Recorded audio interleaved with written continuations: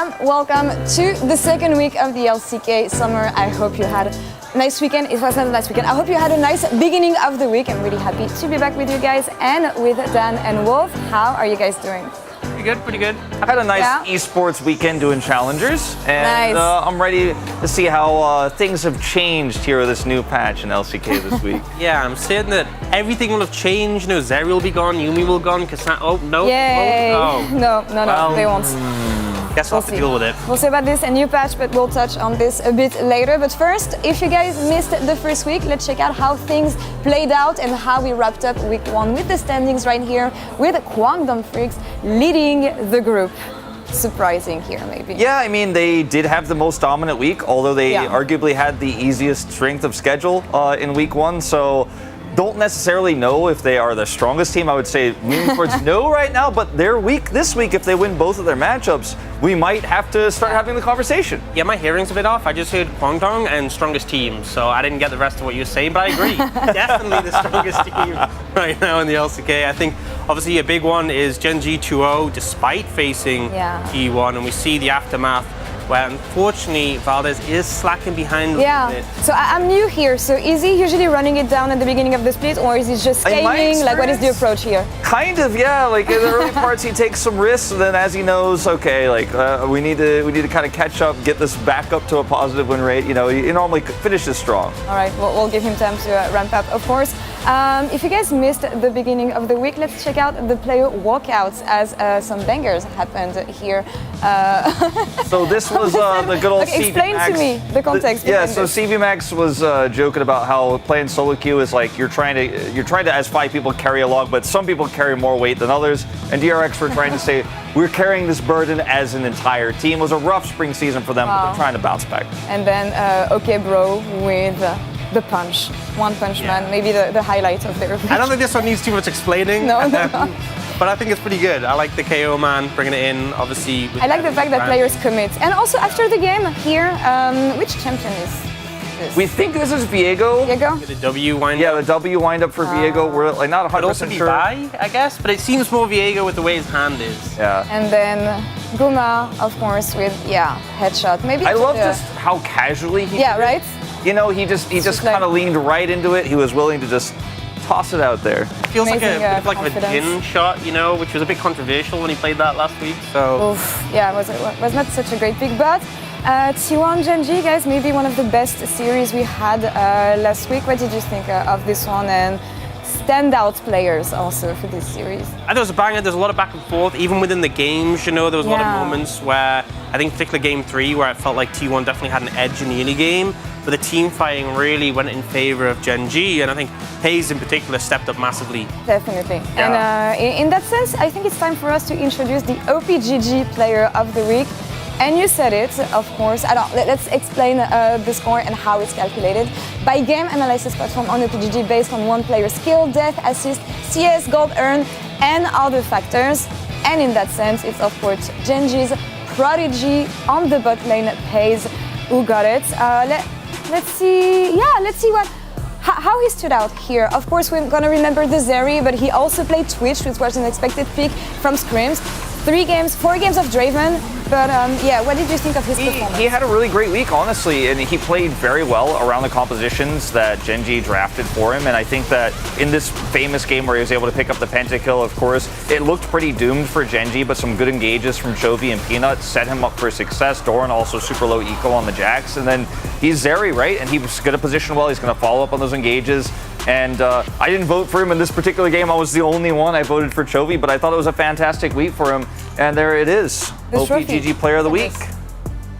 Very clean, just like that trophy. Yeah, we'll give an award each week, of course, in this year's segment. But yeah, FaZe take it this time around. What do you think of this? Deserved, maybe? I think for sure, because I think ultimately, I mean, I voted for him as well, but I think a massive thing was the fact that Gen.G had some pretty difficult opponents in week 1. FaZe up against T1 after the match they had against them at MSI was obviously going to be a big hurdle to overcome. And I think despite the fact that there was that game on Zeri that everyone likes to complain about, he did play other things, as you said. Yeah. He was really solid on the Draven and managed to bring them to victory. I voted for Canyon because I thought his play overall was the most consistent out of the players that we had listed here that OPGG sent into us. And his Sion game, in particular, was really the big standout for me, but it was close between him and Pays as well. You mentioned Zeri, of course, is one of the key picks from last week. Let's take a look at the meta and how it played out. Which champions we like, which champions we don't like. Pick and buy-in percentage after this week 1. Not so much change compared to spring. Of course, Milio is here now. Nico made her debut as well, but otherwise, so far so good. Same but different, I would say. Yeah, I think Zeri and Yuumi in particular came back with a vengeance with the new builds, but we're still seeing Vi. K'Sante is performing really well. Annie is performing really well. So we have additions sprinkled in, but it still feels very similar to what we saw towards the end of spring. Yeah, and some of these picks like Annie, for example, that were really, really heavily contested and banned in spring at the end are making more appearances happen in the LCK, but the win rate is actually still quite oppressive at over 60% on champions like this. So, Zeri, obviously, we're going to be talking about her a lot today. She's also doing incredibly well. I think a lot more compositions geared towards Zeri's success than some of the other picks we had on that list. And what about the champions with the highest win rate here also in the LCK? Jinx, of course. Nautilus, who has flexed, also played in the jungle. Volibear making his comeback as well. Lots of jungle focus, but I don't think anything surprising really here, except Volibear maybe. Yeah, I think something that stands out to me a lot is actually the Vi and the Nautilus, because we see Zeri being super popular. We also see like Aphelios with Jinx, Aphelios with Yuumi, and the fact that like they have point and click CC, you can't cleanse it, really effective at combating like AD carries in the current meta, especially when like if Yuumi is played, which she is quite a bit, you get like a 2-for-1 deal on that ult. Yeah, and one of the cool things about seeing this list of high win rate picks is it's 4 games plus, right? These are all 4-game picks that have our highest 75% win rate. Shows that our drafting so far, I think, has been pretty clean. These picks have been a little bit more niche, but they've been picked correctly and slotted in at the right moments. I mean, Vi, niche because of the bans, but the rest of the picks, I think, less common, but utilized by our teams very correctly. What about the bait champions here in the LCK? Wukong, Jace, Yuumi. Yuumi is going to be an interesting one, I think, and Viego, but Viego, I feel like it's been a bait pick for a while now. What do you make of this, guys? Yeah, so I think a big one that stands out to me is the Wukong, and I think Wukong is still fine. I think the reason he's struggling is because he's not paired up with champions that really sync with him. Rakan is something that pairs fantastically with Wukong, because when Wukong goes in, Rakan can dash to him, follow up and layer the engage. It makes it a lot more effective. But a lot of the time we're seeing picks like Milio, we're seeing picks like Yuumi, these enchanters that don't sync as well with him. They aren't following him in, they're just sitting on the back line. Even enchanters like Lulu do sync better with Wukong, and I think as a result, a lot of the time when we see Wukong picked, he's diving in solo. The enemy AD carry who has an enchanter with them can easily deal with him, and it's just not having the same impact as we saw at MSI and in spring. Yeah, I think Yuumi kind of attached to that conversation you were having around the Wukong has kind of been the truest bait pick here, because I think it's picked by teams a lot of the time because it's high tier, has some S tier combinations like this area, but you're very rarely able to actually lock that down. I think Maokai, we'll talk about a little bit later, kind of a fake bait pick here, I think extremely strong right now in this meta. You were mentioning the Yuumi. I want to compare the LCK and the LPL to see what's been happening here, because Yuumi, one of the most picked champion in the LCK, not so much in the LPL, or in different setting maybe. Yeah, so I think that the setting and the pairings that we're seeing in the LCK are much weaker. We're seeing Yuumi picked blind a lot. We're seeing a lot better synergy from the LPL right now when they're choosing this champion. We're seeing less throwaway like Yuumi Aphelios, which can be good, but very difficult to execute. And I think what Yumi's changes, nerfs, whichever way you want to look at it, have really hurt her the most in the laning phase, and that oppression that you can have with Milio, for example, into Yuumi in the LCK, which we've seen a lot, makes it so difficult to transition that Yuumi into her power spikes in the mid to late game. And what about the Nico? We saw its first appearance very late in the week, one of the most banned champion here in the LCK, whereas in the LPL, played 40 times already. Lots of answers to Ahri, Annie, Jace mid lane also, so they must have more solutions to handle the Nico. Yeah, I think that's the thing. It's crazy how high the presence still is in the LPL, despite the fact they've obviously played significantly more games. A lot of LCK teams just banning it, don't want to deal with it. But I feel like as a result, if you do end up leaving it open, you haven't developed strategies, you haven't learned how to play against it, whereas clearly in the LPL, very practiced. There's picks that can do well into it. Jason Syndra are ones that can definitely combat it in the laning phase, but still very oppressive when it comes to those team fights. And what about the last champion we have here, Rakan? The most appreciated champion in the LPL, not so much in the LCK so far. Yeah, I think LCK pros are overall a little bit less inclined to play Rakan because it's very fragile, and if you don't have a lot of map control in very snowbally games that we've had so far, especially in week 1 here at the end of spring season, very similar, you can't clear vision very well. Setting up those engages becomes so difficult when you're playing into so many engage mids like Annie. You just get popped instantly, so it's kind of not really the flavor of the month here for LCK right now. Yeah, whereas the LPL, a lot of supports love playing in those engage picks. A lot of these supports are younger players who came up on like the Nautilus Leona meta, and even when it moved towards Enchanters, which the LCK kind of embraced with open arms, the LPL supports were still playing like Nautilus Leona, and a lot of them seem super uncomfortable. So I think Rakan's a big comfort for them, but clearly still making it work very effectively. All right, well, we'll see what changes this week because new week, new patch, 13.11 coming this week. Rel and Ivern will be disabled. Hopefully we can see them later during the split.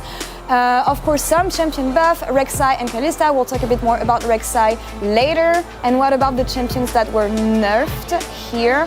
I think we are... Oh, never mind. We'll see this later. A few more buffs, yeah. Renekton, we started seeing it again. Azir, I'm wondering if it's going to be enough. What do you make of this so far, guys? I mean, just very briefly, I think Renekton is very good at single target lockdown, right? And when it's an AD carry focused meta like this one, I think those buffs will help him a little bit. A faster cooldown on the E makes him more oppressive in lane. The other three, not going to change too much, I don't think, this week. And then I think what we want to spend a bit more time on is the items. But yeah, here are the nerfs. Aphelios Jinx, we know that it's one of the most praised AD carries. Is it going to be enough, Ox? I think the item changes are more significant for these champions. Jinx loses like 6.5% attack speed at level 18. Aphelios loses very little AD. It's not major. The big thing is how the items have changed. Yeah. Navori has now got more AD, less ability haste, but more reduction when you auto, so it looks to be in a pretty good spot. But the big one for me is the Kraken Slayer. They changed the damage type from magical to physical. Obviously, itemizing against an AD carry dealing magical damage is very difficult, but eventually you'll get an LDR that will help out that physical damage. And the big thing is that they buff the damage on the proc. So I've seen a ton of AD carries rushing this item. A great example of a pick that can use both is like Xayah can go Kraken Slayer into Navori, but honestly, I expect to see a lot more Kraken Slayer, especially with some of the nerfs we saw with Kratums as well. Yeah, Static Shiv getting a bit of a nerf to its energized damage as well as part of the earlier parts of the game. It's also been fixed, so you can actually play it in pro play this week here in the LCK. So not one that I think we'll necessarily see, but here are some of the bigger changes because you talked about the Aphelios nerf not being that huge, but when you couple Stormrazor actually getting hit a little bit here, we're seeing Aphelios actually build that Kraken Slayer oftentimes, not every time, but it is being built a lot here in Korea right now. Instead of it, Ardent Sensor was so oppressively broken on the last patch, so I really like this change. And then obviously some of the nerfs to Runins and Ghostblade here, with them more in line to where they probably should be. Is it not still actually strong? Insanely broken. Sorry, yeah, is it still strong? I think it's still strong. Yeah, it's still viable, but it's not going to be as oppressive. And I know Ox has a lot of thoughts on Helia. Yeah, I think this item was super overtuned. It did too much. The fact it had like the healing of Ardent and the damage of Ardent and the free AP passive. It's a reason why a lot of these supports that we saw performing well were kind of dominating with it. The nerf isn't super major, but a nice change to kind of bring them a bit more in line. Gale Force as well is something that's been adjusted because the damage scaled with like how much crit you had, and then a lot of champions it just had a crazy amount of damage loaded into it, so a good nerf towards that as well, because we even see in picks like Jinx and Aphelios permanently go it, whereas previously there was a bit more variation.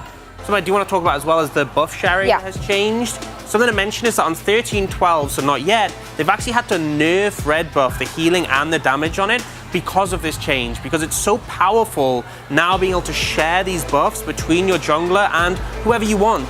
It kind of works the same way that Ivan's sharing passive used to work. Obviously, he doesn't have that anymore, which is why they've introduced this, because obviously he got reworked on this patch as well. I think it just makes red buff just more impactful in general in the game, as well as allows you to share gold a little bit better without having that loss of, okay, well, I'm not going to get the red buff anymore. So it's a very nice change to the game, and I hope to see more changes like this in the future. I think it's also one of those changes that's great for solo queue. Yeah. Creates a little bit less infighting between who's going to get those late game buffs. Yeah, we'll see how in impact pro play here, but some picks that I want to keep my eyes on coming into this new patch. I want to mention the AP champions top lane. We haven't seen them so much since MSI. We know Kennen was permabanned during MSI. LPL actually is still playing a lot of Kennen. Rumble not so much, but I'm wondering how this one are gonna stay or not coming into the next patch, because we saw mostly tanks being focused here. So if players shift the ban and their draft priorities to have another draft structure, I'm just wondering how much Kennen can be a viable option here. I think it's quite viable, actually. We saw Kennen in Challengers yesterday, actually, and it worked very well. And I think when you have all these different types of engage, like Maokai, for example, we also have champions like Annie that can set up really good engage. You can kind of set up a wombo combo, so the tank doesn't become necessary if it's in the team fight basically instantly with your engage. Ox, you have first you have Maokai. We saw that Maokai was more of a bait pick, but still. Yeah, I mean, it looked like a bait pick this last week, but I think a lot of that's because it was played in kind of awkward situations. I think the Gen G Game 3 game is one of those games you really got to focus on if you think about like how strong this champion is, even from behind. Because one of the most important things in League of Legends is your ability to move around, avoid engage, set up engage. Maokai with his ultimate could just say instantly, like, I'm taking this fight exactly on my terms. I can then follow up with an Annie engage, follow up with a Jax engage, follow up with a Wukong engage. If Wukong was meta in another lane, any type of hard engage is always going to be great with the Maokai, and I'm shocked we don't even see it more even in support, for example. Yeah, I think you have definitely spots for it. I think a lot of teams are very effective at using it as disengage as well with longer range comps like a Jace. My pick to watch is the Rek'Sai, which we saw got buffs. It's now more Bruiser. Obviously, Prowler's Claw got changed with the builds like Strybreaker, Black Cleaver. They gave massive quality of life buffs. The Tremor Sense now ticks every 1 second instead of every 1.5, so much more effective. The Q duration is longer when the vision it provides, but also they changed to passive, so it now scales with max HP, which is why the Bruiser build is really effective. And I think overall, the champion feels a lot better. You're able to last in fights longer. If you get poked out, you can heal up. And Rek'Sai always had a good early game. Like, even when she wasn't in the meta, you would still see her in solo queue dominating. That bit is still there, but now she's going to be a much more useful tool later in the game for teams. It's not like, oh, our Rek'Sai's behind. She's basically nothing for the game. So I think, especially when we've had a jungle meta where we haven't seen as many champs as like top lane and mid lane, it feels like the pool is quite closed, so you could definitely step into that. Because, I mean, he is our resident guy. He's the guy who plays Rek'Sai the most, and I think that KT will definitely be experimenting with the Rek'Sai pick this week. I want to say I'm excited, but I won't. She's learning quickly. No, but yeah, I love this champion, of course. I would like to see Rek'Sai coming back in the meta. Let's focus a bit on predictions for the first games. Wolf, you went for Hanwha, and you went for Gen G here. No surprises, Ox, Hanwha. Hey, I like yours too. Yeah, doing pretty good. And Gen G, and yeah, guys, I think I'm gonna surprise. What about you, Lar? What about yours? Yeah. I believe in the former world champion, the current world champions. I believe in DRX in this first game. I believe in Barrel and in. Okay, you can't expose me like this, Jason. That's not great. No, but I'm like, we all voted for the same team. And again, I think Klid might help us. And DRX win maybe today. I also think Kata had a pretty fantastic series against D plus Kiat, even though ultimately they did end up losing 1-2. I think that DRX looks much better so far. They had a great end to week 1. And I don't think it's unrealistic to think that they might take a game here, and they absolutely could upset. It wasn't like, for me, a clear vote for HLE. I think they're the better team, but I think an upset is definitely possible. Yeah, and honestly, even the second series, I think there is a gap, a pretty significant gap between Gen G and Kwangdong Freaks, but we did see that upset happen in spring. I think it makes sense, the predictions we've gone for, because obviously we don't want to end up like Valdez at the bottom of the table, but I think there's potential for upsets to happen here, so I wouldn't get too set on what we voted for. Let's take a look at the games we have on our hands this week, because guys, when you look at the showdown we're going to have on Saturday, HLE versus Kwangdong, I think the games we have today will be a good preview on what to expect from this matchup. Yeah, and I think that is going to be a super hype matchup between those two, because you see, out of the whole week, that is the one where there's a bit of contention between the predictions, because it is pretty hard to call. Honestly, I feel like a lot of people will be surprised with how much Kwangdong votes there is. Yeah, I was kind of like, I think Kwangdong could do it, but I think the safer bet is Hanwha, similarly to today. And then when I looked at the list of Preds, I was like, I guess it's really just me and Valdez who have the faith in Hanwha still being the stronger team. A lot of doubt after what happened in that T1 series. You know, I sort of came into it like, I think Hanwha Life are probably the favorites in this situation, but I'm vibing with Kwangdong. I think I'm going to throw a curveball, but I don't think it's really a curveball. Not anymore. Everyone's done that. It's just, that's the norm now. We'll see if they can maintain the performance they had coming into week 1. But that's all for us here at The Space. We'll see you after the first game. Casters, back to you.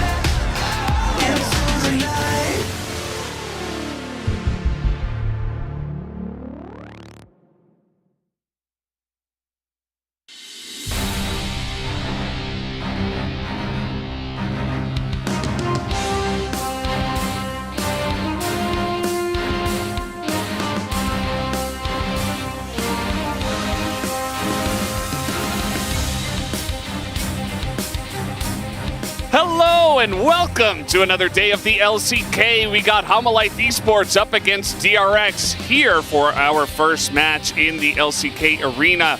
I'm Valdez, with me is Chronicler, and we are getting into this one. It should be on paper a Hanwha Life victory, but DRX has been looking up and up after the recent play against Dalmon, or D+ Kia. Can't believe you're calling me by my actual name. Yeah, that's you gotta mix it up every once in a while. Yeah, I always use nicknames. Yeah, I keep expecting. Well, it's not even. I don't even know if it's nicknames. I just feel like you're getting weirder and weirder every time, and now I'm expecting it. So actually, calling me Chronicler is throwing me off a little bit. But maybe we need to be ready for the unexpected today, because I know whenever we see a week of predictions like that, it's going to be like a 6 out of 10. Like, something is going to go We're all way off going course. down with the ship. Yeah, when it seems obvious is when it becomes Never is. a little bit not obvious. And Hanwha Life Esports also 0-2, but both of their losses are 2-1, where they did pick up at least one game against their opponents. That was, of course, T1. And looking right here, KT. There you go. So the two telecom teams. Two teams who started off with a 2-loss streak. Hanwha Life takes KT into, oh, there's my answer. 3 full series versus DRX displays promising performance against DK. I love how Khalid is the one holding a baseball bat and everyone else just has an assortment of stuff. Life in particular. What is he holding? I don't Is that like even- a little...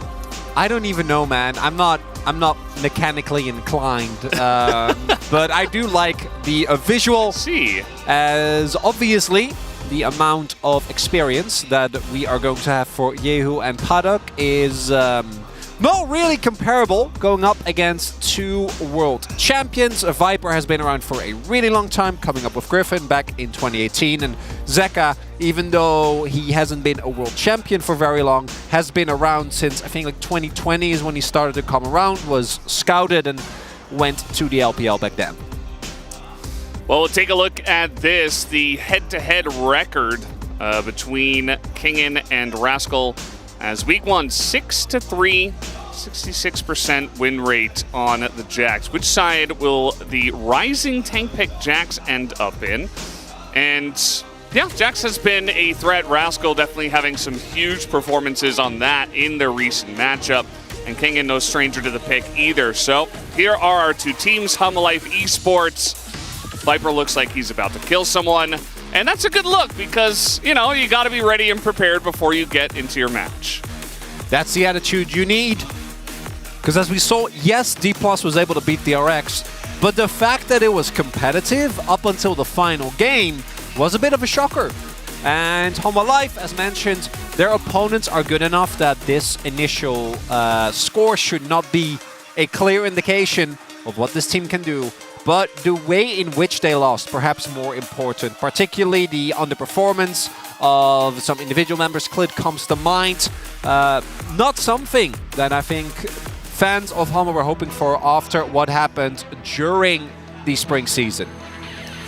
As you get a little sneak peek into the future there, but here is DRX. And with these two guys that got called up from Academy, the whole DRX structure as an organization is in a very interesting spot. Even their challenger side looking obviously quite strong, but also the fact that these two Academy players, aka Tier 3, below challengers in Korea, which is Tier 2, are coming up straight into the LCK and already performing, makes you wonder about what their potential truly is, because to come in and to pop off already is a really good sign. And it's so interesting because Career and Frog, two players that have called up, also have been looking great in the context of challengers, right? Insane. And you can go even further back. DRX have had their fair share of successes when it comes to pulling up young talent, even though some years, 2021 comes to mind, they'd rather forget. Yeah, that year didn't happen. But in this year of 2023 in summer, it is Viper versus Paddock, as the number of professional Tier 1 matches that these guys have played is very different. But Paddock is already putting up huge numbers. He had an insane performance against D+. And even though they did lose that series, Paddock nearly was able to carry them across the line. And this is also with them getting 2-0'd by Kwangdong. Right? Like, yes, the D+ series was very competitive, but Paddock, for all of his over-aggression in that first series in particular, definitely was racking up numbers, even though the Flash Kill Force is something that I think his teammates afterwards were like, you know, we get it. He's excitable, yeah. We get it, but, you know, you could chill a little bit. If he can kind of, you know, work out some of the small issues that he has in his play, some of the inconsistencies, definitely see a strong player on the other side of it. And to have above 2 damage per gold is really high. Now, it's a very small sample size. It's only 5 games, but it's definitely a good sign, as that will definitely be one of the stories. And we're talking a lot about Paddock, but also Yehu is coming up as a guy who came out really strong in their first series, actually, I thought, even though they did lose a little bit behind Paddock in terms of, you know, shininess in the second series, but definitely had a decent one. And Rascal, man, he's on. Rascal is just on a tear right now. So DRX, you know, maybe Laura should have actually predicted them instead of just. Yeah, it's one of those. It's one of those things where the more you talk about it, the more like, wait, hold up, give it a second. But again, opponents really do matter. And yes, they did a good job against D+, but DRX did lose, and also they got 2-0'd by Kwangdong, although that was a first match. And Humalife losing to T1 and KT is by no means something to be ashamed of. But as I mentioned, I think the main issue for a lot of Humba fans will be how they look in those losses. And that wasn't necessarily great, right? We're still seeing a lot of the issues carry over. Zeka and Kingen, depending on game. Zeka in particular, I think Kingen has just been all right. Stand out neither in a positive nor a negative sense. Whereas Zeka, he had like 1 or 2 games where he's looked great, and then the rest he's kind of been getting bodied in lane. Yeah. Hasn't really been able to find an impact outside of that. And you know, Yehu not necessarily a player that we're expecting to completely pop off, but has had a decent showing thus far. And that is going up against a Showmaker that has looked in great shape this summer. Yeah, if there's a matchup for him, it could be Zeka today. His Gragas looked very weak. Definitely one of the things to point out, as Gragas a big top-tier pick right now, just in general, but also in the mid lane. And yeah, this is going to get pretty interesting as we get into this one. Life Esports, generally a team that loves to punch down. Not really a team that punches up. That's why they're always kind of either 5th or 6th place, right? Especially 6th place has kind of been their calling for many, many years, even back to the Rocks Tigers days, which of course Life Esports did pick up that organization. So trying to break through that, but certainly this should be a match. I think it's part of the reason why everybody did predict them, I think, as well, because even though, as you mentioned, they kind of failed against T1 and KT, should be, on paper, a different story against DRX. And Hanwha Life, we're gonna start off with the K'Sante Ben. Unsurprisingly, champion did not get hit and will remain at the forefront of the meta. Now, the pick that we kind of had our eyes on was the Rek'Sai. There is also, and this is within specifically DRX, been a lot of developments with how to deal with the Zeri Yuumi. We saw the Senna and Lee in Challengers. Now, is that something you actually want to pull out? I don't know. I do think Senna is somewhat undervalued as an AD carry at the moment, has an extremely strong level 1, which can definitely create some tough scenarios, but with the Maokai and Vi getting taken away as well, a lot of the S-tier junglers now gone, and Zeri still open. Another pick that we've often seen prioritized here for a B1 pickup. Yeah, and yet a lot of teams still going for like an Aphelios pickup, but with the Aphelios taps and of course the Storm Razor nerf. Okay, never mind. Aphelios is great. We all love Aphelios, and yeah, at least we're not going to see Aphelios Yuumi, right? Nerfs don't mean anything, Valdas. You should know that. They don't mean anything until we're shown that other options are possible. Yeah. And, I mean, I get it. You know, if DRX wants to pick Zeri, you can pick a strong bottom lane. You potentially have some moments where you have range advantage, potentially lane advantage. But we haven't seen a lot of those advantages turn into big wins here in the LCK.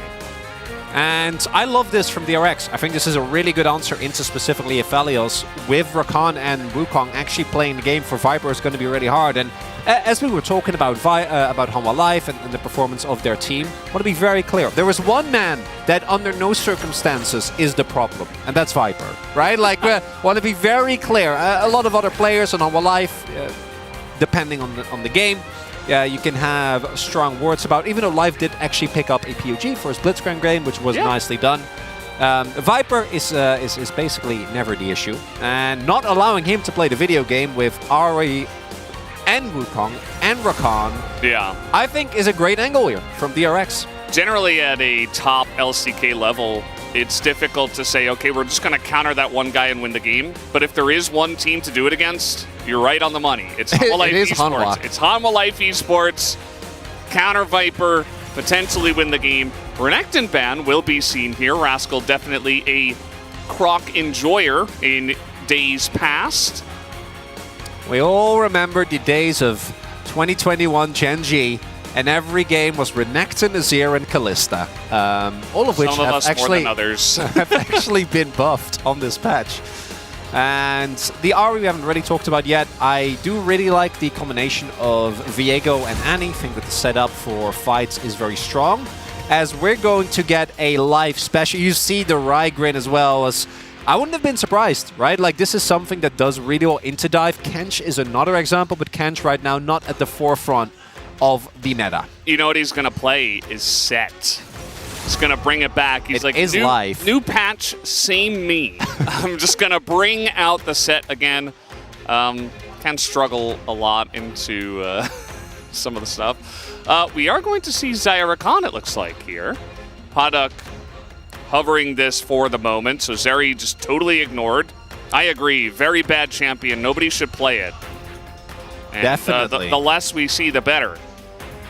Maybe she just... Yeah, there we go. She just makes it through draft. And I do have to say, the fact that Rakan was already picked up, and the fact that Yuumi was banned by DRX, and the fact that there's also no Lulu, if they hadn't gone for Rakan, to me, does make a lot of sense. Wouldn't be surprised if it's Nautilus here. Although Life is smiling too much, I feel like you might be on the money. Maybe it's like, if it's not that, can it be like Jarvan?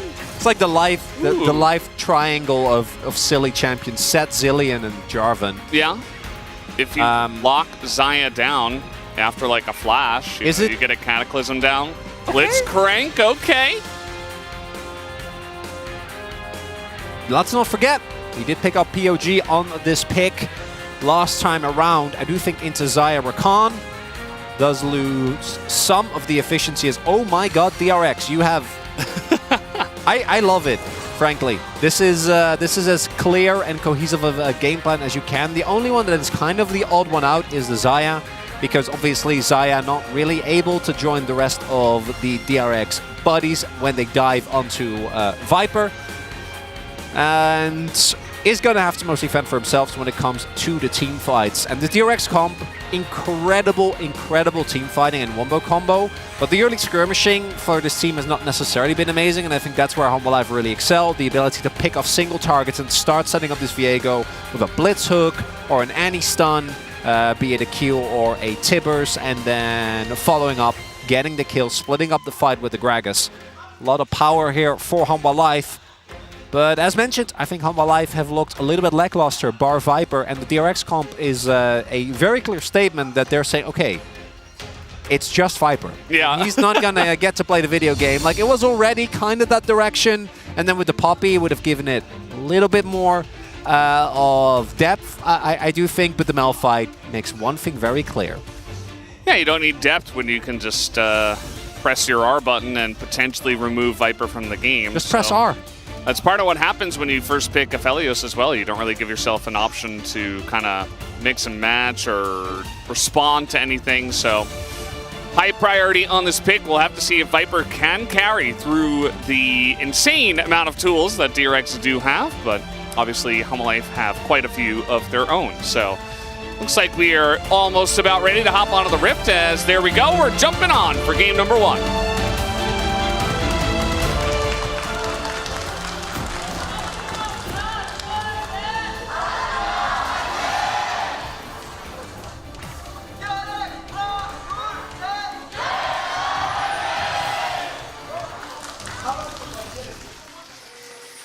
Here we go, game 1 between Humble Life Esports and DRX. Humble Life Esports famously good at bringing us to 3 games. So if you are an enjoyer of LCK, League of Legends. Oh, did Barrow W over the wall? Maybe. Jonas Strong not going to let us know. Yeah, oh no, he didn't. Okay. I was, the way that the observers were playing with our expectations. Yeah. Very cutely done there. And with that knowledge, we're going to see a Viper walk in, ward the blue buff, and then the same will be done on the opposing side. So a lot of information available here for either team as to which side of the jungle their opposing jungler is going to start. Yeah. Zeka already getting to work there. Bone plating taken by Yehu. One more explanation. The K in his name is silent. His real name is Yehu. His last name is Kang, which is where the K comes from. We ignore the K and pretend like it's not there, which is very difficult for play-by-plays. Namely, me and Atlas, when we're trying to do play-by-play and we read his name, and there's a K there, you're supposed to ignore it. So he's just Yehu. It's also because it's at the beginning of the name. Yeah. You know, if Paduk was Padu, I feel like it would be... It'd be fine. It'd be okay. Yeah. So... Because then, you know, by the time you get to the end of the word, your brain will register like, oh, I remember this one. Uh-oh. There's a barrel. Goes forward. Doesn't quite work out. Yeah. Meanwhile, bit of a trade here in mid. Bone plating again as Zeka trying to chip away. One flash Q would do it, and Yehu is dead! The rookie goes down, and the veteran goes down on the side of DRX. As Barrel looks like he got hooked there by Life. Simple Ignite, level 2. And mid and bot are both crying for DRX. And they might have swapped out Paduk for Dokdam, but Barrel is still there, and we did see this happen, unfortunately, every now and then in the spring season for DRX. As Zeka, very aware of the damage, dodges the first Q coming back then has his Molten Shield available here for the trade. And then here, again, dodges it. If Ye was able to get any of those return Qs, he will live. Not going to be the case. And here, Barrow, as mentioned, already down to half health because of the earlier W that didn't work out. And that is going to be an early lead for both Zeka, who, when he gets leads, generally gets the job done quite nicely. And for Life, unfortunately not for Viper, that would have been the best case scenario, but gotta make do as, oh, Croco might be in trouble here. Oh, God. That's just not fair. Clid gonna throw up a little dab. And of course, when mid is winning and when bot is winning, you can just freely invade the enemy jungle. So Croco's like, what the hell, guys? What am I gonna do now? Nothing. You're gonna get double scuttled, and you're gonna be like 16 CS down. It's not a good time, Valdez, to be a jungler. And Hanwha Life, very early on in this first game, taking control through dominance on mid and bot side. Yeah. And that's the thing about Hanwha Life Esports. I do feel like they are one of our more inconsistent teams. As speaking of which, this one's going to be pretty consistent, though, as they try to go forward now onto Life, who doesn't have a lot of mana, but will just flash away.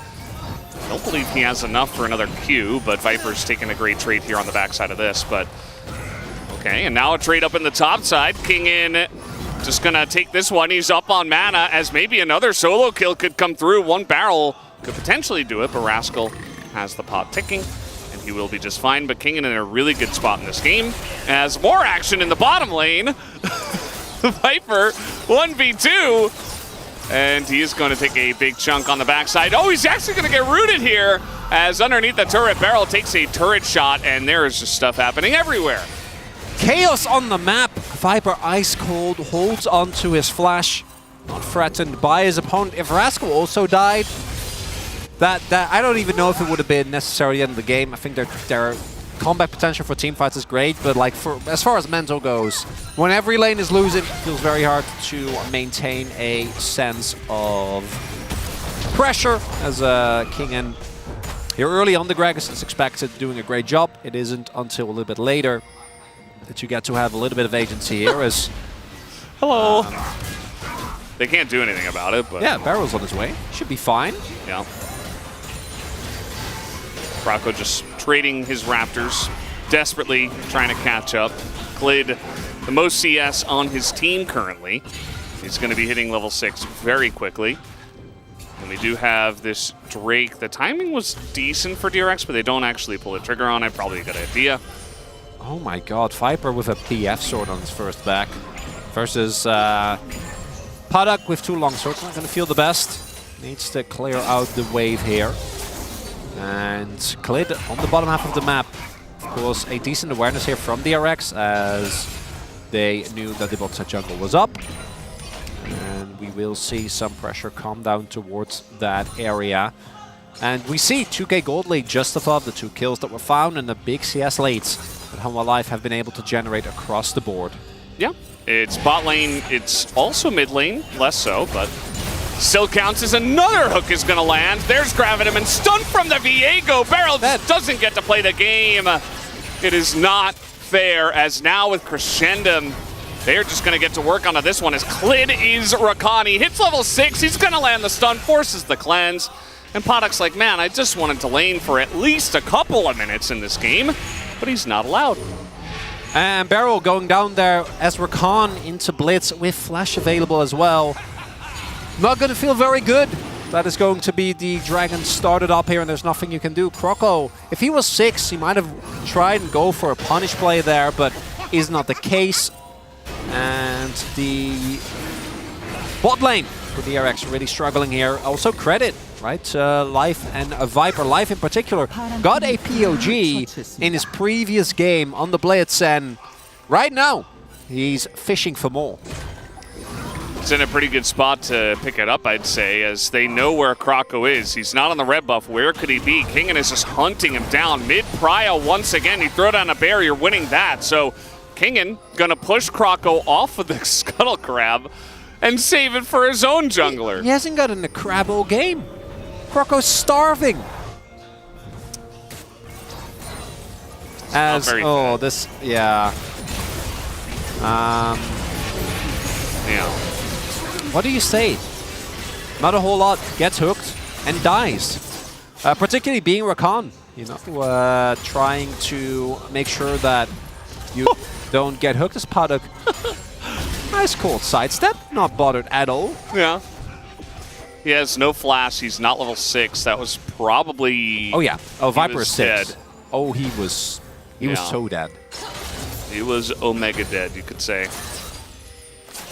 He was DED dead. Oh god, he just keeps hitting him. It's not fair.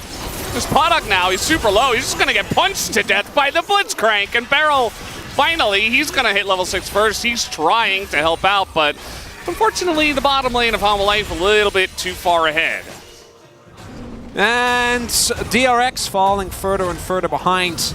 Rascal has been able to equalize the CS lead somewhat, but now Viper is also getting fed, and that's where things truly start to go south for DRX, because Life getting fed, obviously setting the enemy bot lane behind is a big win. But once Viper starts getting fed, that's when things get really dicey, and credit to Life, man. Look at this one. In between the minions, as mentioned, Paddock doesn't have his level 6 available. Otherwise, would have been completely fine. Would have had to use it, but instead, beautiful window found there. DRX bot lane, keep making mistakes, keeps costing them, and right now, 3k gold lead here. Life first dragon picked up, cruising towards a very comfortable game 1 victory.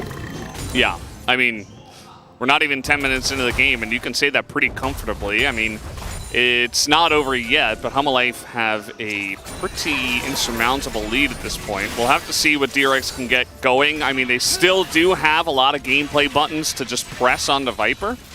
So hopefully they can do that. They're desperately going to have to. But again, it's not just Viper in this game. He is quite fed, but there's also the Viego, the Annie here as, oh, Beryl's going to get knocked up. He's just going to get chained again as he has taken so much damage, has to burn his flash just to survive. Featherstorm also came up, by the way, in an attempt to live or perhaps to save his support's life. And the real problem is, as you point out, that with these continuous pressure plays, DRX is falling further behind. So I think that with the comp they have, DRX is probably going to be able to kill Viper if he ever makes a mistake, but with how fed everyone else is getting, that's not going to be enough. If Zeka or Klid is alive, they can win you a team fight. As well, King's just ice-cold proxying as Croco gets spotted. Why not, right? Yeah. Prio and pressure everywhere. And he can just sit here. Rascal has to run all the way up to the lane. And Rascal was actually, oh god, Paddock taking a massive pick as Beryl has to get in front of it just to save his AD carry. I mean, Paddock did have flash, but that's definitely a better trade. Beryl just going to get away with a sliver of health. But take a look at this turret. Oh, no. It's free. Okay, well, Rascal just going to TP to the bottom side. He says, well, I haven't even got to play the game yet, and already we're 4,000 gold behind. Life is showing, as Valdez was saying, why they are a team that in spring was considered a punch-down team, because when they are better than you, things just look great. Every lane is winning, bar top, but, you know, you're not really expected to keep pressure on the Malphite, particularly if you're playing tank Gragas. But rest of the map, Klid 30 CS up, thanks to the early invades enabled by Zeka and his bot lane. Viper up 20, almost 30 CS. Life sitting on 2 kills as well. And for DRX, it's all going to come down. Oh god. Okay, well, he is going to be able to flash this one. Has Spirit Rush procced as well. But again, it's just value, right? They don't need to expend a lot. Like, Annie's going to use Tibbers anyway, so you just roam up to the top side, to the mid lane, get a flash, get a Spirit Rush, go back to the bottom lane. Continue putting on that pressure. This is what you're supposed to do with early leads. And also, look at the vision. With Life going in there, entirety of the bot side jungle is fully warded up here. So even if Croco is going to be able to get some of the camps, which right now I don't think is a given, Chemtech Drake isn't being taken by Klid as we speak, and after that, with Zeka having Prio and Klid already being, or a Life Rider already being in the jungle, they can easily invade. And Croco just hasn't really had an opportunity all game to do anything here. Oh. And the team fighting from DRX, sure, it's strong, but it's not that strong. They are 100% aware, and Croco Gotta have an inkling that something might be up here. Might be. Oh, the silence got him there for a sec, and he will be able to sidestep that hook. That's very nice. Meanwhile, this the lane swap is not going too well, as Padak is going to have to burn that one, and Kingen continuing about thinking, flashes on top of him and takes his life down. That's just going to be another kill on the board here for Humble Life Esports. Kingen on tanks, man. Gets the trap on Padak. Padak goes down, uses his cleanse, uses his ultimate. It is not going to matter. And this feels very reminiscent of what happened to DRX in the first game they played against D+, where everything just kind of went wrong very, very quickly. Croco, even in that situation, right? Like, yes, he survives, but he doesn't get his camp. If the hook hits, he still ends up dying. And because of knowing where the jungler is, Kingen has the opportunity to go for plays like this. 3 levels up here.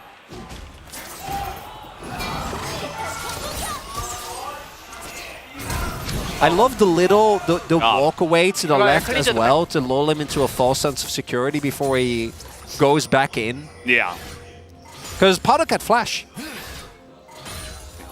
Absolutely. I mean, it's just the pressure, right? I mean, Padak doesn't want to have to use his flash there, but it would have been the only way for him to survive. But if he uses flash, then it's like, well, I was just here trying to farm, and then I used my Featherstorm and my flash and my cleanse, and yeah, I got away, but now I don't get to play the game again. So it's just rough times as Hook, very close actually. DRX. Right. The Hail Mary team fight. We do have the type of comp that supports it. Is it going to be enough though? Bounty on the Herald here. Life immediately in position. A great job of covering the flank.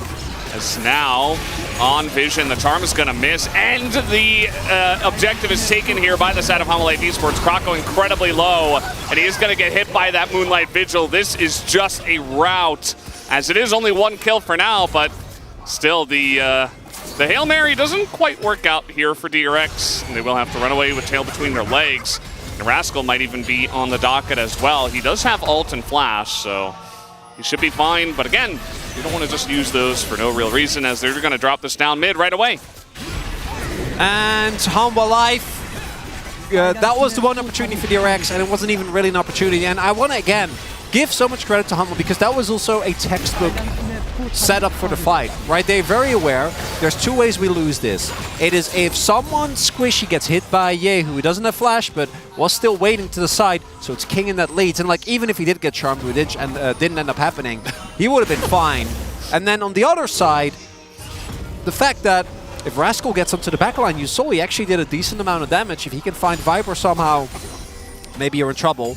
But then Life marks Life marks Rascal. So there is no angle, there's no flank, there's no backline access, and unsurprisingly with the lead that they have, Life take an easy Herald, take the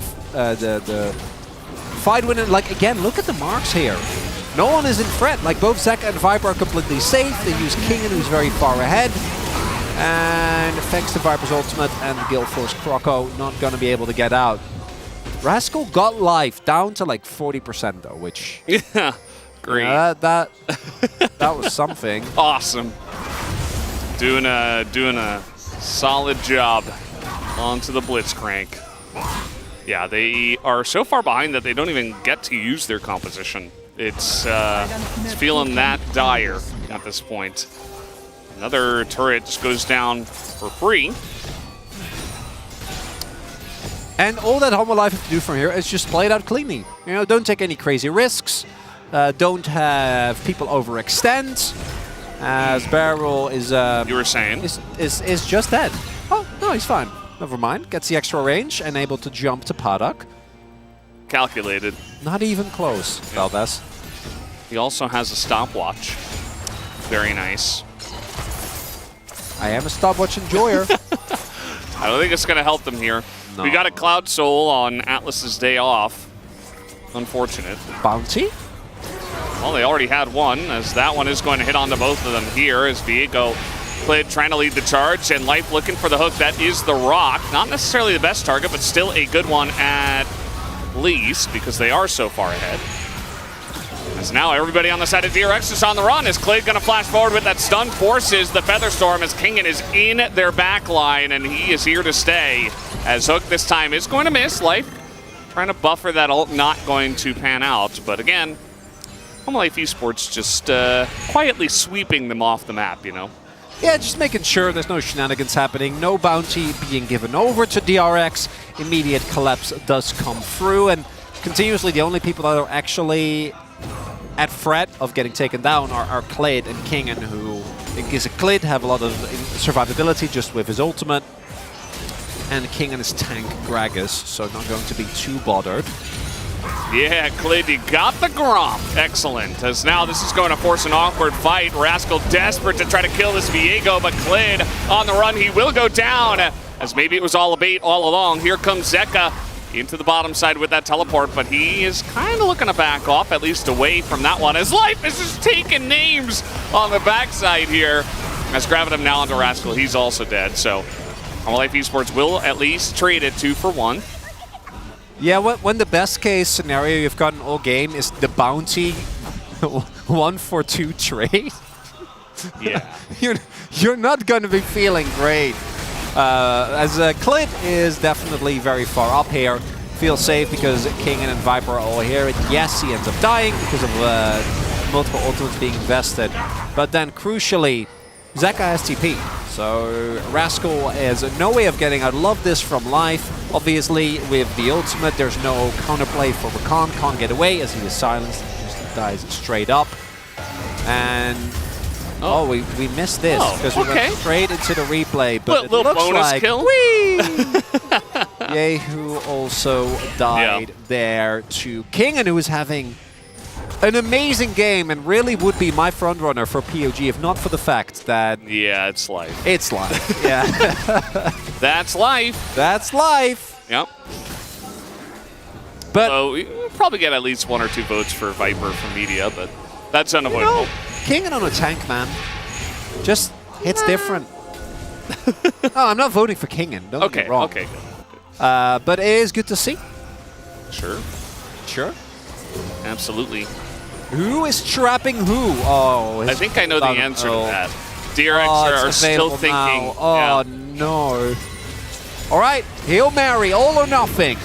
You're 8k gold down. Oh, 7.5, you know, if you're an optimist. I'm not.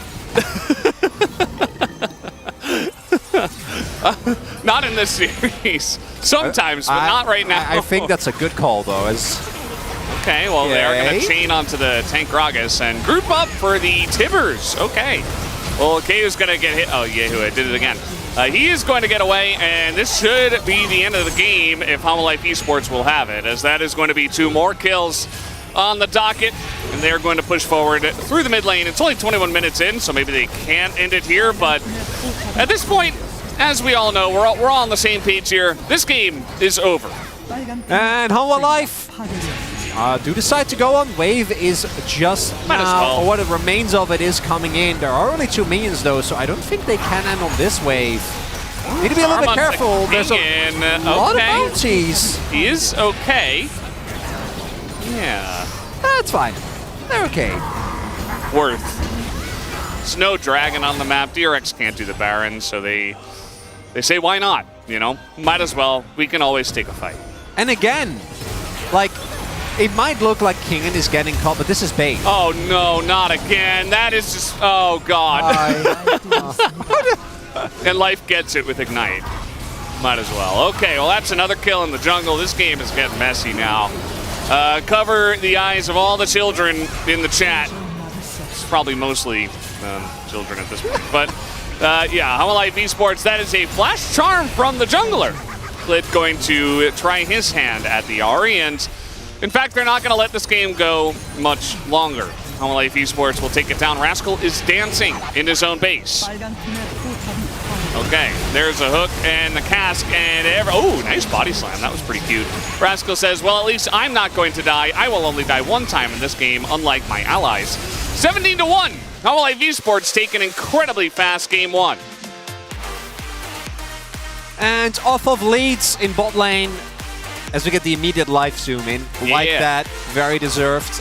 Leads in game, or in bot lane, leads in mid lane. Croco doesn't get to play the game. Rascal is a Malphite and didn't really get to play the game in a way where whatever he did wasn't really gonna matter. And for Humble Life, feels like a repeat of what we saw very often from this team last time around when they're playing against teams that are better than them. Things can look messy, players individually not performing. But when things are going well with Humble Life, they don't just go well, they go great. Yeah, I mean, that's when you look at it. 23 minutes, not even. Yeah, not even 23 minutes. Don't give them that credit, Chronicler.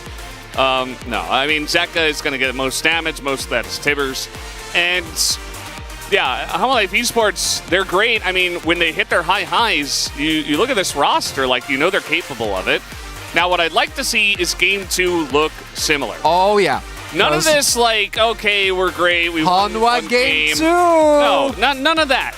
If you can prove that you can do it again against DRX, then you begin to... Surely, Veldas. Yeah, surely. They 2-0. Then you begin to get some more confidence for your team from the fans. But guys, we're going to take a break and be back with the space.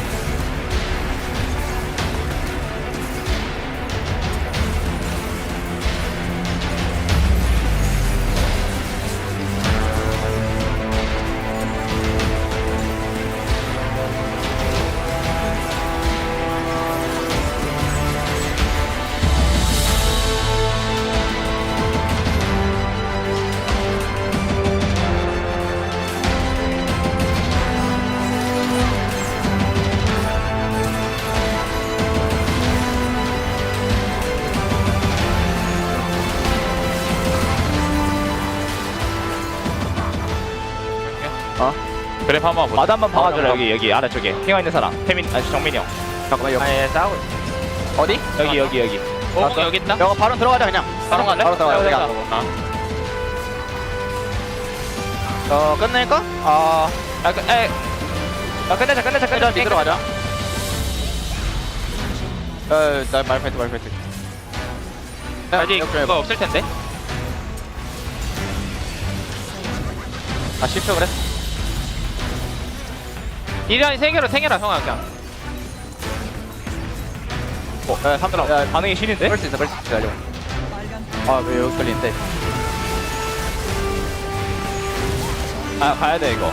8초야? 5초. 끝내자 이거. 끝내자 빨리 끝내. 나이스 안 맞는 잘 보자.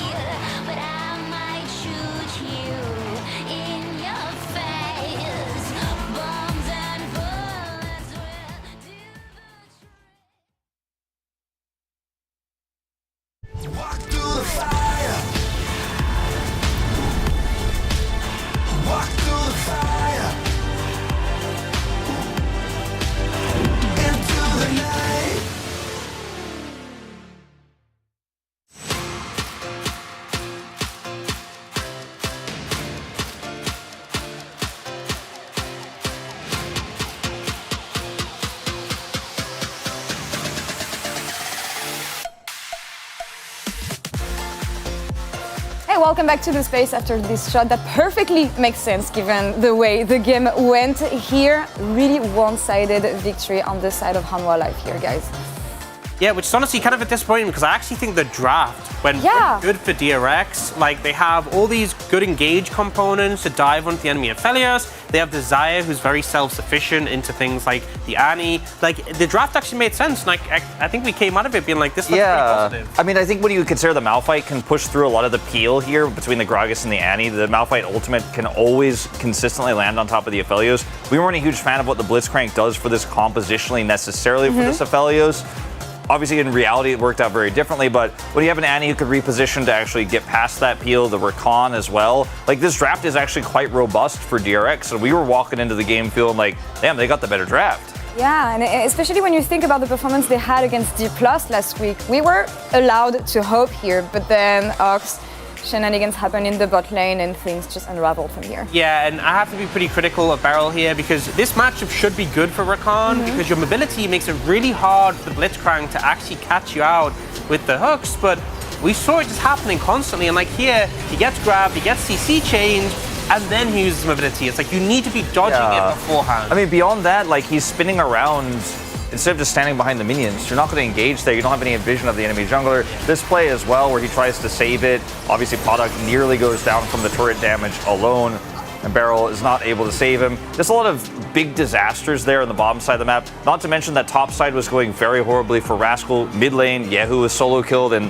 the whole map was completely unlocked, so the jungler is unable to play the game, and you're like, what are we doing? Where are we on the map? You have no presence anywhere. And Go ahead, I think sorry. it's one of these situations where like the draft can look good when it gets to team fights, but this was just pure lane gap across the board, and there's nothing you can do about that. Draft really doesn't matter. And the thing is, I would feel a bit more sympathetic if they drafted to give themselves really strong lanes, but I don't think any of these matchups should have gone this way. No, and this is what we were mentioning during the pre-show, the fact that Rakan, as a champion, when you fall behind, it's actually really hard to find opportunities again, and this is what we saw with the Blitzcrank here. I want to talk about the Herald fight, because DRX was in position, trying something, but this is where you see that it quickly becomes hopeless because they don't have the tools to fight. Yeah, this fight was really messy. Notice Yehu misses everything as well here, not able to lock Kingen down. The Herald gets smote, and then Kingen is zoning here as best as he can, but when the Malphite ult comes through, you're like, who are we really actually going to hit? Like, who are you actually going to do damage to? And then the Gale Force kill here on the Krako is just like a tragedy. You're killing a Wukong with Gale Force who's not threatening you in any way. It was very messy. I just like how we have the Malphite trying to 1v1 the Blitzcrank off to the side. It just so uncoordinated, and I think the confidence when we saw Kingen go in on the Gragas, it felt like the difference between the coordination was very stark in that fight. When you look at this game from the side of Hanwha Life, I think it's a glimpse of hope after the week they had last week, especially given the fact that their next opponent is going to be Kwangdong. I think you want to score a victory here. But on the side of DRX, I actually don't understand what happened. How can they have such a good showing against D+ last week, fight and find the right opportunities to play around the composition they have and make this happen today? Because it came down to execution and mispositioning on the bottom. Yeah, it's weird because it almost feels like, and there's no way we can really know, but it almost feels like a lack of preparation or overconfidence with how Beryl was playing, how Yehu was playing, and you take a big, it wasn't a win, but you nearly won. It was a very close series against C+. I think you'll take that as a win for the org, not a win in the standings. Yeah. But you come off of a series like that feeling very refreshed, very motivated, and very excited about a series like this, and then some of those fundamentals perhaps slip your mind. I think definitely the confidence thing. I could see them being the D+ series, being like, okay, we got to show so much respect. We know these players are capable. Hanwha Life Esports had a fantastic game here, but prior to this, I think people were pretty down on them in terms of expectations. So I think that might just be it that they came in like, we can win this. We can for sure win this, and then they overplayed their hand with that one. All right, who was the player of the game here? I think it's pretty straightforward. Gotta be Blitzcrank, right? Yeah, but you have to be able to pilot the champion, and here Life did an exceptional job. I think as well, like, you know, we're talking about how Beryl didn't use his mobility in these situations, but a lot of the time, like, you have to have the confidence to go for these grabs and think you're going to catch them off guard, because throwing grabs out when the Rakan's just going to dodge them isn't going to achieve anything. But Life played this game with such confidence. And this was a sick one where he found that great angle, but it just felt like from minute one to the end of the game, he was on point with his pick. Yeah, if they had just played a little bit more respectfully in the lane, maybe he doesn't have these opportunities. But once he got map control, there's just nothing you can do as the recon. Like we were talking about earlier, why Korean teams don't prioritize it as highly. A unanimous vote, kind of unsurprising to me. I thought maybe we'd see like a vote for the top lane because I do think Kingen had a fantastic Gragas game, but 11 for 11 makes sense to me. Well, focusing forward, for DRX, they're going to play the blue side here, unsurprisingly, but can it change anything realistically? I mean, I feel like the thing is, because the draft wasn't a problem, I think going in this game, it's not like there's things like, oh, we need to tweak the picks or this or that. I think it just needs to be like, coach them down by, look, guys, that wasn't good, right? Shape it up. Fundamentals. Focus on the fundamentals. Calm down. It's fine. Go into game 2 with a refreshed mindset, because I think they had the tools. They just threw them out the box. I hope they can hear your odds because they need this one to pick the victory. We'll see if they can bounce back in game 2, but Casters, back to you for now. Thank you, guys, on the space, Lore, Ox, and Wolf breaking it down. I thought they did a great job, especially because that game was so one-sided, yet they found so many things to talk about. That is the sign of a good desk. Just wanted to shout them out as we are going into game number 2 and DRX on blue side. Not sure if much will change, but certainly I think that was a bit of a wake-up call. And as we've said in the past, you know, Hanwha Life Esports, over the course of a 3-game series, sometimes drop the ball halfway through. So I want to see consistency out of Hanwha Life, and I want to see DRX kind of wake up here in game 2. Because, let's not forget, game 1 between D+ and DRX was equally one-sided. Was the Pyke Draven draft, which completely dunked on them. And Hanwha Life was able to do exactly the same thing. Dominance in every single lane, from start to finish. No real mistakes on Hanwha Life, their side. And for DRX, can you get something better together? On a blue side, maybe, but as the desk was highlighting, and I 100% concur, draft wasn't the issue in the previous game. It was all about how it was played out, and the Blitz going to get respect banned away here from Life, and understandable. He's won both games on it and gotten POGs on both games, and that generally will be somewhat scary to the teams facing Hanwha. Yeah. I think you might want to see Emilio banned here on the side of Hanwha Life Esports now. Just in general, the picks with the Blitzcrank banned way as well, even if it wasn't targeted. Emilio generally enjoys a life and a lane without a Blitzcrank. Let's see what Hanwha Life Esports do want to prioritize here. Doesn't have to be that pick, as it will be the Yuumi, in fact, so that does leave the Emilio available. And yeah, Emilio makes a ton of sense to me here. As mentioned, we have seen DRX pull out strategies that were utilized by challengers in the past as well. Obviously, the teams have a lot of crossover, particularly with the amount of academy players on either side. But when the Zero Yuumi is unavailable, I think the Emilio pickup makes complete sense here. Hanwha Life can go for a Aphelios, but there are a lot of matchups where if you get stuck into a Emilio and he gets an early lead with his compatriot, the game becomes nigh unplayable. And last game was another great example of a Hanwha Life with a bot lane that's winning looks extremely hard to deal with. Just going to be the Aphelios despite the nerfs, despite to both the champion and his items. Hanwha Life not going to be too bothered. And you know, after last game, I can't blame him.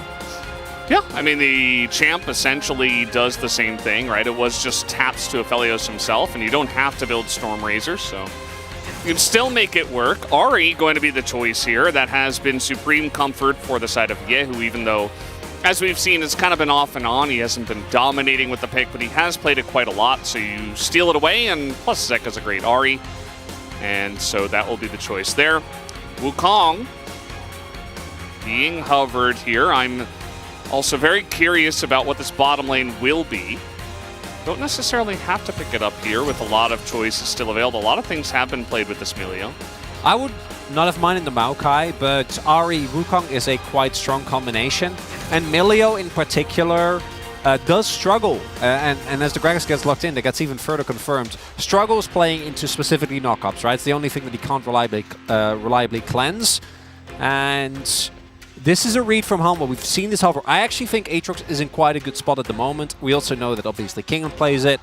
But we don't know where the Gragas is going to go, so I think picking Aatrox here doesn't make that much sense. Yeah. Nautilus and Aphelios is a classic combination. Life gets to play a hook champion nonetheless, although one that definitely not going to be quite as strong into Milio, but it works really well together with Ahri, and DRX almost certainly going to ban out some junglers here.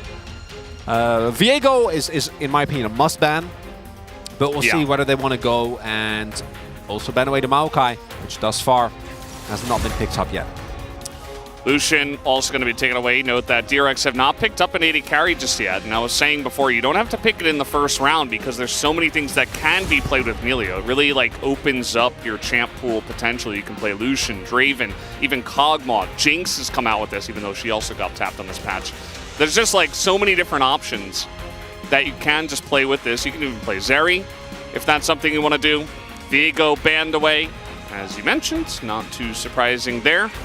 And Draven is going to be the choice that they take away. Clid also a big Volibear enjoyer, so that point-and-click CC gonna get taken away. And a lot of space is being bought here for Podok. Wonder what he'll end up playing. Kog'Maw does make sense. Playing into dive is very tough, but between Milio and between the power that Gragas provides when it comes to defensive setups, you're feeling great. I'm not loving the Renekton. I think that although DRX, can choose to play this Gragas mid, Gragas with Grasp top has been good into Renekton, even when Renekton was at the height of his crocodile shenanigans. And with the matchup being face up, there is opportunity, but can also go for Rascal's Jax. This man has solo carry potential, as we know very well. And he has performed admirably on this specific pick. We'll pick it up here, but the early game, definitely going to struggle a little bit here into the Renekton, unlike what Gragas generally is able to do. Yeah, an interesting choice might work out. There's the Jinx, big nod from Podok. Seems like that's what he wants to play. Does get locked in. And so we will have the Rocket Space Laser coming back. Jinx with the rockets has very long range. You add the Milio with that. You're going to be attacking from a very long range, as Lee Sin going to be coming out here. We've seen this a lot in Challengers, actually, Challenger League, and could be the choice. I mean, definitely has power in the 2v2 with the Ahri. You can try to get ahead of this Wukong who wants to hit level 6. Very curious to see what Clid can get done on this pick. And this is Humble Life saying, okay, we dunked on you in game number 1, and that was with a style of draft that doesn't need to win early. So in this one, they go all in, right? Between Nautilus, Ahri, Lee, and Renekton, the amount of early game individual pick potential, 2v2, free VV power, mobility that you have across the Rift is incredibly strong. And if all goes well for Hanwha, they should be able to close out this game very, very quickly, very decisively. Because if we do get to the later stages and we start grouping up and Milio starts to be able to utilize his disengage, his ultimate, with the range that a Jink can, and Gragas can provide, I think life is going to be very, very tough for Hanwha. But given how game 1 went, I'm down with an aggressive draft, trying to push your leads as fast and as early as possible. Our sign meta has really been upgraded. Now we have long signs, which we didn't have before. So, looking for some Annie play, perhaps. Here's DRX on their side. Definitely a lot of movers and shakers up on the top side, and then you try to enable Podok here with the Jinx. A straight up pick here from Hanwha Life. They stomped game number 1. Let's see if game number 2 is more of the same. Let's see as we hop into the Rift for game number 2.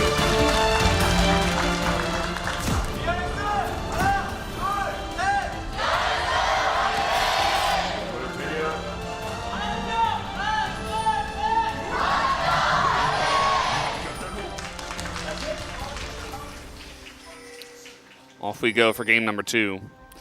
And I do think that Humble Life Esports have taken some minor risks. You know, this isn't really the current meta. They're trying to bring in the 13-11 Renekton. They're trying to bring back Lee Sin. And I do feel like at the same time they didn't necessarily have to do this, as Rascal That hook can hit him, but it is not going to. The angle not quite on point, just out of range. But yeah, I am curious to see if Life Esports, with some of the risks they have taken in this draft, can they still get across the line in game number 2? Barrel going for a very deep ward here. Will be okay. Viper might get some chip damage in though, and this is too late in the lane for Barrel to be healing, so some nice early trading going the way. Intel will be there, and you see the pings as well. They have a, based on how long Barrel was gone, a vague idea of where the ward is going to be. But unfortunately for Klid, not going to be a way for him to avoid this one unless he wraps all the way around, but don't expect that that will be the case. Just going to clear his top side, as will Croco here. Going to go for pathing towards that bot lane, and given particularly aggressive early tendencies of the Nautilus Aphelios, should be plenty of opportunity here to set up some early game aggression. If you can get an early 3v3 when you have Nautilus, you have Lee, you're going to be feeling great about that, and getting Viper ahead early, we saw last game, a surefire way to get leads and kind of just win the game if you're Hanwha. Yeah, it's a nice little win condition they always seem to have with a player like that, and they play around him pretty well as well. And meanwhile, down on the bottom side, Barrel with the range here on the melee going to help poke down the champions, helps get level 2 first, so they will have that early pressure in this lane. Not too surprising. This one from here, you would imagine, as long as, you know, we don't step up to the Nautilus, we should have more of a normal game, not just, you know, a couple people dying early and then Croco doesn't get to play the game. Something that took away basically any possibility of redemption for DRX in the last one. And as expected, as we've mentioned, pathing towards bot side when when your bot lane's playing into a melee lane makes a lot of sense. The early harassment is very tough to deal with, and having a perma-shoving lane is almost a guarantee, although Life and Viper doing a good job on the trades. Laning lead still there, and I'm expecting Paddock to want to try and look for a back here. Will not get it off. Very nicely done there. Blind shot by Viper, because Paddock wants to get a call. He's sitting on a Doran's Blade, getting an early back, particularly when you just get the shove and you have a timing window, allows you to equalize that and not be too far behind when that gold spike does come through. Klid and Croco spot one another. That should be the end of the early action here. Rewarding the Brush Shredder as well, but we won't see Croco get anything out of that. And it's going to be double scuttle. Looks like again here for Klid. Yeah, and Croco's still here. There's a ward. Life and Viper playing very far back. They know this is happening, so Klid kind of getting ahead of the play. And Croco is backing in vision. So they're going to know exactly what the timing of him is as well. Even Life going to clear out this one. Klid gets a nice little deep ward in. And even though, you know, this early game relatively low on action, you can see Zeka's also winning his lane. Things going slightly in favor of Life so far. But they're not a disaster, so DRX is going to take it. Because by the time we were at this point, last game was like 4 kills already? Definitely 3. Something like that.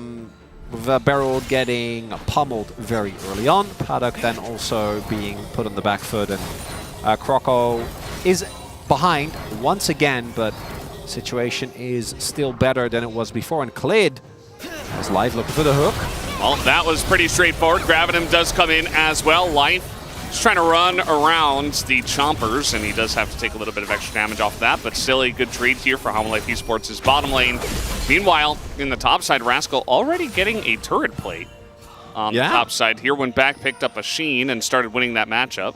And important there is that Barrel didn't use heal. So it's actually a favorable summoner trade. Now, I don't expect DRX bot lane to actually be able to leverage that, but it does mean a defensive summoner is available, making a punish on this Jinx and Milio lane a little bit harder. As we go. Level 6, Yehu trying to get it up as Zeka is going to hit level 6 himself, and he's got a Lee Sin nearby. There's the Q landing as Yehu will be forced to flash away. Meanwhile, level 6 trade up in the top side.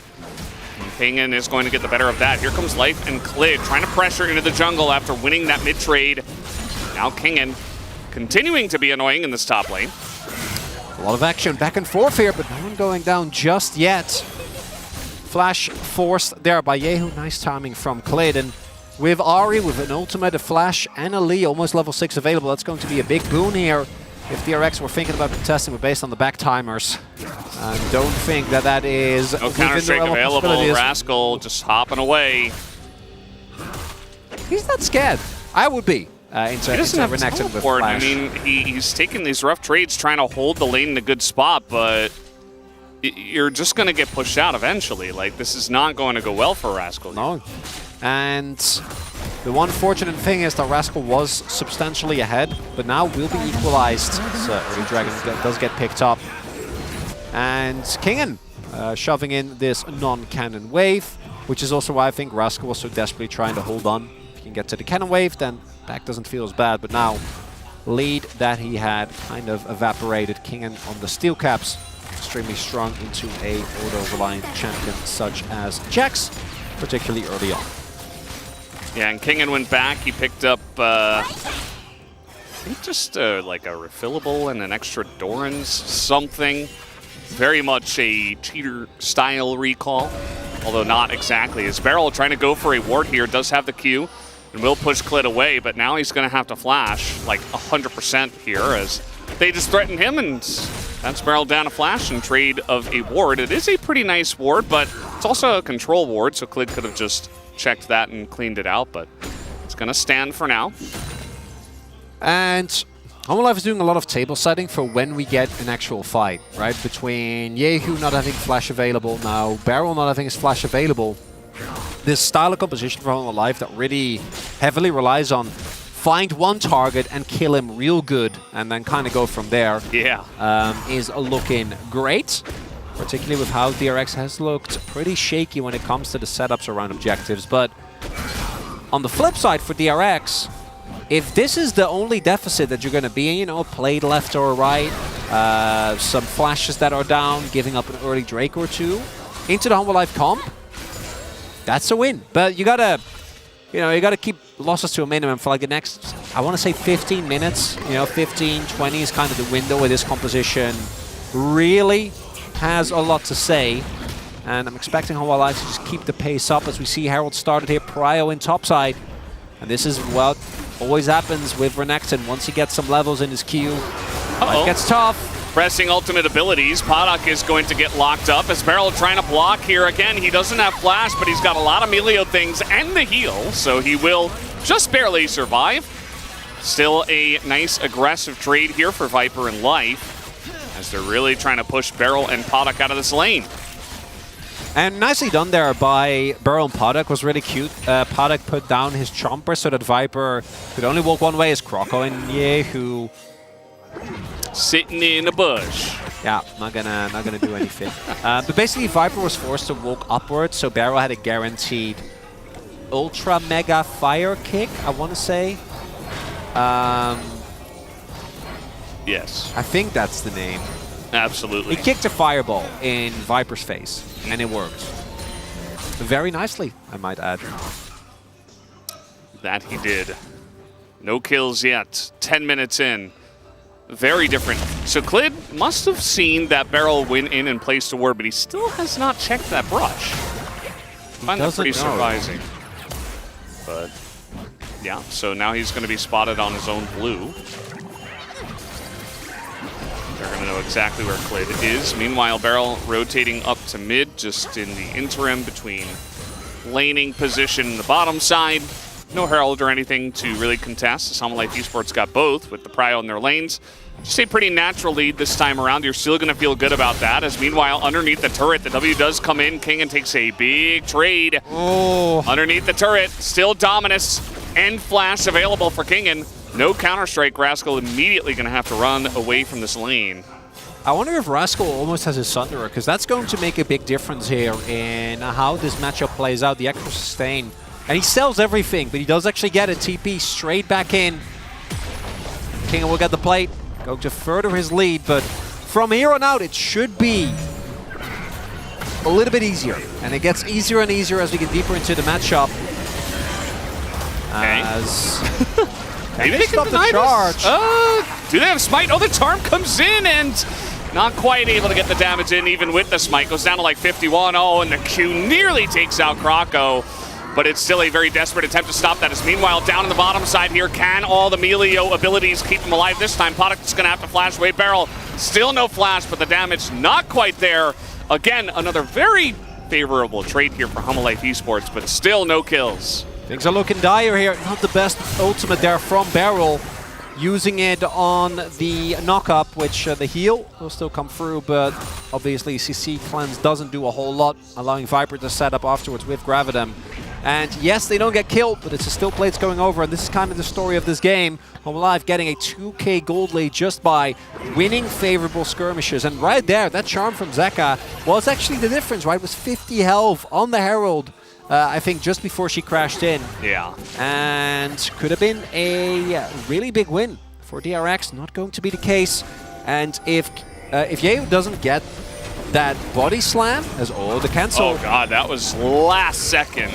As in he goes, and that's gonna be it. Kick for first blood. Clape goes down and gives the kill over to Yehu, but he is killing his fellow jungler at least for first blood.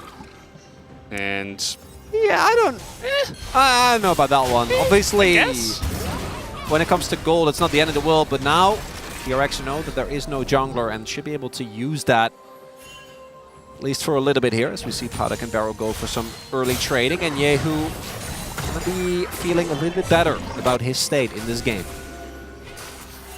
Yeah, for now, Barrel. A good spot for him. Zeka is just gonna land that, but they don't want to go quite that deep into the enemy jungle. Barrel has his summoners now, at least. Compared to the way things are going in the bottom lane, now he's gonna feel a bit better.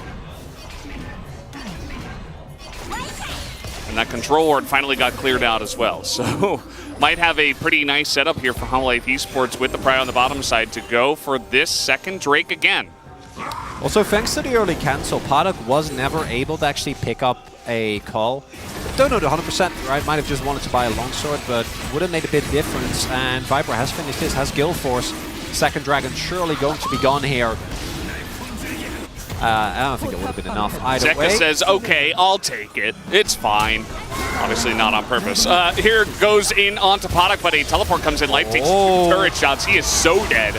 Like Omega dead as he gets himself into a really rough spot. Great TP from Yehu, getting in position to trade another one back, and he beats a kill over to his 80 carry Podok. Big moment here for DRX. These are the type of plays that can keep you in this game. And we want to reiterate again, if DRX stays in this game, which right now, they're still in an okay position. I wouldn't say great, but they're holding on.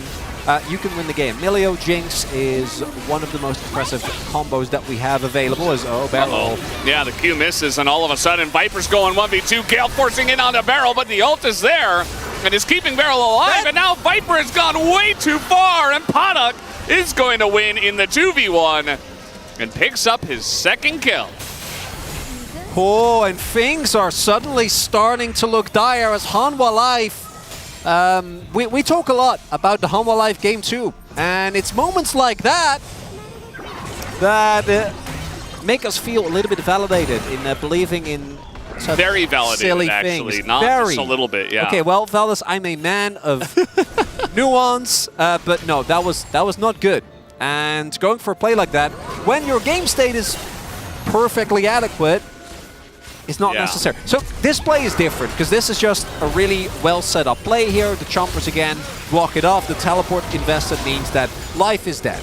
This play, just well done by DRX, and you're not going to be too upset about that one. But here, Viper runs out and yes, Barrel misses his stuff, but he's still a Melio, right? Heal is still available. He has his ultimate. And once your burst is gone, even with Guild Force, you're not going to win that trade. He was up a item. So Viper had a Gale Force before Jinx had an item. He knew that everything had missed, right? The W and the Q was down from the Melio. So Viper sees an opportunity, but again, he doesn't have to do Zeka. As okay, nice. Charm does come in. That's already a lot of damage on the Croco before this fight even gets going. As teleports are used and Rascal is on the hunt. Viper, though, has a Blast Cone. Thankfully, that's there to help him out. As now a cast comes in, is going to rock things up here in the fight as Croco now trying to create some space for his Jinx. Now the hook onto a Grog. It's not the best, but he's going to get that ult into that backline. Kick hits both of them, and down goes Yehu. HLE Esports take that one down in a huge ultimate from the Aphelios, and immediate follow-up from the rest of the team as Rascal and Croco go home without much to show for it, as Viper will pick up his first kill. And that is the fight that Hanwha was looking for. As, I wouldn't be surprised if Rascal dies here. Well, Counter-Strike, maybe. Nope, right at the end. Down he goes. Viper, second kill. And all of a sudden, this game is broken wide open. And HLE showcase the power and early skirmishing that this composition has. And again, I want to highlight that this is a must-win fight. If they lose this one, they're in deep trouble here. Crucially, Zeka is able to stay away, right? Able to ult away from the follow-up from Yehu, who didn't have his flash available. If they kill Zeka there, fight might be winnable, but then this CC chain. Greg is getting taken down, and then the big kick from Klid on two people mean that from here on out, the fight is nothing but trying to get away, and it's not enough. Yeah. Viper, he finds his opportunity, his moment to go in perfectly, right? Could have gone in a bit earlier, waits for the exact right moment, follows up on Life's great play here to catch an unfortunate back positioning there from Rascal. And again, you know, this is what HLE's comps does so well, right? They found a target. It was a Gragas, but it's AP Gragas, not tank Gragas. Yeah. They found one target, they burst him down. First the hook, then the stun from the Renekton, then the kick from the Lee Sin. He's going to die. So the team fight just much better set up there from the side of HLE Esports. They're coordinated. Whereas DRX, it's kind of like Yehu throwing a cast, trying to body slam in by himself. No real follow-up, like Rascal's on the backside, trying to zone away in Aphelios. It's not coordinated. So now Rascal, he's just going to hop over the wall. We do have, okay, well, he's going straight into an Aphelios. Counter-Strike will only last a certain amount of time, as now Melio will come over. He still nearly dies, but he will get away. As it seems like everybody now on the side of DRX is over here, as Kingen, he is looking, he is out for blood. He is in that backline and will set up the kill for Viper, as he is quite tanky, as now Zeka comes in, hits the charm on the barrel as he's going in 1v4, but he's going to get everybody low, and this game might just be over as well. There's only 3 members left on the side of DRX, and now there are only 2 as they run back to their base. And here you really see the power of HLE's composition when it comes to these jungle fights. The amount of mobility they have with Ahri, with Lee, and with Renekton is really hard to match. Starts off with them finding Rascal here. Yes, he's level 12, but you see already, like, Life goes for the ultimate. Viper already was moving over as that play began. Positioned well, no leap strike available, so Rascal can't. And then here, where things look a little bit dicey, with Klid able to flash over the wall.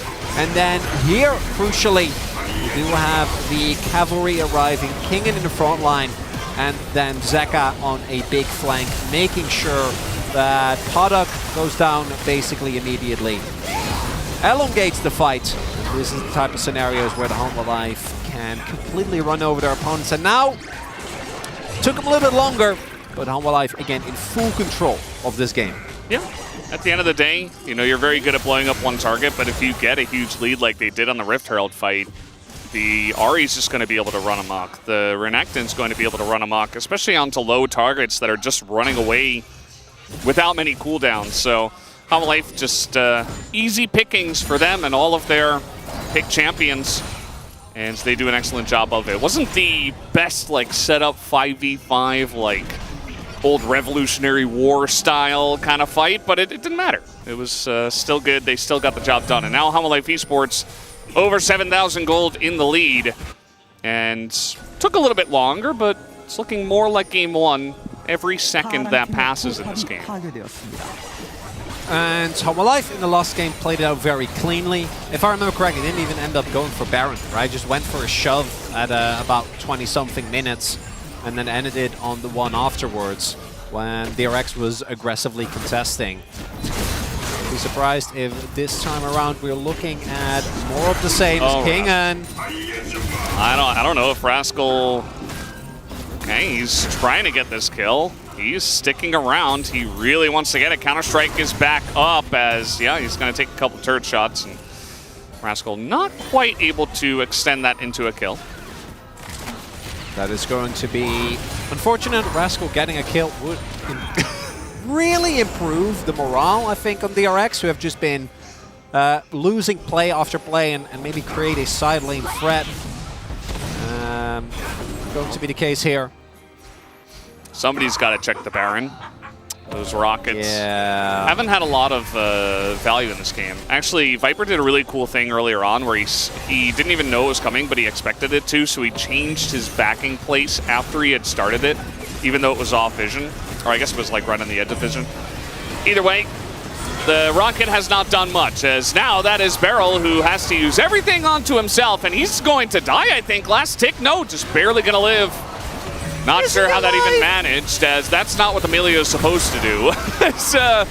Yeah, now everybody's trying to go in there one by one. Rascal eventually does get in, but he is the only one. Kingen gets extremely low, and he will... No, he's going to live somehow! The Lee Sin shield comes in, and Paddock not quite able to get the crit there at the end.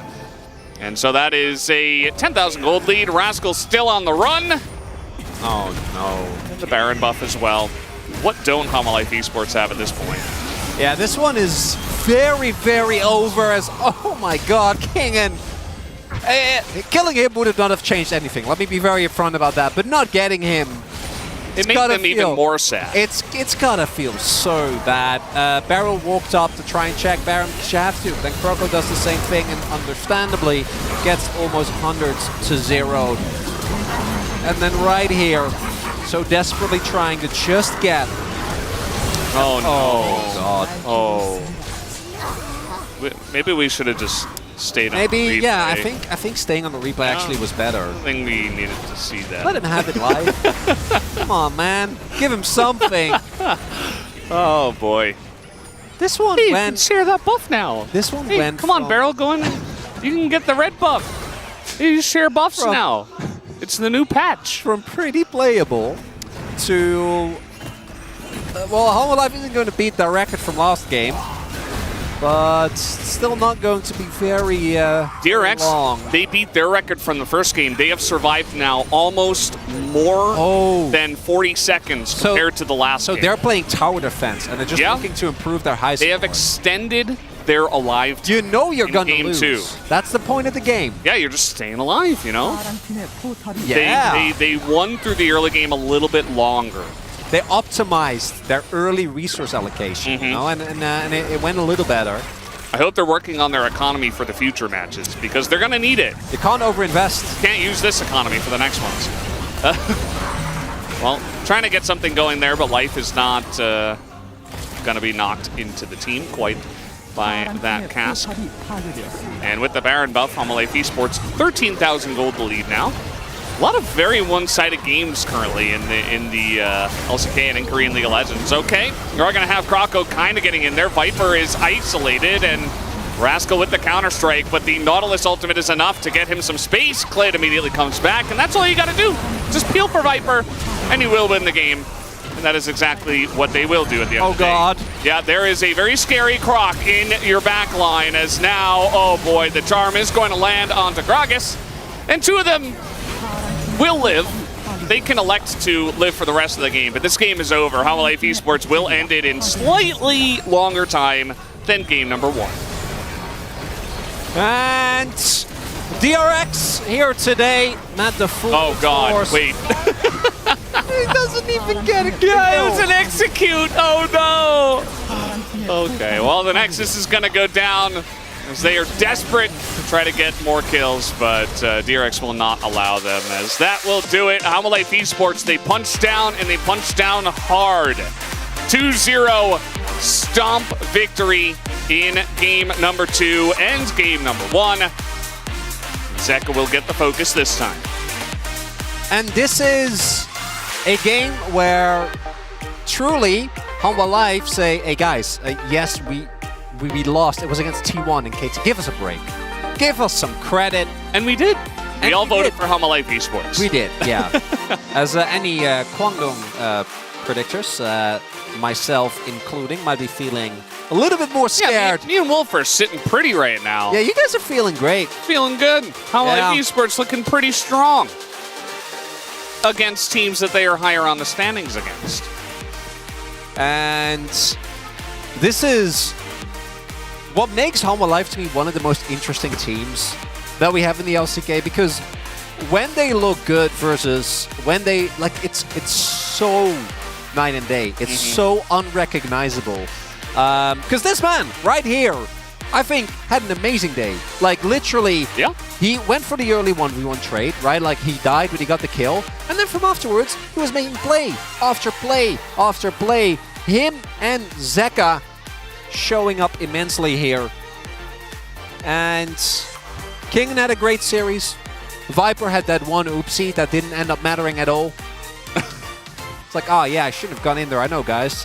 Viper is here just like full business. He is like OK's business in the flesh. Like, he is just walking in, kills some nerds, walking out, quickest thumbs up of Get all it time. done. He's like, I'm out of here. No ceremony. Time to go home. I gotta practice more. We got Kwangdong Freaks later in the week. And I'm glad we get the Klid and Zeka 2v2. With Ari and Lee, this is how you need to be able to play. You need to play aggressive. You need to actually use the assassination potential. And boy, did they get that. Took a little bit of time, but as mentioned, I think that with these Ari Lee compositions, you have about 20-something minutes, and they used that time admirably. Yeah, absolutely. Some moments for DRX in the early game, but then we had this fight. Just much better coordination on the side of Hanwha Life Esports. They throw all of their CC and damage into Gragas. That gets it going, and then everybody on DRX stacking up, running away. They all get shot in the back by the Aphelios. And then after that, it was like a 5,000 gold swing after that fight, by the way. And Hanwha Life Esports just began to do stuff like this. Yeah, once you get ahead with a composition like this, it starts to feel very unfair very quickly. I love the peeling for Viper here. Yeah. Yeah, Klid, you know, keeping his body alive, making sure that he gets the ultimate off. Life doesn't even die. And then King in it. The best feeling as a Renekton is like you're standing there only like, where are you gonna go? What are you gonna do? Nothing. You're gonna go towards Renekton and you're going to die. Yeah. It's the unfortunate answer for DRX. And basically the comms are kill them, end it, look for the fight. 10 seconds on the death timers, doesn't matter. Wait for it, we need to get this kill. And then they missed the charm, so they descended. Aww. Zeka flashing his DRX icon. Aww. That's cute. Like that a lot. And Hanwha Life, quick 2-0. Nothing to see here. DRX really unable to stand up to them at all. And it's a good day. And Hanwha Life on a good day look like they can take on any team in the LCK. Especially ones that they are better than. They're very good at doing that. They are. Quick 2-0s against teams that they are better than, and that they did. There was a total of 3 kills on the side of DRX in that second game. That was it. No turrets, no anything else. So that's going to do it for the first series. Not too eventful, a very swift 2-0. Let's see what the Space has to say about that one. Yeah, one-sided victory indeed here on the side of Hanwha Life, who had a much better showing than last week, Ox, I feel. Yeah, I think pretty solid performance. I mean, we talked a little bit about how their week 1 performance maybe had people low in expectations of them, and maybe people were like, you know, product looked pretty good. Completely dispelled that. Hanwha Life crushed them, and again, I don't think the draft was really a significant factor in this one. Yeah, I mean, we once again, kind of thought the draft here for DRX was pretty good. I liked the Jinx pick. I was a little bit worried they were going to go down the Kog'Maw route, but they decided to lock in the Jinx. They had a lot of range advantages. The laning phase went much better this time in the early game, but it was really just decisive calls, I think, ultimately that led to the demise of DRX. And Hanwha Life just constantly pushing their advantage, like Chronicler was saying. It went better in the sense that they didn't die so much before 15 minutes, but it feels like Hanwha Life was in control all the time and they were choking them minute after minute in game. Yeah, it wasn't as severe, Yeah. but it just felt like there wasn't too much hope for them, and especially like the early fights where it really just looked like, right, okay, this is Hanwha Life's game from this point onwards. I think what surprised me the most, and we've been talking about this backstage, is Barrel's performance this week and his questionable positioning, if I may say, because last week I think he was one of the pivotal players in DRX's games, not to say victory, but especially against D plus Kia, but here today in lane, especially against Nautilus, especially against Life and his hook champions as a whole, really not what I was expecting from the world champion here. Yeah, a lot of his positioning in lane, but even outside of lane, trying to set up for team fights and stuff like that has been a little bit suspect. And I know there was this thing he was doing in both games where he's just spinning around in lane, but you have to take like a bit of a wider period to be able to avoid those hooks, because he was doing such a small period with the spins he was doing in lane to where he was trying to kind of juke out Life that regardless of which part of the circle he was in the lane, he was going to get hit by those hooks. So a bit peculiar. And again, I think just overconfidence perhaps going in this series. Yeah, probably misplaced overconfidence, I would say, when you think of what Hanwha Life is capable of and the potential they have. I want to take a look at the Herald fight here, and Viper especially, who played very aggressively here, but again, they had the situation in control. Yeah, and this was off the back of, we saw Viper try a 1v2 bot and fail. So a little bit of a redemption in this fight. You can see how DRX are trying to move in and approach this one, but a really decisive call and a fantastic ult from Zeka to avoid that engage. They managed to turn it around and just pick off members. I think it's the Gragas they end up finding here with the Nautilus hook. And when he dies, he's such a big part, a big portion of the peel for this composition that leaves the rest of them vulnerable. Yeah, and a great play from Viper to avoid that engage from Rascal. This Gale Force into the ultimate as well. The follow-up is so good. And the Everfrost on top of it is just kind of the icing on top of the cake here. And Viper's positioning was fantastic leading up into this. He was never really vulnerable. And it's just a clean fight here. This is where that big like 4,000 or 5,000 gold swing came in. It was a super decisive team fight. And DRX lost all their map control from this point on. No ability to set up vision or control any objective. Yeah, it's kind of like, okay, maybe a weird comparison here, but DRX was kind of what I saw from Hanwha Life last week, in the sense that it was questionable positioning, really losing on the map and losing on individual performance. And when I look at the second highlight here, I feel like we saw improvements on the side of Hanwha Life in the way they approach fight and in the way they understand how the composition works and what they're supposed to do on the map. And I feel as well a big factor is the confidence leading into these plays. Like the play when they re-engaged on the Gragas before was obviously fantastic to hear. Like looking for the opportunity to come in here, and they call all members in because they realize they can find more out of this fight. But the angles of approach are so good, right? They take out the Jax, but look at this flank from Zeka. Just really makes it so hard for DRX to retreat on this one. It's like the second they see, okay, Rascal is just trying to get some money here on these Krugs, they're like, okay, we can actually maybe wipe this whole team. Like at that moment, and the whole team is all on the same page. Zeka realizes the way they're moving up back towards mid lane, that's going to give them a lot more space to actually take that wraparound angle, so they can maximize how much gold they get out of a simple greedy play from Rascal there.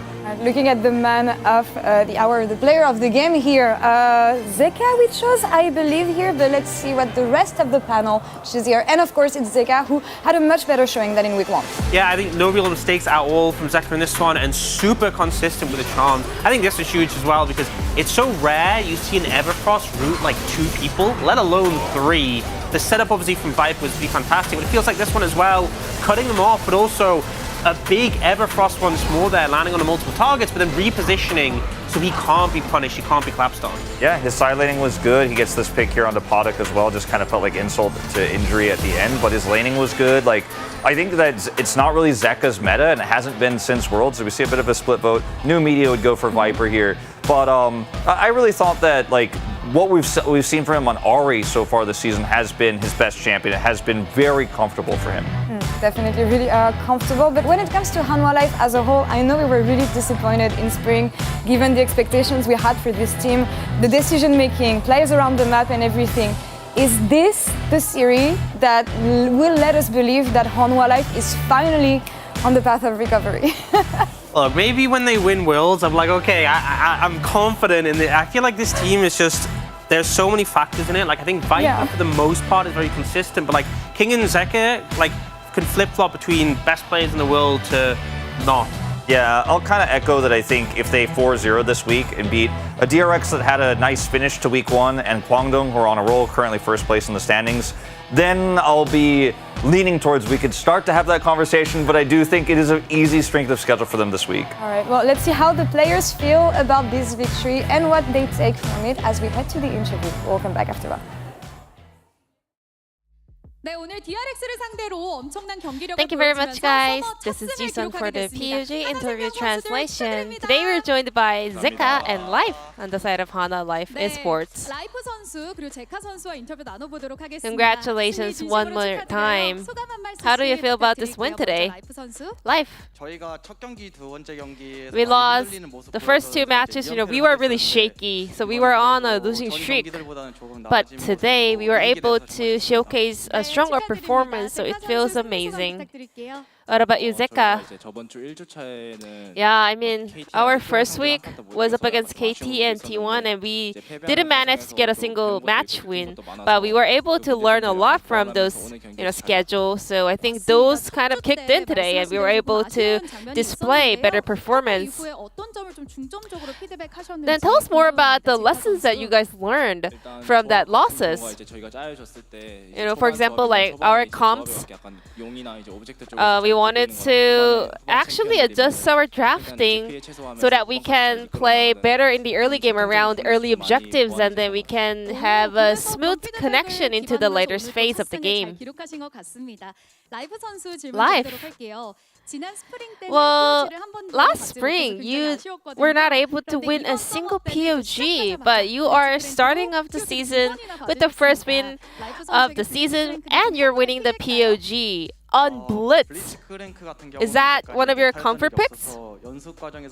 Well, Blitz is not in the meta, so I didn't even get a chance to play it in scrims, but now he's in the meta, and it's one of the picks that I really like. So I think I can say Blitz will be my lucky charm from now on. I have a question about your pick in game number 1, especially about Blitz, because was that because there were 4 bans towards the support role, or were you just aiming for Blitz from the get-go? Right now, we have such a wide and deep champion pool in the support role, so you can just go for whatever you practice, to be honest. That's the reason why we actually kept the support pick to the later phase of the pick and ban. And Life, you actually took E in level 1. A lot of people, most people go for Q, the hook, on level 1, so tell us about your build. Zaya and Rakan, they're really, really strong in their level 1 trading, so I wanted to actually just take E, and I knew that Rakan took bone plating as well, so I just wanted to, go in for some trading, playing with the vision around the brush. And Zeka, we were able to see the Hanwha Life Classic comp in game number 2, other than that Ari, so what kind of role or mission was Ari playing in that game? Right now, mid lane is all about Annie, Gragas, Ari, a champion that can roam around the map to help her teammates. So you can just play whatever that suits that role. So I just wanted to play Ari because that fits our kind of theme really well. And what you play doesn't really matter on the mid lane right now because it's all the meta picks. Now let's take a look at this Herald fight in game 2. Do you remember this moment? Well, we were having a lot of agency early on, but we all kind of died a little bit. But at this fight, we were really confident that we'll be able to just win this fight no matter what. So I was going with a lot of confidence. And that Gale Force ult combo was so on point. Well, we were just all dancing around Herald, so I kind of missed out on some of the calls from my teammates. But once Gragas kind of all in onto me, I knew that we're just gonna win that fight. Especially Viper can just walk forward and initiate the fight. 이렇게 또 콜이 오가면서 자신감 있게 지금 전령 앞에서 한타 해주신 것 같은데요. 라이프 선수 오늘 1세트 모두 아펠리오스로 바이퍼 선수가 Viper played Aphelios in both game 1 and 2. 좀 친해? 잘 되네. Were you impressed by his Aphelios performance? 바이퍼 선수의 아펠리오스 I mean, Viper, his Aphelios, 걸어주기나 막 싸움만 걸어주면은 as long as I can open fights for him, he does a lot of damage. So, like, he does like 200% of damage that I can actually put with his items. So, I always trust his Aphelios. It's OP. 그런 원딜이 아닐까 싶습니다. 제카 선수 그리고 또 13점 Zeka. 패치로 이제 제카 선수 본인의 아칼리 선 Now, Akali might be making her return in the meta with the patch because your skin is available now. Are you excited for it?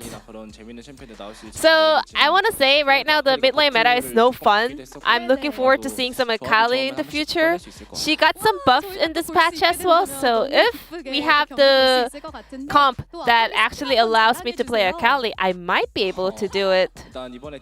Any promotion on your skin?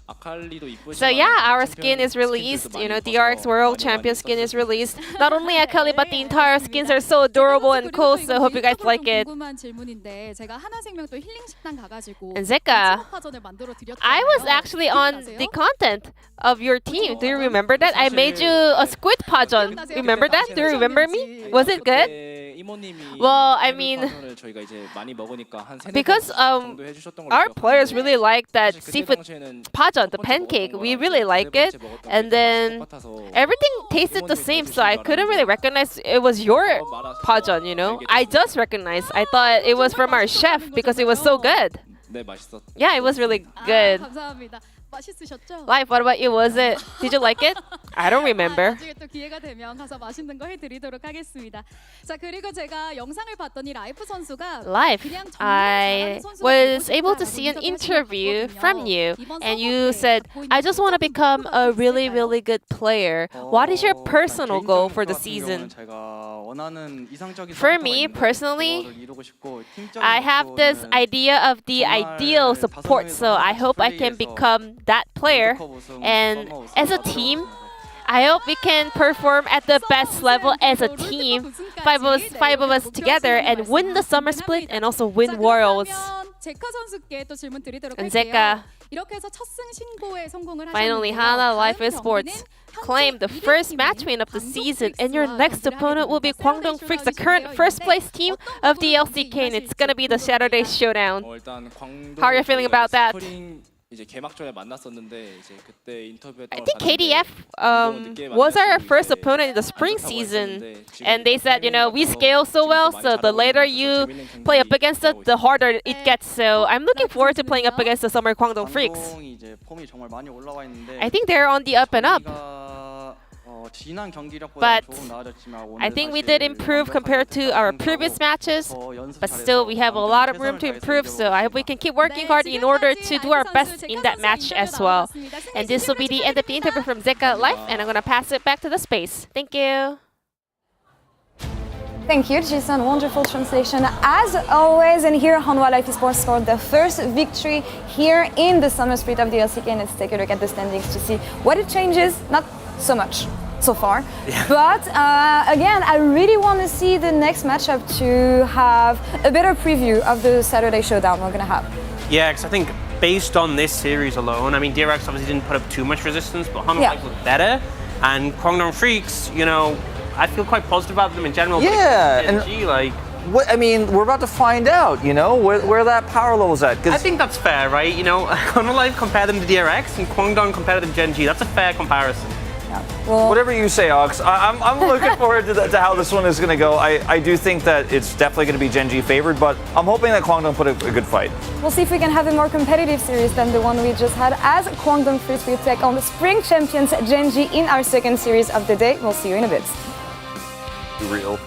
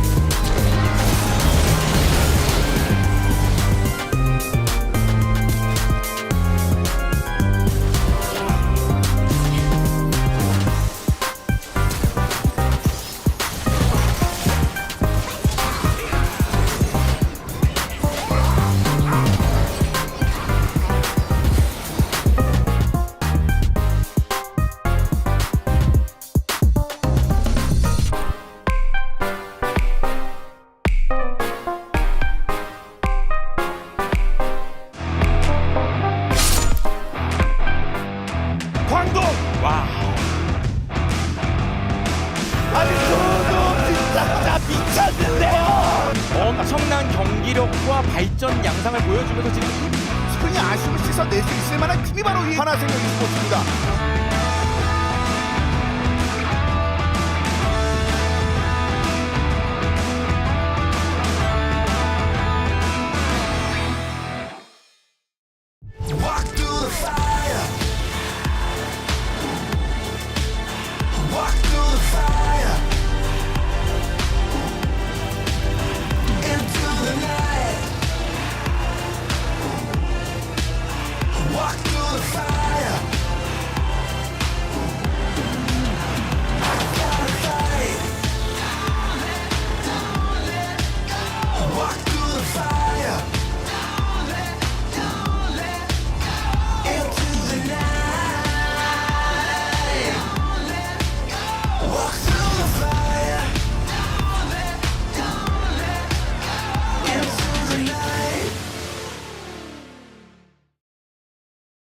We need to have a look at our first week of play here, and namely, I want to start off with the players that have just joined us. Of course, Teddy coming back on Live Sandbox.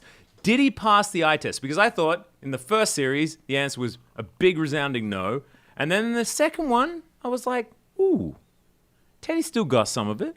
What do you guys reckon? I think he needs a little bit more time before I really make a big call, but I think first series was a bit weak. His second series was much better, and I think it kind of proved that he can still be the Fountain Laser 1v9 guy. So that was nice. It kind of like keeps his theme going, still running here into 2023. So I think that's good. I don't know if he's going to be able to carry his team against some of the better teams. I think individually he has kind of passed the eye test in my sense, but you know, he's still on Live Sandbox at this point. So I think they'll still struggle even with Teddy in the lineup. Like, it was a noticeable difference from Envy in that one game where he carried, but other than that, I think I still need time to declare whether or not he can, like, 15-2 like Def did or something like that to single-handedly carry against a better team. Yeah, I'm feeling like the change will make them marginally better, but for me, Sandbox, what they were lacking is just consistency in general, and I think that in the first series against D+, Teddy was actually fine, but Kael had a horrible series. And Kael was, like, decent in the second one, but Willer, who was kind of invisible in the first one, which, you know, you're playing mid-jungle against Showmaker Canyon, that's to be forgiven, did look a lot better. So I think that it's an upgrade, but I don't expect them to really go beyond what they were last split. And I do think that some of the other teams are kind of gonna level up. But Teddy, individually, I'm happy he's back. I think that him on Sandbox is kind of funny because it's the cool kids, and then you have Grandpa Teddy. Oh, yeah. And Steve Buscemi Teddy. Yeah, that dynamic I think is just fun to watch. For me, I think Teddy grew on me a little bit throughout the week, but I'm kind of with you guys in that I think he is not going to be the main problem on this roster. I think there are other synergy issues that need to be sorted out, which is somewhat understandable because you've changed the dynamic. Envy is out, right? Teddy's in. But it's a small change, and MD wasn't really the strongest part of that roster. In my opinion, it was actually Willer through a majority of the season. So the fact that they seem a little bit lost here in this early part of the season makes me wonder how much time they were practicing and scrimming during the offseason, because they seem significantly weaker than what we saw from them in spring out of the gates. And we're seeing other teams, for example, like Kwangdong, who look significantly better, right? And I think Kwangdong spent a lot of time in the offseason. Live Sandbox, I'm not sure. Bring a new AD carry in, last possible second. You know, sometimes there are going to be some growing pains, but I think Teddy, unfortunately, even if he gets back to his peak form, alone won't be able to get the job done. You need a team to play around, and I'm not confident that's there right now, at least after week one. I kind of agree. I think that Live Sandbox have a lot of potential, but I don't think that they are the Live Sandbox from spring, the team that's going to surprise us and be far further up the standings than we were expecting. I don't think that's them. I think that's a different team this time around. But yeah, there's been a few other new additions as well. It's not just Teddy, because Quad's made his way back, formerly known as Sulka. It's not necessarily one of these stories that we're telling really happy things about. He has been playing his Cassiopeia that he rode to rank 1 here in Korea, but it was otherwise not the greatest of He experiences. There's one thing we can say, and that he is better than Fiesta, and that is maybe that's a notion needed. That's all I really have to say on the matter. Chronic likes to say nice things. I think he's leaning on the Cassiopeia pick, even when it doesn't make sense. I think that even though individually he seems to be stronger than Fiesta, I will 100% agree with that. That's why I gave the thumbs up a second ago. I think that his champion pool seems to be quite small, and his teamwork right now needs a lot of help. Like, he looks like a solo queue Cassiopeia one trick that got pushed into a pro team. And I mean, well, yeah. And unfortunately, that usually doesn't lead to success. So I'm pretty down on him at the moment. I want to see some growth out of him throughout the season, but hey, don't worry, because he's not the worst. It's fine. That one belongs with somebody else at this point. I think he is looking potentially better than Karas, yes. Karas is having a bit of a rough one. We'll talk about that a little bit later on. Yeah, I think being a Cassiopeia one trick at the moment is much better than being an Azir one trick on He's getting buffed next patch. Hey, there you go. Maybe we're just maybe they've been scrimming on the wrong patch. Not entirely sure. But I want to finish on a little bit of an upbeat, and this would have been a downbeat if we hadn't have had the next two games in the series between D+ Kia and DRX, and that is their new imports from their academy roster. Kang Yehu Kang Yehu is his name. That's just his full name. We call him Yehu here. We keep the K as silent, and it bothers me a lot because I read things and I read names, and if a player does a thing, their name is there, and I'm reading what they're doing, and then I screw up the play-by-play. And Valdez is exactly the same, and we're bothered by it. But his name is Yehu, so it makes sense to call him Yehu. My rant is now over, and we're going to move on. But Paddock also having a really, really good time. Man, this guy, impressive. Yes, he was playing Zeri today, but even kind of like I like these new players coming in. So Paddock is something that obviously as we know, been following challengers for a while. You guys are also now all invested, which is great. But I've never watched Academy because that is like it's really there's only so far into the weeds we can go. so far down we can go. I studied Academy before I became an LCK caster because it was the only thing that was happening that I could watch, and I feel like I might have actually warped my perception of League of Legends. It was probably not a good thing. So he came in as like, why are they not picking Master Yi here? It's insane. So if you're familiar, or Academy rather is like it's like bi-weekly tournaments, and it's constantly rotating rosters, and like the players do like 15 name changes. It's really hard to keep track of, but I do know that Kevin Kim of Horizon does actually follow it. He was really excited about Paddock, and I was a bit like, oh, but Plata is actually great in the context of challengers. He was decent in the LCK games we saw him in. But, I think Yehu had a pretty decent showing. I think his aggression is nice to see, particularly because Fade didn't really show that last split. But Paddock is legitimately looks awesome, which I think is really, really cool for a first week here. It's crazy. We actually, I heard a little bit of inside intel. The whole reason for the switch was that DRX just did like an internal tournament just to see who was going to be the best. They cycled through each of the players and just chose the best performing players for their main roster, and it just so happens to be Yehu and Paddock that got through. Yeah, I feel like there's something that happens in professional esports where it's like, fans will get really angry when like their favorite player just kind of gets dumped, but I feel like DRX were kind of in a spot where some hard decisions had to be made, and I think with that, it seems a little bit somewhat hastily thrown together, like just one internal tournament. This guy was the best on this day. We're going to pick him up. Like, I'm sure they did a bit more than that, but they look like the best players individually to come up compared to what we saw out of Fate. Now, I don't know what's going on with Duck Dom. That's kind of a different story. Charles Dickens story, perhaps? A Dickens story. story. Yeah. But yeah, I mean, Paddock looked great. I think Yehu is serviceable. I think he looks a little bit nervous, but I don't know. Like Paddock, on the first day he was a little bit invisible, but at least on the second day he came out. Whereas Yehu came out great in the first day, a little bit more invisible on the second day.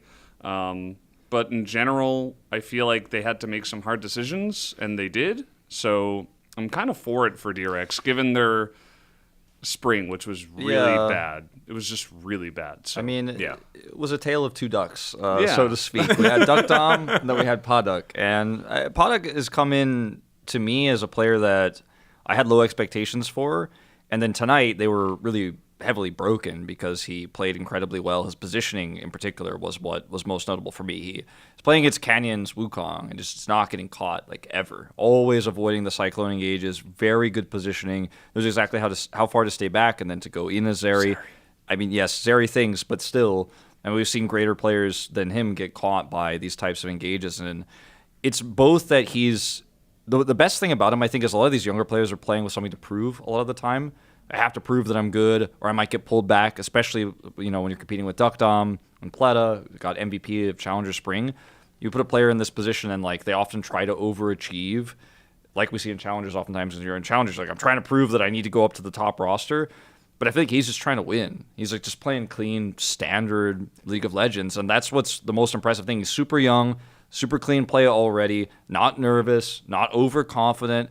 It's like he was always there. It's like he just belongs to this team, and he feels like the identity of the team now is somewhat focused on him, and that's exciting. And he gets to play with world champion Beryl, so Yeah, you know 100%. that he's getting Yeah. boosted up and actually being put in a really good spot. I right? do. I think Right, that. guys?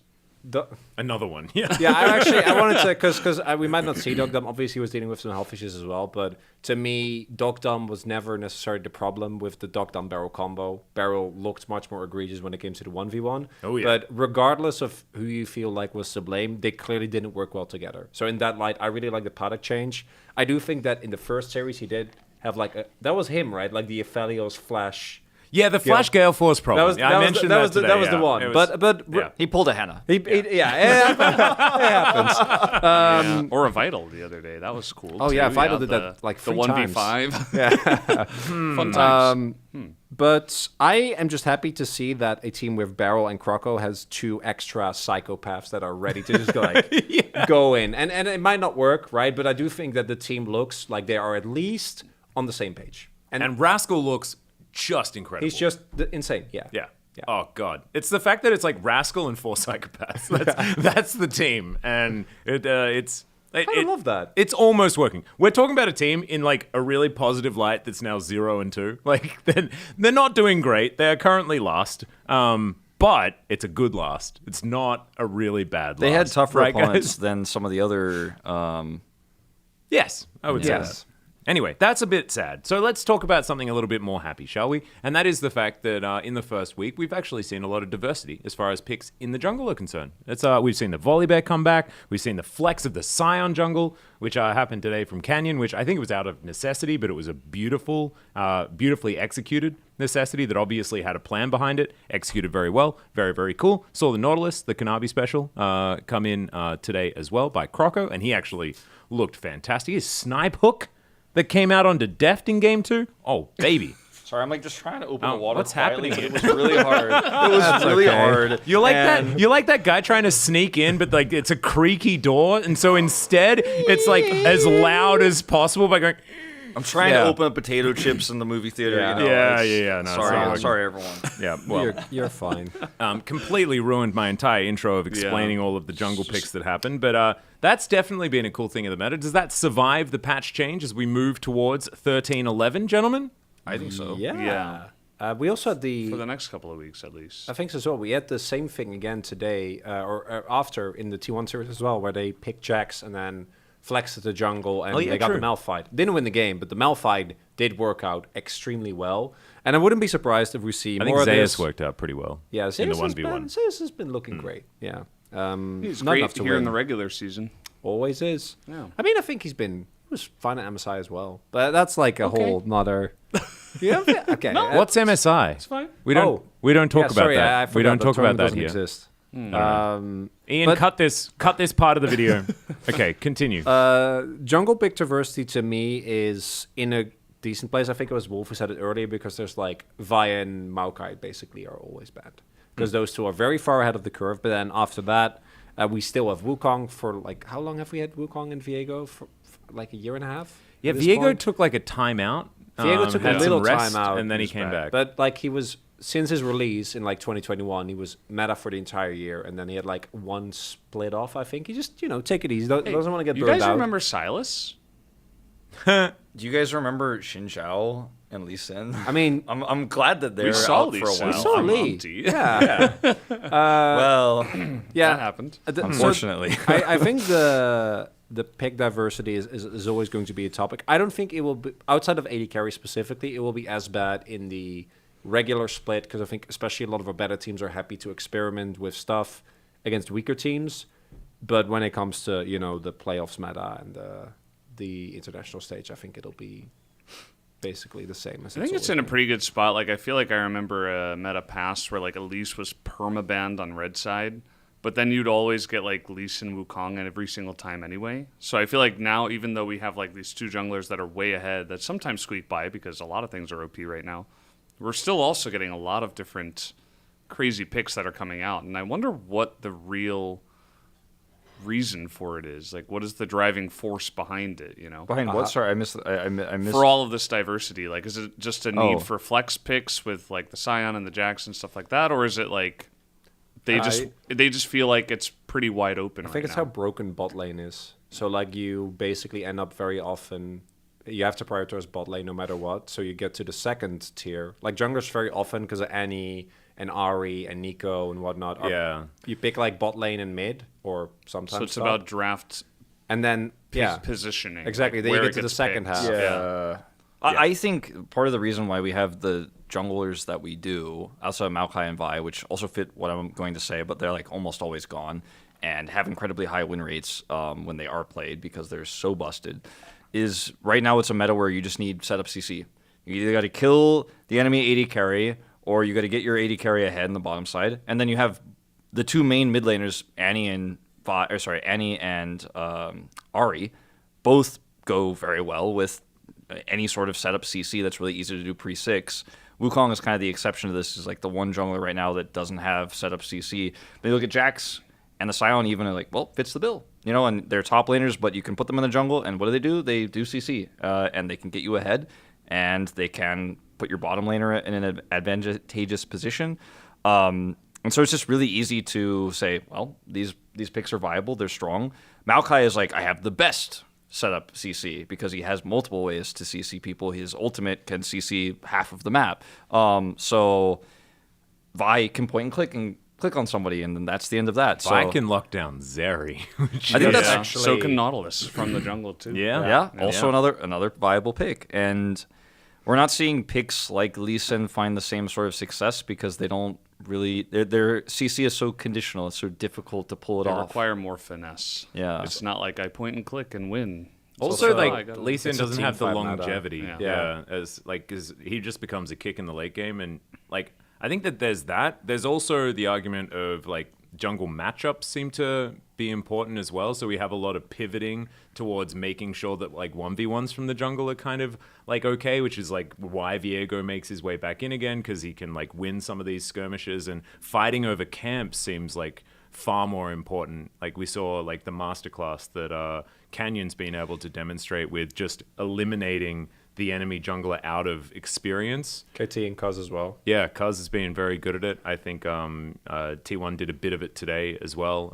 given Peanuts' Wukong experience in their game number 2, which was not exactly the most fun for him. Doran, of course, having the worst time of it. I think there's a lot of different ways that you can approach the jungle, which is kind of cool. The role that I'm most...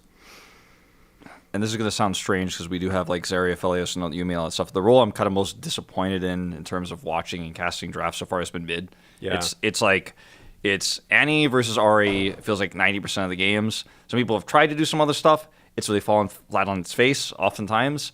And we're not seeing anybody really try to push the envelope. Yeah. We saw Aurelion Soul one time, but it was like, okay, well, they were probably going to win no matter what they played. We saw Cassiopeia, which is a one-trick thing. We saw Syndra. It's okay. And Syndra is like one of those niche picks, but otherwise it's kind of like... Yeah, we didn't see Azir. A lot of the classic like long-range control mages are just out of the meta. Namely, Azir and Victor are gone. Syndra is like okay. And she has like a good matchup in Annie, but she just does not do what Annie does, right? And at the same time, it's okay. Cassante's there. I was about to say, I can't believe you guys are forgetting the best mid laner. Cassante, yeah. Disgusting. Or Gragas. He's good It's a too. good one, Yeah. I It's also just all these big setup picks, you know. Yeah, it's the same from the jungle. I also think that, and this is something that is the biggest problem for jungle, there are basically two itemization builds that are okay for jungle right now. You either go Sunder or Cleaver, and then that's it, right? And that's the reason why I think Viego and whatnot are good. Or you go something Radiant Virtue or Even Shroud. Like, I think Even Shroud and Sunfire builds are also viable. Even Shroud is insanely cheap after the item rework, which is also why I think like Nautilus, for example, works really well. Even you throw basically Sejuani in there. Yeah, as well. Seen that a little bit. And Gore Drinker is just really bad. Like, no Gore Drinker champ is building it, which is also another reason why I think champions like Lee are just like the spike just doesn't mean anything, so you don't get to even win skirmishes. Yeah, another example. But the mid diversity is probably the worst, even though bot feels way worse because of how extremely busted the role is at the moment. There's a lot of different ways you can take the bot lane, though. Do you want to play scaling? Do you want to play tempo? Or do you want to play like all in? Or do you want to win? And then you pick Zeri. Yeah. Well, if it's available. What if it's banned? It just doesn't. Then you take Emilio. That's the right choice. Or you can play anything with Emilio. Top is also kind of Scion. It's been okay. Ornn. I mean, Top's been less bad. It's less bad than it's not mid. Mundo Shyvana, okay? Mundo Shyvana will always be the worst, and now that it's not that, I think we're okay. It hasn't been that for a while, as it turns out. Yeah, it's been like Max maybe lives in 8 years, 2010. but 9 years. Remember Renekton and Aatrox? That was a thing. But I'm sure when was who got 2014? Aatrox? That was 9 years ago. But I'm sure these notes that I've got here in front of me about the patch. Oh no! Well, this is the thing. I don't want to talk about let's move. I'm sure there's some secrets of the future right in here, right?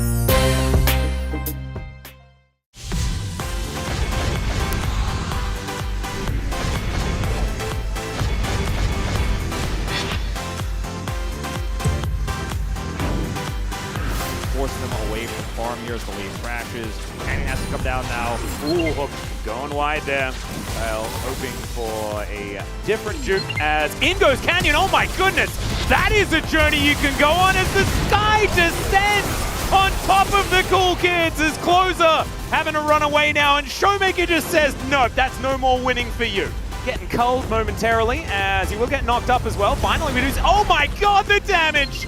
Okay, Aurelian Soul, you need to chill out for a moment because I was trying to play-by-play something else, and then Showmaker just comes in and kills everyone. Kyle, he's gonna die. It's a bit of an afterthought as that was like one tick of breathing.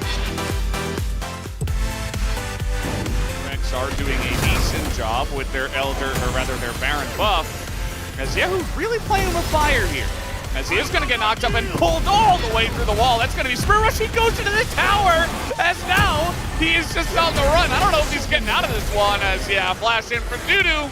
And down goes Yehu. That's in the back line. Dudu's getting chunked as well. DRX trying to stay alive here in this game, and they might just be able to, unless Dudu has something to say about it, as he will take down Product. At the end of the day, Young Jae will just not die as they don't quite have the damage. So many low health bars though, as Krako and Yehu trying to take out Cassante, but it's literally impossible! You cannot take the Cassante out of the game! As they will try now, they are so close, a couple more hits, but no, it will not happen! And Yehu just barely with the He's dead! Not able game! to keep him alive. Did Zeus have to dive? No, probably not. Is that inner turret top, inner turret mid for Zeus and outer? Well, yeah. Well, I think the Zeri might be dead. He's going to survive for a bit longer, but nope, that's a cat dead as well. As now Zeka, he walked a little too close and he's going to have to flash. Get himself out of the way. Congratulations on the outer turret. I don't think Halma Life Esports really like the trade. Reports are back. It was in fact not worth extended play. Ah. Yeah. All right, I'm really glad someone did that calculation. I wasn't prepared. Well, no.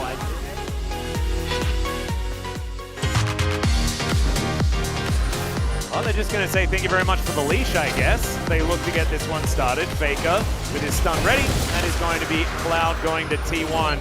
Genji wanting to get them on the rotation as Chovy Pop Blossom. He's going to find them all, and there goes the jungler and Gumayushi. Can't cash in another one. Oh, it's a disaster, and Genji are now going to be able to find this turret. They do have Delight over the wall. It's not necessarily a flanking melee. It's not really a thing. That ward is huge. Spots out Chovy. Keria does not find a hook on him. That would have been massive. All right, Doran threatening the counter-strike. Here it is, just to guarantee the Drake. That is Hex Soul. And the Nature's Grasp also doing a fair bit of work. Doran going down extraordinarily low, but Pace, he's the main character of this one. It's a hook. It's going to connect onto Pace somehow, but he stays alive. It's not enough. He flashes. It's a Quadra. It could be the pentakill because of Give it to him! Oh, there it is. The pentakill for Pace. Nerf Zeri, but man, this guy is good.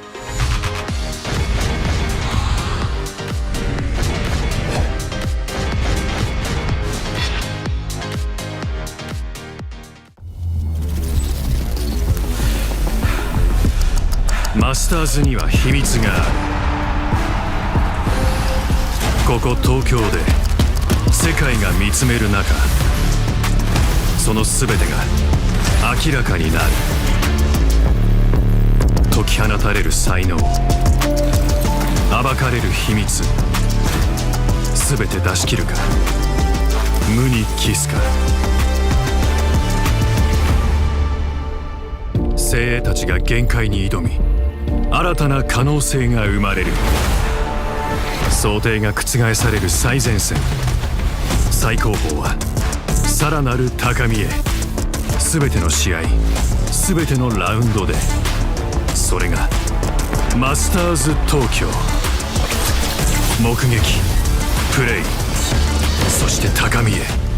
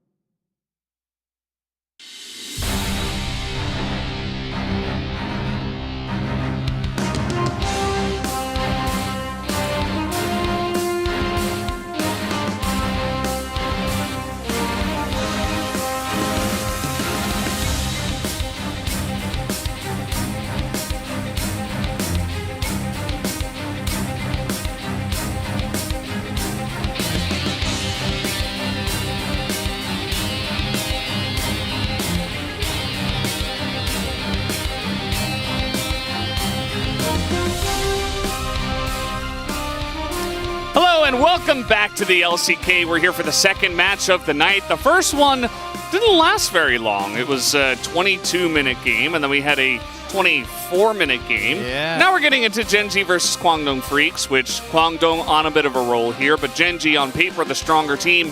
What's going to happen tonight, Chronicler? Again, calling me by my actual name. I'm vexed, fellas. Vexed. And here today, Gen.G, as I unfortunately have to move on, and hopefully by the end of the day, you'll, like you always do, call me by something weird, so I can immediately set the tone for the rest of the day. I gotta say, Kwangdong looked good, but they played against teams that were a decent amount weaker, whereas Gen.G took out their main competitor in T1 with a decisive victory. And yes, I know Kwangdong currently... Big cheer from the crowd. 4 points here. We're able to get decisive victories. But you know, Gen.G played against KT in T1. So the fact that they only have 2 points, I'm gonna be okay with. It's 2 wins against 2 strong teams. Kwangdong Freaks will face their first strong team tonight. Defending champion Gen.G versus Kwangdong Freaks in the sole position of rank 1. With their history of pulling an upset against Gen.G in Spring Round 2. We all unfortunately remember that game. Will Kwangdong Freaks be on the hunt again? Will they bite it? Is the real question. The total head-to-head as well, heavily favored towards Doran, who has been kind of a wild card for this Gen.G team. Yeah, it's weird. You have wild card, and then you have wilder card, and then you have Doran, who I still do not fully understand how the Doran coin works. You know, the dice, how many sides there are. The what coin they is mean. 5-sided. It's a 5-sided coin, but even if you hit heads, it doesn't mean that the laning phase is going well. Dudu, though, has just been really good. He was great in Spring. He had some insane carry performances last time around as well. As Youngjae faces his former team, was of course part of Gen.G. I wish him no luck. I must win. Peanut says, I'm so scared. Please go easy on me for once. Peanut's having a great time this season. Basically just trolling every kind of those questions whenever he gets asked that. As here we are, Gen.G in the flash coming down here. And Pays, of course, picking up the OPGG Player of the Week for Week 1 due to his Zeri performance against T1. What will he be able to do today? Really liking Delight's haircut. I think it looks awesome. Just want to give him that shout out as Gen.G make their way to the stage. Defending champions got the upset win over T1, and still, when you asked many LCK teams, who's gonna win it all? Who's going to take the victory at the end of playoffs? And Gen.G got named by one team, which was Sandbox. Everyone else going for T1 with a couple of stray votes towards D+. Yeah. Here's Kwangdong Freaks. Definitely an interesting team today. I think we're going to learn a lot about this team on this very day. Do they have what it takes to bring their recent success up against a really strong team, potentially the strongest in Summer? Or will it just turn out like some of the other matches we've had in the past? But the fans are out in force. They want to see Kwangdong Freaks win tonight. Understandably, Kwangdong, particularly since this current lineup, really have, I think, seen their fan base kind of skyrocket. A lot of players coming up from the lower leagues, right, from challengers. Dudu, who has been in the LCK for a while, but just keeps getting better year after year. And a surprisingly solid performance last spring as well. As I want to... Have you ever had a 35 KDA in 4 games? No. Can't say that I have. I probably haven't. And he played against Dundun. Yeah, he did. He did. I mean, he also played Cassante.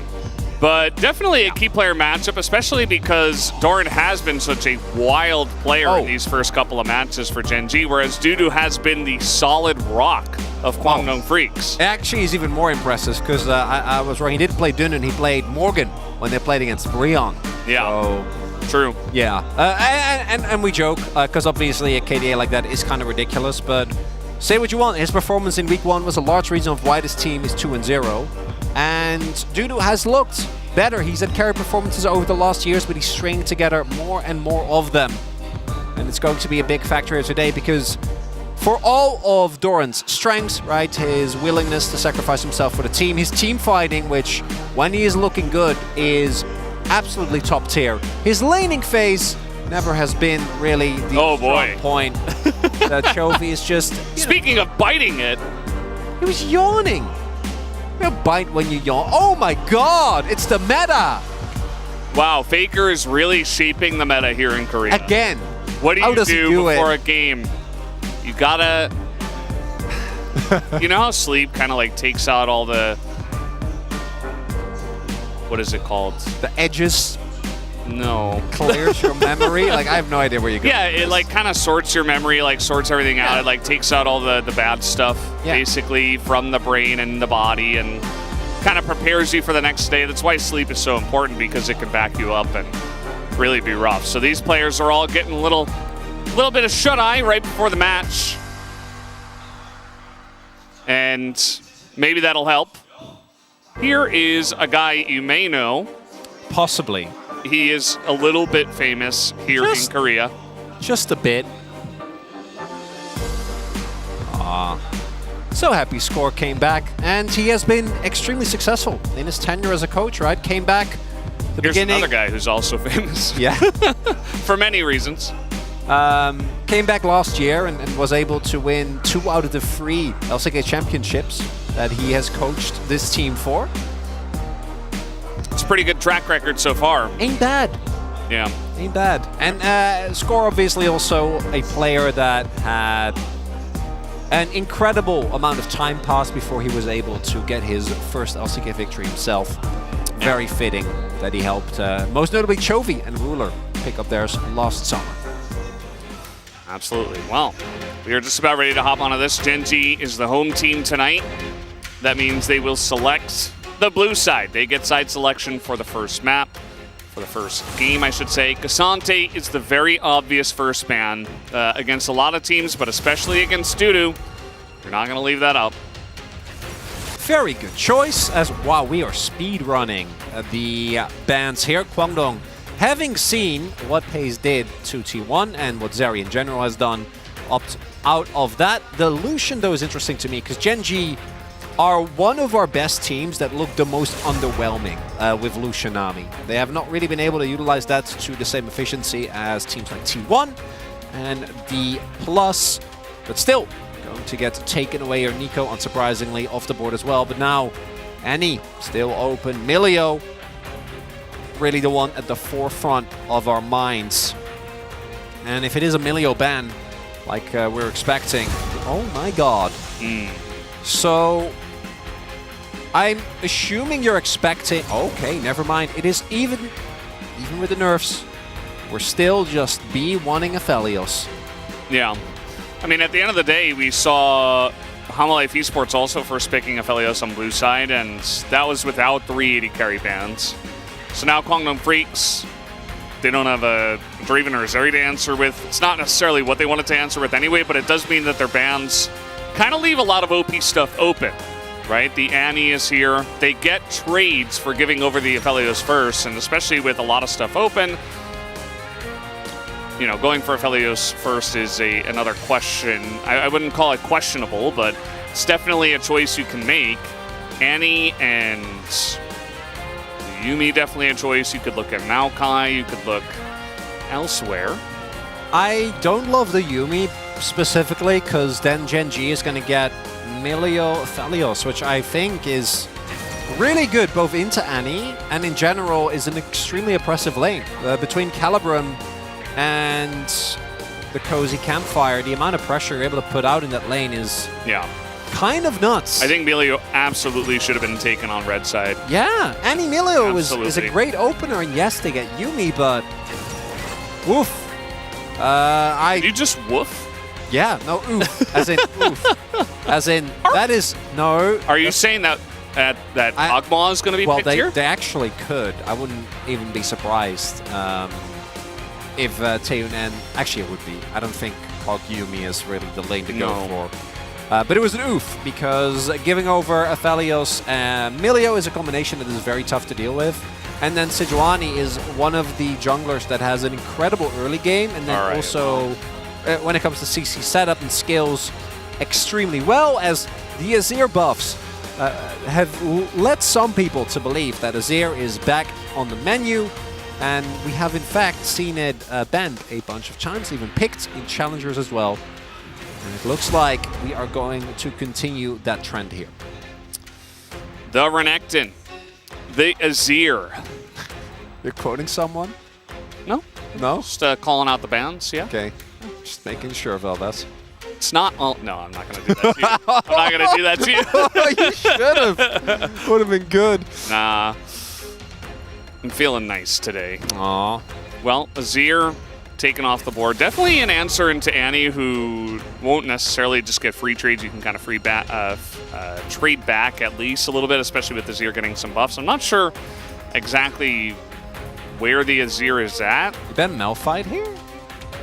Kind of like the Malphite ban. I think Wukong Malphite is really hard to play into. Although, as we saw today in the DRX series, if you just win the lane hard enough, or win any lane hard enough, then drafts don't really matter. It will be Sion instead, so there is a possibility. Okay, so quickly want to highlight here, Yumi and MF used to be an incredibly strong duo because of the poke that Yumi provided.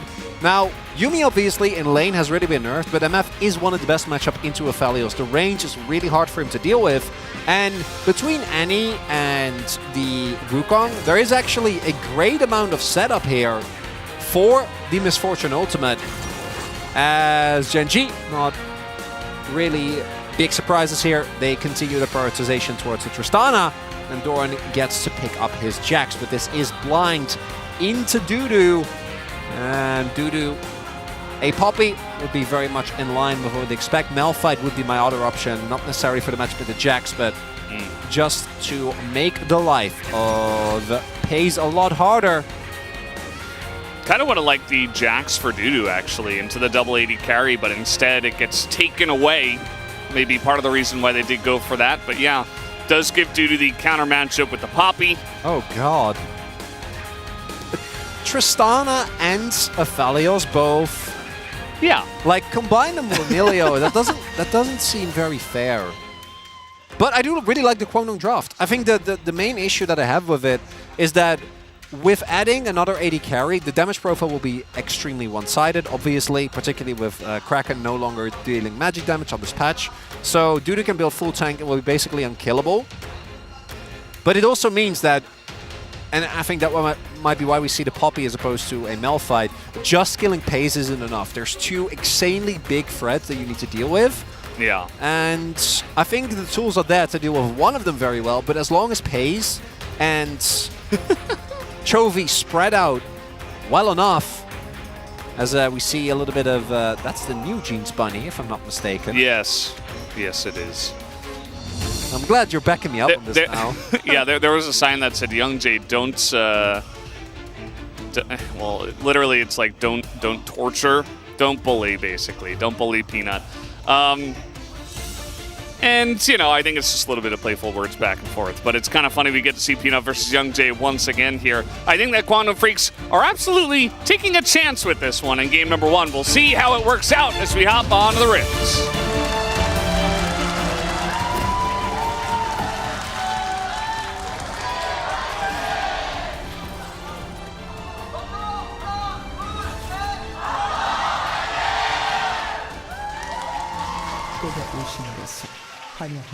Oh, there we go. It's going to be lethality, isn't it? Comet at the ready. Yeah. This is... I mean, if you're going to do it... Yeah, just go. Against this, you have to, right? Yeah. Emax. There we go. This is when the misery starts for Pays. Should be able to make his way back and get back to full health, but this is still going to be his reality when we do get to the laning phase. Aphelios does not enjoy it when things outrange him, and MF, particularly this variation with Emax, is a big news. It's first stack of Mana Flow Band also already there for Taeyeon. Wow. 6 stacks on his Huge. tier. Humongous. And with the MF and Yumi in particular, I'm expecting him to try and stack some early waves and then get an early back in, so you're actually able to build up some AD. Obviously, tier going to scale nicely into a 2-item spike if Taeyeon does end up going for Muramana, but also there is the issue of actually needing damage if you want to keep threatening Haze and the light. Taking a look at the runes. Oh my god, that is... Oh boy. Almost a year. Yeah, so another team that on paper was going to lose to another team against Gen G, of course, at that time. It was Ruler. And it was Nongshin's Ghost at the time who gave it a shot. Similar idea. Try to poke him out, use that to win the lane. But it did not win. It did not win that time around.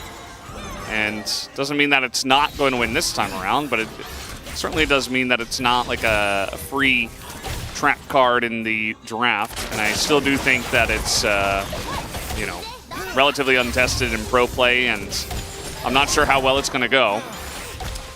There's also, as mentioned, the fact that I think that what I assume will be lethality, we'll see, maybe it ends up being like kind of a hybrid build.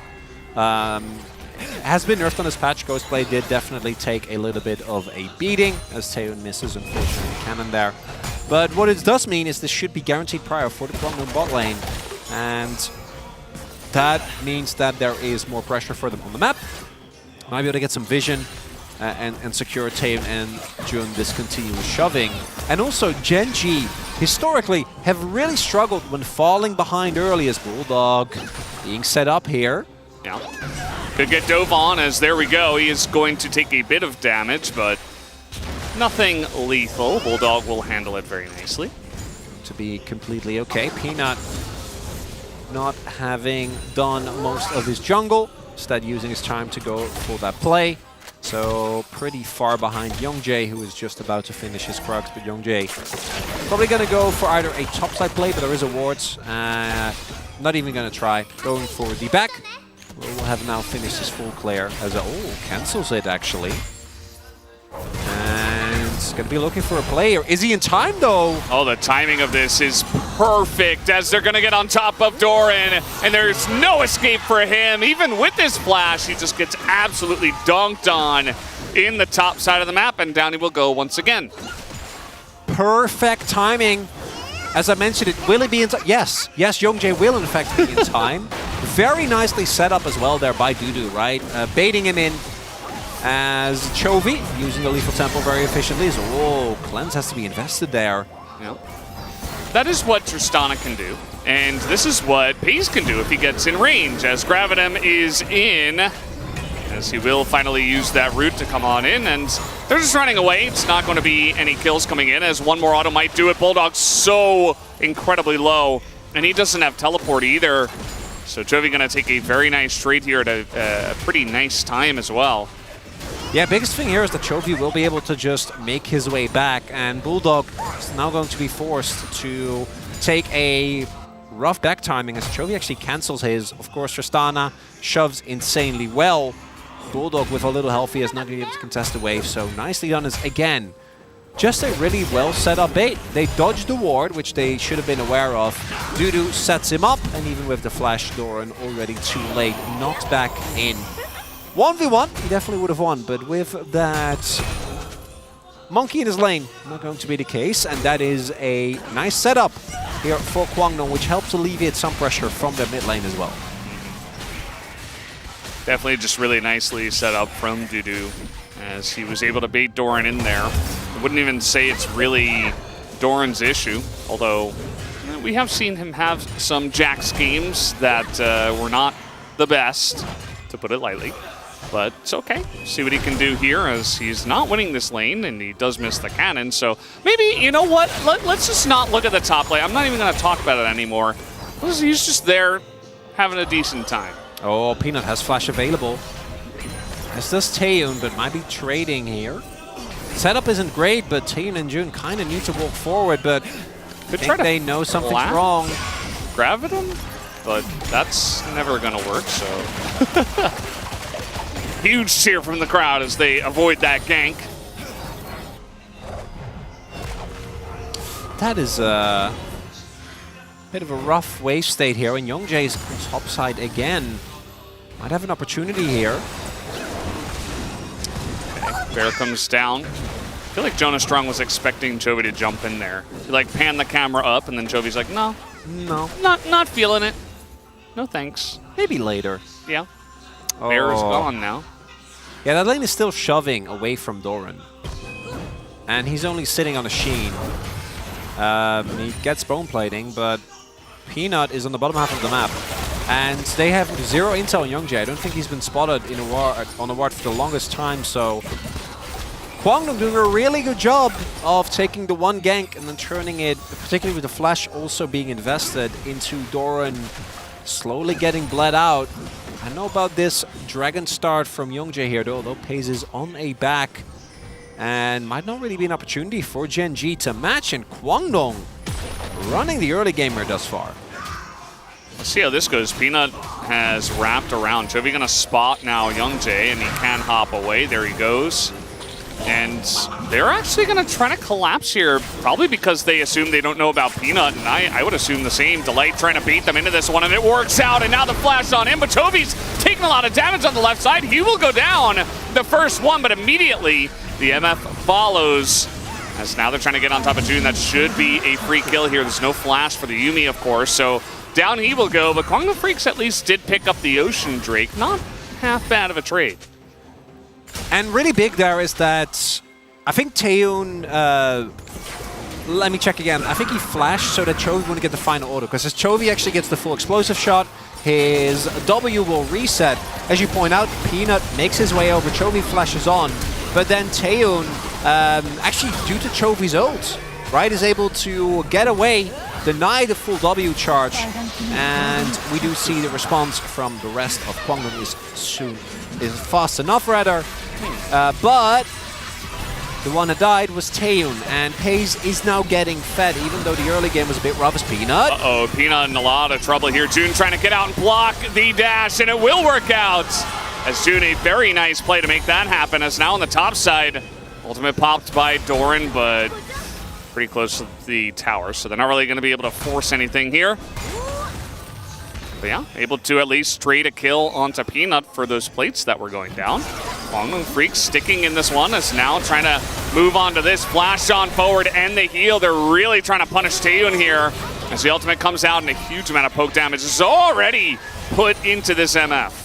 And you might not get the kill. Obviously, Melio not really praised for his offensive capabilities, barring his W. But the win here is huge, because it means that Pace will be able to shove on, although as Jun and Taeyeon, Jun gets his ultimate available, and Taeyeon has his, and is still healthy enough to get a full charge ult off. So that wave gone, and Kwangdong playing the early game really well here. Youngjae also getting fed. And Taeyeon playing with fire here. Trying to force it, Pace trying to flash away. The shield comes in, and he will survive, but he has to cleanse and flash, or Ghost and flash rather, just to survive. Taeyeon and Jun are winning that bottom lane right now. Yeah, we got a 2v2 here. See that Peanut and Chovy are like, not sure about this one. They try to turn onto Dudu, it looks like, up on the top side. As now, trying to get to work still onto this Rift Herald. A 3-on-3. Dudu trying to make this work as he knocks away the Jax. And Gen G not really going to be able to get in here, as the turn onto Peanut will be strong, and he will bite the dust as well. And Kwangdong, oh, hold up. Doran? He has lost his mind. No, he's fine. He's okay. Yeah. So, Kwangdong is playing well, but also not so sure what's happening on the Gen G side of things, as Peanut, really nicely done by Junior, as you pointed out, blocks the Arctic Assault over the wall, so Youngjae gets the kill. And then here, with the Poppy, you're always going to run the risk of the fight not working out. And this is with Bulldog missing his ultimate. Like, this could have been worse. They hard focus Peanut. Dudu again setting up very nicely for the fight here. And Gen G, they're holding on. They have a double AD carry composition with a frontline and Emilio. Uh-oh, Bulldog, no Tibbers. He will get the Incinerate off, and Chovy not going to follow any further. Nice trade for him. He's still very much up in CS. You know, it's just the Chovy thing, but it's certainly Kwangdong Freaks in an immaculate early game scenario here.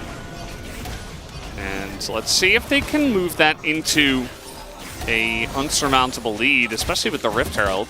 That's the biggest question, because Gen G is one of the best teams when it comes to team fighting. Let's not forget in the game against T1 where they had a deficit of what, like 3-4K, and they were still able to dictate a lot of what was happening. But they're going to need to do here as well as, oh, we have a zoom in on those wards. We're going to have a TP come in. We definitely will. Chovy on the back, but Taeyun just running up the river. Peanut trying to keep them around, but he doesn't have the Glacial Prison, so they just run away from this one, and Chovy's now out of a teleport. And that's a very nicely forced trade there by Kwangdong. They get the TP, but some hesitation there from Gen G in the call, and as a result, plates are going to go over, actually going to Bulldog as well. And Youngjae on this Wukong, taking the lead and running with it in the right position. Right place, right time there as well. Dissuading factor so that Peanut can't actually take down Taeyun. And now, 1.5k gold lead here for Kwangdong. And we talked about, yes, Gen G have a double AD composition. They have Emilio, they have good front line. But Kwangdong, their team fight is no slouch either, right? You have Poppy to act as someone who can split the fight or generate numbers advantage. And then the power of MF, Annie, and that Wukong when it comes to the straight-up 5v5s means that there is a lot of pressure on Gen G to not fall too far behind. And right now, Pei's getting some plates here. Would help them a lot with that. Somebody, no. We're getting in on the top lane as Delight is tanking the turret shots, but he knocks away 2 of the people who are trying to gank him onto the turret. And Dudu will be totally fine, as now Alt's going to come in onto Doran, who's just eating everything. Not really able to get out of this one, but Dudu certainly holding his own a little bit better up in the top side as Tibbers forced. Chovy doesn't seem too bothered, and Pei's is getting a bunch of turret plates. Look at the time, it's 13:40, as everybody's just trying to slurp up as many of these plates as possible before the time is up. And it's okay for Gen G, right? But they're still going to lose first turret blood. And like, okay is not good enough. Kwangdong is running the map right now. 2 dragons up. It's a Hextech soul as well. One of the most pivotal souls that you can get. And look at Annie's skin. Oh it's my god, the synergy. Tibbers. What does it mean? Well, I don't know. That it, you know, Bulldog knew all along. It doesn't mean, actually, it doesn't mean anything. That's what I was going for. Oh. Yeah.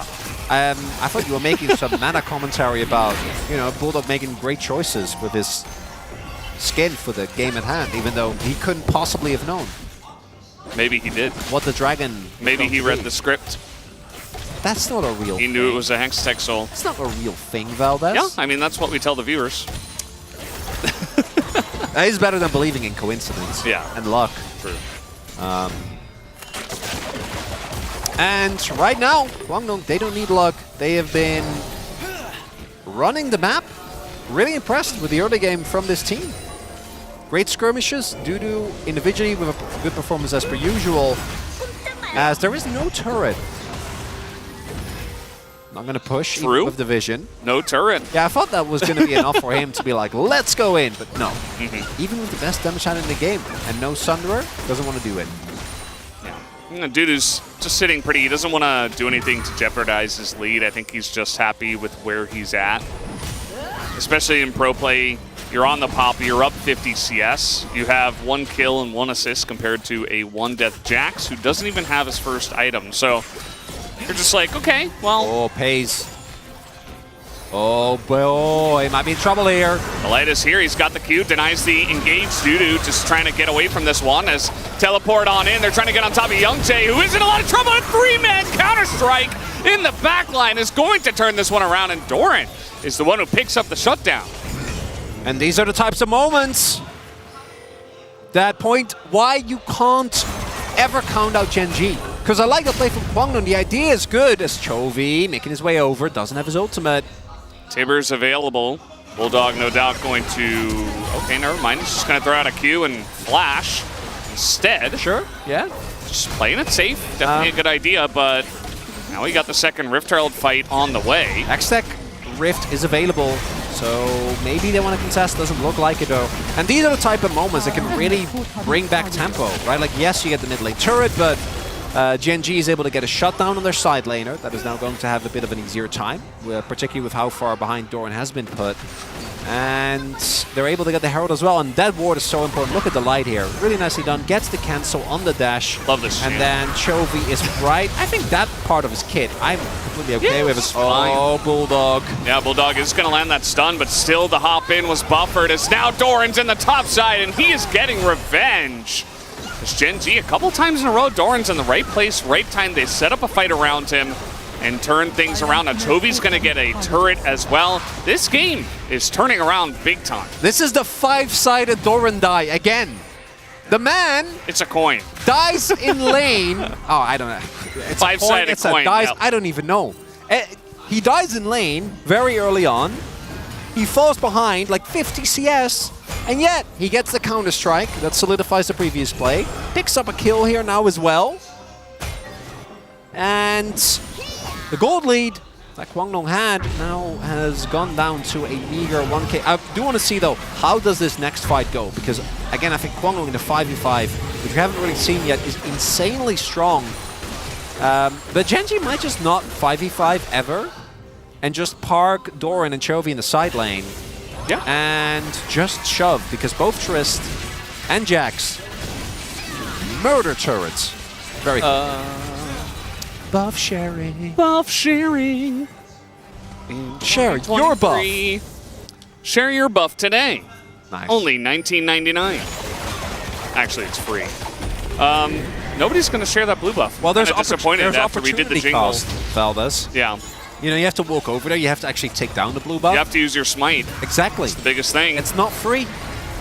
And now, Rift Herald dropped, used for pressure onto the Hextech Drake, which Gen G is trying to fight for here. Range advantage pretty heavily in favor of Gen G, as to be expected. You've got Milio and 2 long-range AD carries.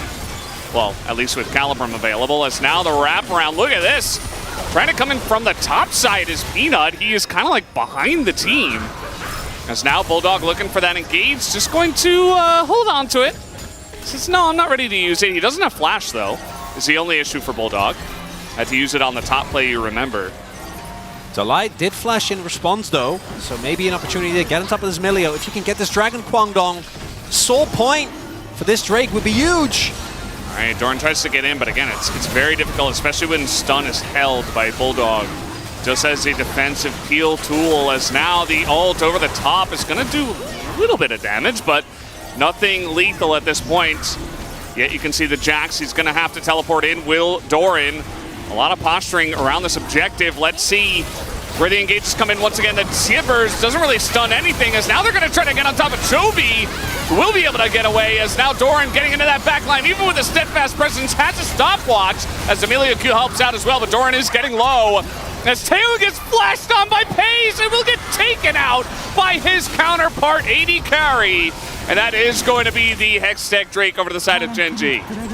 And Pace taking some big risks, but that might have been the turning point. Gen G, they were already making the moves, but now actually able to get the dragon, deny that from Kwangdong. But man, what a back and forth here in game number 1. By this point in a previous series, we were about to hit the end. And Kwangdong, even though they're not able to win that fight, still keeping Gen G on their toes as... Replay. So this is after like already a minute or 2 of moving back and forth. Crucially here is the fact that Chovy has flash and the Light has his ultimate available. Doran draws a lot of attention, but it's the flash that is about to come through from Hayes that is very risky, right? This is, if you do that at the wrong time, like Poppy stuns you into the wall, Dudu has flash and you die. But instead, the cooldowns are not available. Hayes senses his moment, and with Taeyoon down, Kwangdong can't try and contest. Yeah. It's kind of like it happened in slow motion. Pays flashing forward. Everybody, they turn around for an instant, but they cannot react on time. There's nothing they can do to peel at that point. No stun available, as you mentioned, and let's see where we go from here. The game's still in a very even state. Oh, yeah. As we said before, you know, Gen.G definitely have a lot of long-range scaling options in this game. They also have some pretty nice side laning, especially because Chovy is consistently winning in trades against Bulldog. But what about Bulldog and Youngjae? Looks like Youngjae doesn't want to answer that question for me. Rude, I think. Yeah, for sure. You asked so nicely. Yeah. I just wanted to see what would happen. We haven't had that outcome yet. I need to test it. I could reason that Chovy probably would not win that. Yeah, I don't think so. You don't think he would? Maybe if they missed everything. Possibly. But we can never know. We need evidence, Valdez. True. Can't just stay in the realm of theoretical fighting. Dudu's just burning down the Jax, making Ox very happy. And they're struggling to even get vision around this Baron here. That top turret's going to go down as well, so Kwangmu Freaks in their position. They're not like massively ahead, but they certainly have control at the moment of that river. As I say that though, Gen.G going to move in as backs are coming out. Definitely a lot of posturing here. It feels like neither team really wants to go for the Baron at this point. But they really need to be ready to fight over the Hextech Drake, so nobody's taking any big chances at this point. Yeah, between the Jax and Aphelios on one side and really any champion on Kwangdong, I understand that neither team wants to go inside of a Baron pit. Like, might not end well. But it also means, Valdez, that this game is, you know, we're in the build-up phase of this. Is that what it's particularly called? Yes, we're building up to more action happening. You can't just have action all the time. That's too much. When are we going to add building to League of Legends? Like building structures? Yeah. There have been so many other games. I think it'd be cool if we had a champion that does that. I mean, Rek'Sai builds tunnels. Anivia Seer builds turrets. A wall. Yeah, also true. Who else builds stuff? Jarvan builds I mean, he doesn't really build it, but he creates a crater. A cataclysm. Yeah. Okay. What else we got? I think that's it. Is that it? Ornn, he has a little mountain. Okay, yeah, that's true. Shaco makes Jack in the Box. Yeah, things. I feel like that's not really the same though, is it? I don't think that qualifies as building. I feel like it's too small. Does Teemo build mushrooms? No, it's creating or conjuring. So, but a mountain. So Jarvan doesn't count either. Well, but it's big enough, right? I feel like for building, it has to be a certain size, but that's a gut feeling of mine. I don't know. That might be factually wrong. All right. Well, we got 20 seconds, guys. Hextech Drake. Ramping up. Yeah. The build-up phase, as Chronicler has newly named the lull state, is coming to a close. That's what all good fiction needs. Yorick, thank you. Thank you, G-Sun, on that one. Thank you. Builds a circle of ghouls. Yeah, he does. Does it even Bilawi builds tentacles. Okay, no. What you said it was about size. What do you mean? Now we're going too far. I think it was fine. Chovy in a flanking position here. That needs respect. Runs, jumps away as soon as he possibly can. Peanut spotted by the scanner. He doesn't know that yet, but now he is going to have a pretty good idea. Dudu's positioning is paramount in these fights. Has to stick in the front, has to eat a lot of damage, has to eat that Q. Because as you can see, Taeyong going to get poked out just a little bit. Youngjae on the flank, looking for the engage, not going to find the angle. And the second that happens and you give the range advantage to Gen.G, they're going to be in a great spot. The Cyclone totally misses. Youngjae not able to find his angle. Dudu just being pummeled on the right side, has to flash away. Quantum Freaks, they're going to have to give away this dragon. And that is going to be the second Drake. No kills. Still building up to more action. The build-up phase has been extended. As Gen.G able to pick up a second Hextech Drake, and particularly when you're playing with a Jax, who obviously wants to get in as many counter-strikes and empowers as he can, and then double AD, who are going to be able to use the attack speed amazingly well. The problem here is that the fight is very spread out, and I think that is where you do see a little bit of a struggle. Youngjae forced the flash forward, but everyone on Gen.G more than ready. Meanwhile, Doran has reached the point where he is able to take the 1v1, and now Gen.G trying to leverage that straight up into an Ashe. Youngjae, alive and well though, has Smite available. Yeah, they have a ton of Baron damage as the knockback actually, and the stun on the teleport. No top laners will join this fight, as now you're stuck between a bunch of Gen.G members and the wall. It's not going to be a good feel, although that MF ult is getting massive value. Peanut able to flash away. Paige thinking about it as well. Gets over the wall. Taeyun has to flash away himself. As Gale Force, pretty good. Going to get him in range and get that kill down. Doran not going to give up here either. The flash on in is perfect. As Yuumi, though, is even more perfect. Going to keep him alive. Here's the Poppy as well. Dudu trying to keep this fight alive. Down will go Paige. Gen.G have overextended and will trade 2 deaths.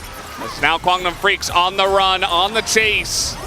With the Q coming in from the Melio, making this fight pretty interesting. As over the wall comes Dudu with the charges. Now Chovy is here. Does he have the damage? I don't think so. Not against the Yuumi at least. His steadfast presence. Dudu is just on a roll tonight. As down will go the Sejuani, and only Chovy will hold on to the buff. All that build-up leads to an action sequence, but it's a plot twist, Valdez. There's a plot twist in this one because the teleport gets cancelled. It looks like Gen.G has won the play, and then we have a sequence of events. This flash from Pace, he'll be fine, right? This is not the end of the world. Able to make his way over, and because Doran does have his teleport, he joins the fight as well. But then, this is where things go from okay to very, very bad, right? Doran goes in, they're still between 2 turrets. They can't actually get away here. Pace is tanking for some reason because they don't see where Dudu is.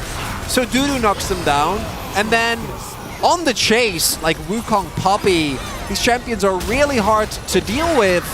And Gen.G they got themselves a lead. They got the Baron with a 1-3-1 composition that can evaporate turrets in a matter of seconds. And then they threw it on the ground. Threw it all away. I don't want this lead, said Gen.G. Here, you can have it. Now, they're still in a fine spot. Imagine if Doran had Baron buff there. That'd be cool. Yeah, that'd be good. Cool. You know, getting a couple of kills in the Baron for free and backing and then, you know, regrouping and kind of like getting straightforward victories. Instead, they're making this pretty interesting. The fans are loving it. The turret's going to go down. Doran going to hop away. This is also... Oh, hold up. This is also how you get Melio POGs, when the rest of the team just keeps making decisions. Yeah, I'm going to vote for Delight, actually. Yeah.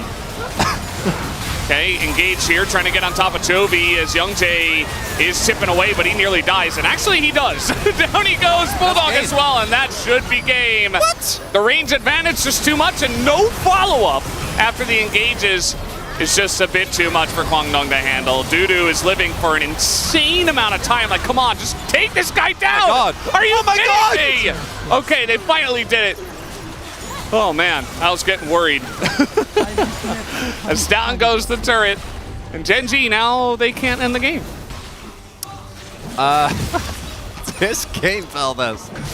At least they killed Dudu, right? Yeah, worth, for sure. This time around, Youngjae looks so uncomfortable on the Wukong in this game. Yeah, and the main issue is, like, getting out of there, or trying to get out of there, and then Bulldog also instantly getting blown up. These engages just haven't been good enough because they're disjointed from the rest of his team, right? It's mostly been Dudu who I thought he was gonna... I thought I had the Cassante flashback all over again, man. When he throws away the 1 damage source, fortunately for Peanut, he's able to actually get the W off and get the kill. But Gen.G is a team which we know they are some of the best team fighters.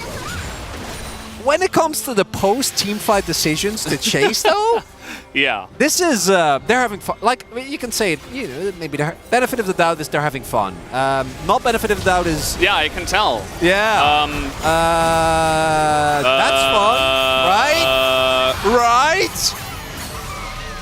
Well, we're having fun, Velvet. Aren't you seeing at it? At least they're having fun.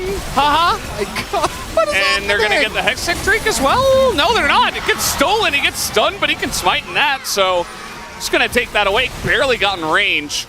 And I would say probably not a good idea to chase Dudu right now. And they won't. Yeah, that's...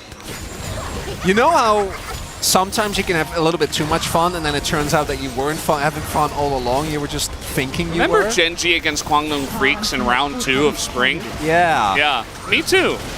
I also remember. So I want to make very clear that obviously we're being a little bit hard on Genji, but it's because of moments like this. It's for a good reason. It's for moments like this. You don't have vision of that part of the jungle. You have plenty of wards that you can TP2.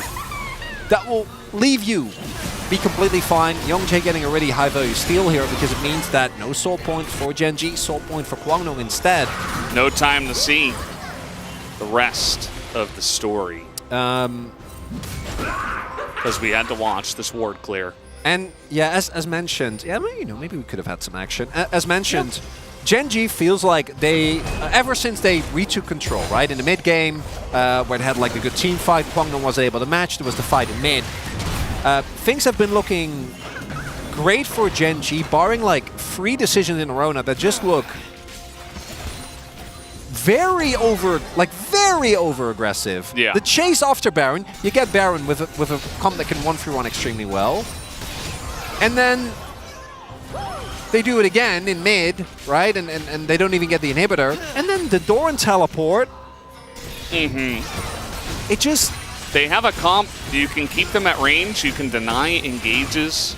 Like the Tristana is so good at that, but then you also have Emilio to enhance that, plus another AD carry, and you've got lots of great peel, you have lots of ways to survive and use your range, and all you got to do is play a straight up fight, right? As now they are trying to do exactly that. Dude, Taeyoon is going to go down from miles away. Just going to dunk on him with the explosion from the Tristana, and that's the MF gone. And that should be Genji taking another Baron. And they're so preoccupied with Baron, they didn't even pick up a red buff. I mean, that's all you had to do, right? Like, that's, as Genji, you had this capability. But... So this time around, a fun game. They don't overchase. I'm having a great time, Veldas. We lost. I lost it. I don't know if you did. Yeah, a little bit there in the middle. There's ward, high value there. All the burst towards Taeyoon means that he does end up going down. And this is the unfortunate reality of Lafella DMF when you start falling behind. And we even saw, like in the mid game earlier on, hey, he did pick it up. Nice dude. Nice. Now, what I do want to highlight though is that even with the Kraken Slayer, even with a possible Lord Doms for Chovy, obviously Paze already has his, Dudu still was insanely hard to kill, which is why he can do things like this. This is a full AP or AD rather composition, although I guess Doran could slot in more AP against Zhonya's. Maybe he can, you know, bring out, I don't know why you would go. I don't think there's any great options. You gotta go Deathfire Grasp from here. Nice, like that. Yeah. That's a old meme, but it checks out. Yeah. Alice would appreciate it. He always brings out like the 2011 memes. Why you gotta do them like that, man? Hey, I mean, they're good memes. They're just from 2011.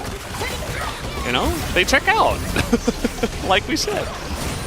And yeah, I mean, with the Baron buff, the Siege should be pretty incredible. They're gonna just throw it into Dudu's, tanking up so much of this damage, as now the ult gonna come in. Huge crits with the Infernum ult on top of 3 people who are grouped up, and that is enough damage to push forward. Paze has done insane amounts of damage in this game, going to only boost those numbers now. And it was Chovy. Okay, trying to look for this angle. Chovy going to get away, uses the peel ability of his ultimate, and Dudu will not die, but I don't think it matters this time around. As Chovy gonna hop to the right, hop to the left. Dudu still alive, flashing forward as Chovy goes into the GA. As Dudu baits in Peanut. Okay, I mean, he's still staying alive in this game, but FaZe will eventually take out one. And Dudu might not be too long for this world either. He is so incredibly tanky, but they finally do get him. Nice catharsis there at the end, but they do pick up the win. And Gen G wasn't the cleanest as they storm off the stage, but they do get the win. And when it comes down to clean gameplay, I don't think Gen G is going to take this game and frame it. But they got the win, and sometimes that matters. What I want to highlight is one, Kwangdong's early game. This is a team that even lost Split showcased that they can actually go toe-to-toe with some of our best teams when it comes to early games. Showcasing it here again.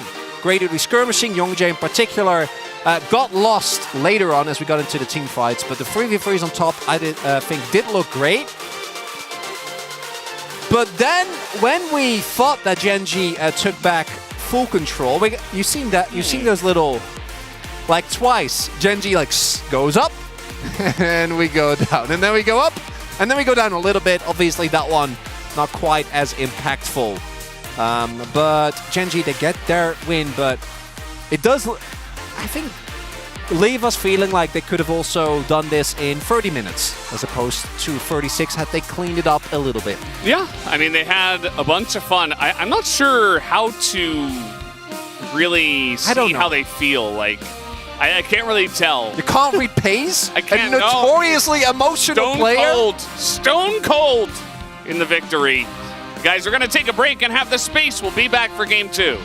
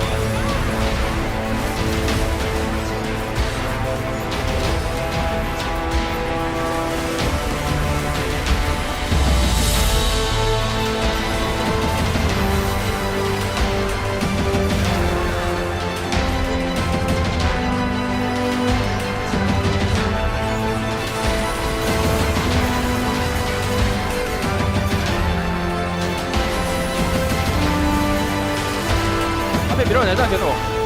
애니 반피. 네, 그냥 B 다 갈렸어 그냥. 밀자. 미드 바텀 하자. 뽕 대주실 때 상황 아니야? 유미 노공이야? 나 W 콜이고 이제. W 콜 정확하게 말해줘. 11초. 얘네 그냥 거는 게 조금 할거 거는 거 잘 받았어. 포지션 잘 잡으면 돼. 야, 들어왔어. 괜찮아. 애니 노플로 애니 노플로. 이퍼 공 끝났어. 뽀삐도 노플. W 줄게. 앞에 W 줄게. 앞에 그냥 치고 나가자. 안 죽어. 오공 노플 오공. 아, 당겨줄 테니까 다이브 해봐. 뽀삐. 나 빠질게. 선 되긴 해. 야, 왜 미퍼 마무리해줘. 저 날라가. 아, 근데 이거 어차피 끝나긴 해. 천천히. 끝내자. 잡자. 안 죽어. 너무 단단해.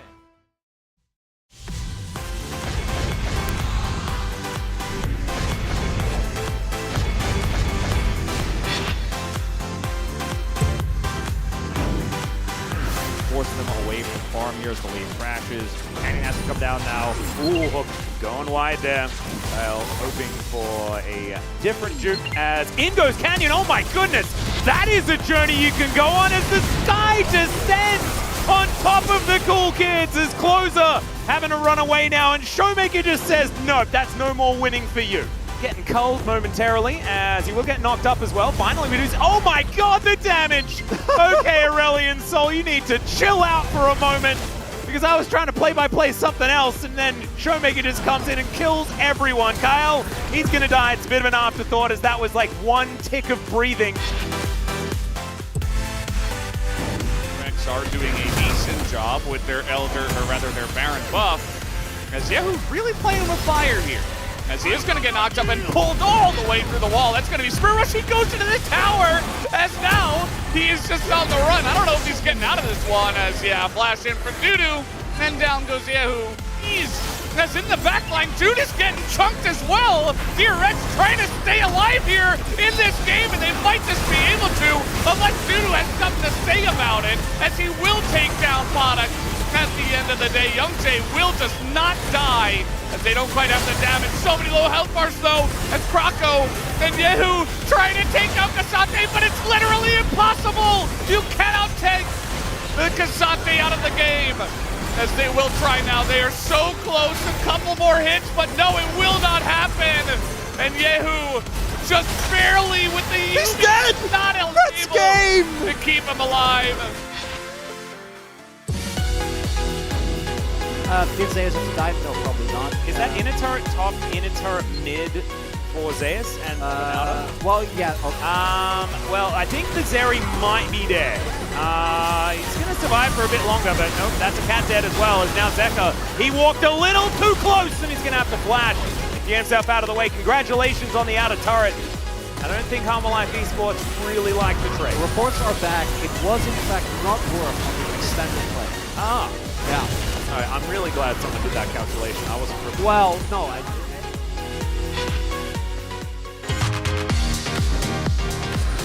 Well, they're just going to say thank you very much for the leash, I guess. They look to get this one started. Faker with his stun ready. That is going to be Cloud going to T1. Genji wanting to get them on the rotation. As Chovy Pop Blossom, he's gonna find them all, and there goes the jungler and Gumayushi. Can't cash in another one. Oh, it's a disaster, and Genji are now going to be able to find this turret. They do have to light over the wall. Chovy. It's not necessarily a flanking Melio, it's not really a thing. That ward is huge, spots out Chovy. Keria does not find a hook on him, that would have been massive. All right, Doran threatening the counter-strike. Here it is, just to guarantee the Drake. That is Hex Soul. And the Nature's Grasp also doing a fair bit of work. Doran going down extraordinarily low, but Paige, he's the main character of this one. It's a hook. It's going to connect onto Paige somehow, but he stays alive. It's not enough. He flashes. It's a Quadra. It could be the pentakill because of Give it to him. Oh, there it is. The pentakill for Paige. Nerf Zeri, but man, this guy is good.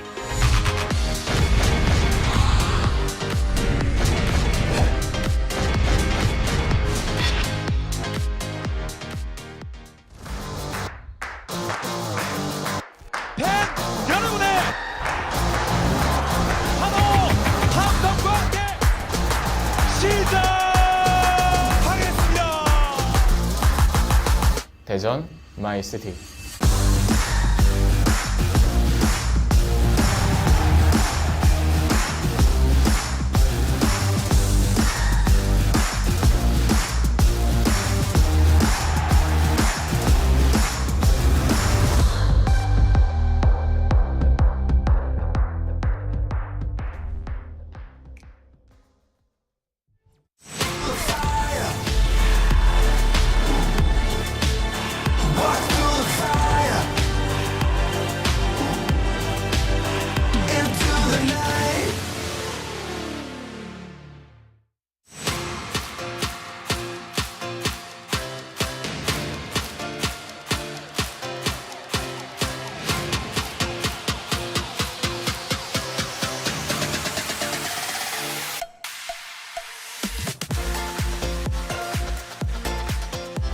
Hey, welcome back to the space as Genji takes game one in our second series of the day. And guys, let me ask you this first question.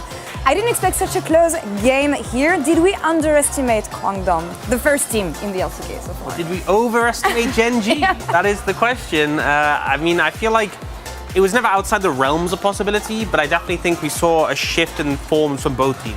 Yeah, we certainly did.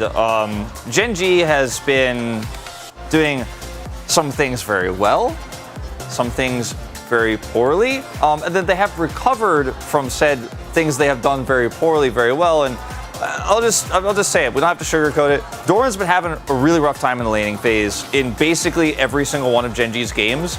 And yet, despite that, he has bounced back and made good engages and had great picks, and his game sense and his flanks have been fantastic, especially on the Jax. Most notable games, Game 3 against T1, this game here, falling behind massively early, but still making clutch plays later. Genji, a little bit all over the place. Talking about the draft, though, of course, which we do need to jump into here. Misfortune picked up here. We kind of liked it for the draft here for Quantum Freaks. Yeah, I think a big aspect of it was we saw the Yuumi picked with the Milio open. That was a concern because we've seen matchups where the Milio can just bully out the Yuumi. But by introducing the MF, it meant that they actually had pretty strong lane priority. And on top of that, one of the issues with Yuumi is that you're tethered to your AD carry. And obviously that's a bit of a pain if you want to rotate. And so they stuck her onto an MF, which means you now just both move around the map so fast, especially the fact that we saw a build with Ghost Blade and Swiftness Boots, and obviously the W passive as well. So MF was everywhere, and by extension, Yuumi was everywhere. Absolutely. And I want to follow up on the discussion we had at the beginning of the day with the new item changes, especially the bot lane items. Why does it benefit Misfortune so much here, and why is it maybe a champion that we may see more often with this new patch? I mean, they did actually end up nerfing Ghostblade in this patch, but I still think it's pretty strong. But the build here ended up working quite well because, again, the movement speed to carry the Yuumi around. Exactly. But also, like, the burst available with the Lethality build on MF, the amount of damage the ultimate does. I think someone who has to be given credit is Peanut, because so often in fights, he would shut down the MF ult channel, where otherwise we would just decimate. Yeah, exactly. Not to mention that she can use it almost exactly the way that she wants whenever she wants, because she has this build where she has Ghostblade, she has the Yuumi, the speed up MF's passive. Then you consider also the Sereldas that allows you to kind of shift the team fight as well, using your E, slow people, and then kind of move into the angle you want. Peanut still is able to avoid all of those slows and the repositioning and punish several times. So do agree, I think Peanut kind of a hero and shutting down this MF. All right, story of this game here, the early game. Kwangdong, this is when we saw Hope, we saw the Herald, how it went and everything, but things started to maybe fall down a bit afterwards. We can talk about the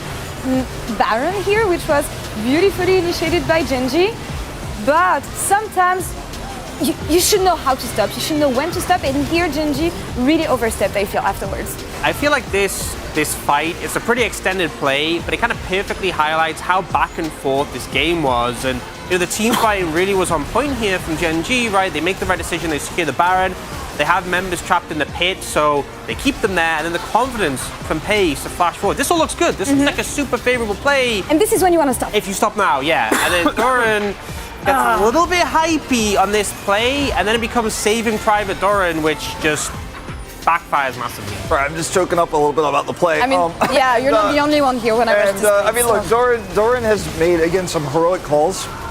I'm not actually memeing, I just had something in my throat. But he's had some heroic calls, right? But sometimes he's overextending. It feels like Genji trying to play with their food almost a little bit here. Try to take what was an easy Baron, recall and set up to push and get massive gold into a, okay, we're going to actually get a few additional kills. We're flashing forward, Doran's going in. We're going to actually wipe them and probably in the game at least get an inhibitor. Yeah. But they were shut down, and Dudu had such a good game. It's actually unreal.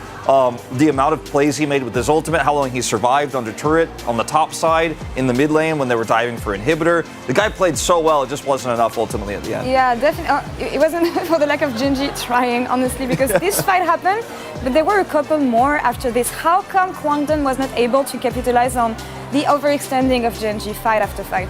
I think a big problem came from the fact that you needed the MF to be doing such a large amount of damage, especially when it's like MF Yuumi, you have your support also tied to AD carry. But again, Peanut made it very hard for MF to get good ultimates, and also Paze was just an absolute monster the entire time. We consistently saw him doing so much damage, playing aggressive, and being this sort of bruiser of Felios who can really check and get in your face.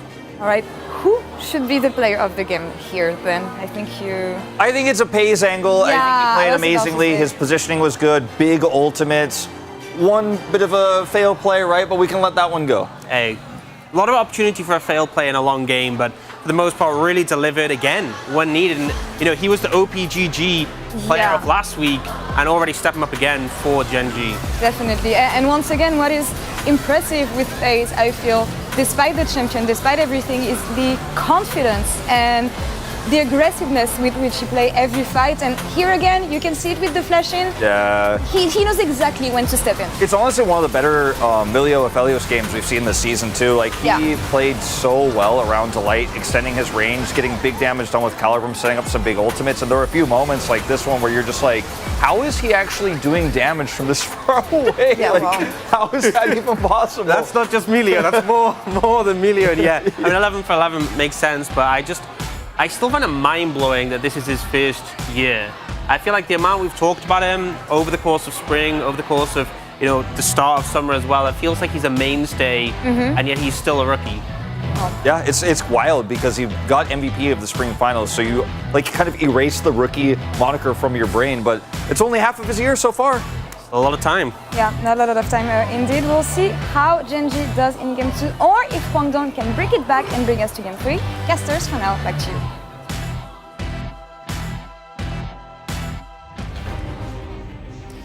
Thank you, guys, on the space for that breakdown. And yes, Pays is once again your POG. Not too surprised with this one, especially the way that game went and how messy it was. Pays was cool, calm, collected. He was the one guy who seemed to not really be overextending, except that one time he followed his older brother Doran in between the two turrets.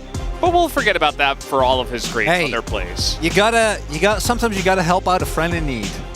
Even if the friend in question put themselves in that position, and you'd maybe better not.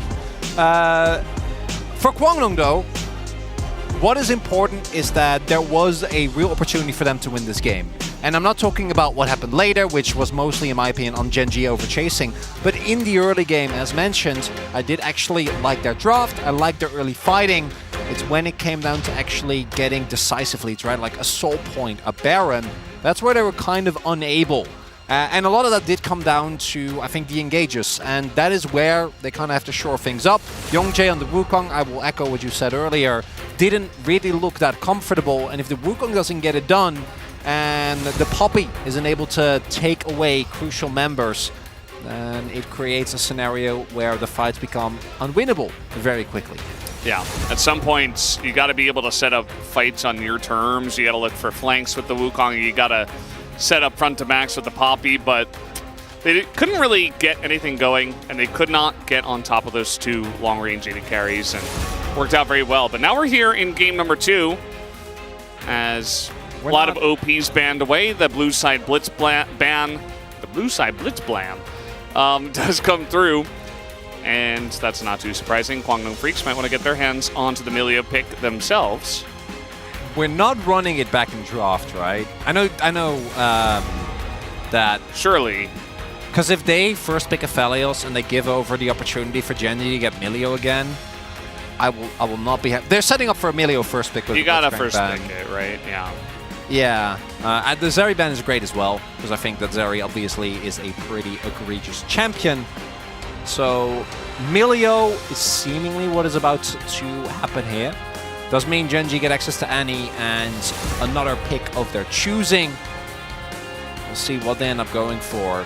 Don't give Gen.G Aphelios Milio. Don't do that. At least with Maokai you can point and click, and you can force team fights. No. I do agree that you should go for the Milio pick here, but they're taking a different angled look at this one, Chronicler. Yes. So Maokai is insanely strong, and I do highly value the pick, and it also means that the issues that we saw in previous game were with Wukong, like once you've committed, particularly against a team as good, unsurprisingly, I'm not even going to talk about this, a team as good as Gen.G, if you don't get the perfect Wukong engage, they're going to be able to disengage, and then the rest of your team is generally going to be far away, and you're going to be in deep trouble. Jace, Maokai is a combo that we've seen work very well. The setup with the Maokai is generally great for the Jace. Okay. So that's the answer. June was a great Heimer when the champion was good, and it stands to reason that one of the issues that Milio has is that he himself doesn't have necessarily the best of wave clear.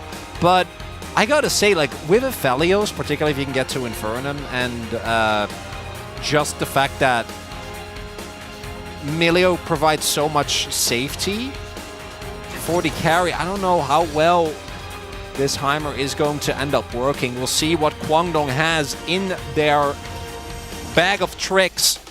Maybe it'll be an Ashe, you know, something that can really amp up the pressure as well. Ashe Heimer. Yeah. Back in the day joints, right there. Bring it back. That's some old school League of Legends. Feels like it at this point.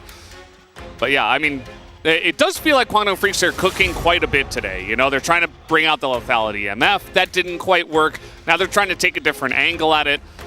I feel like it's a good idea. You know, if you just play straight up League of Legends against Gen.G, I mean, we've seen great teams try to do that and fail, so Kwangdong Freaks, they're trying to get a win here by bringing in some interesting angles.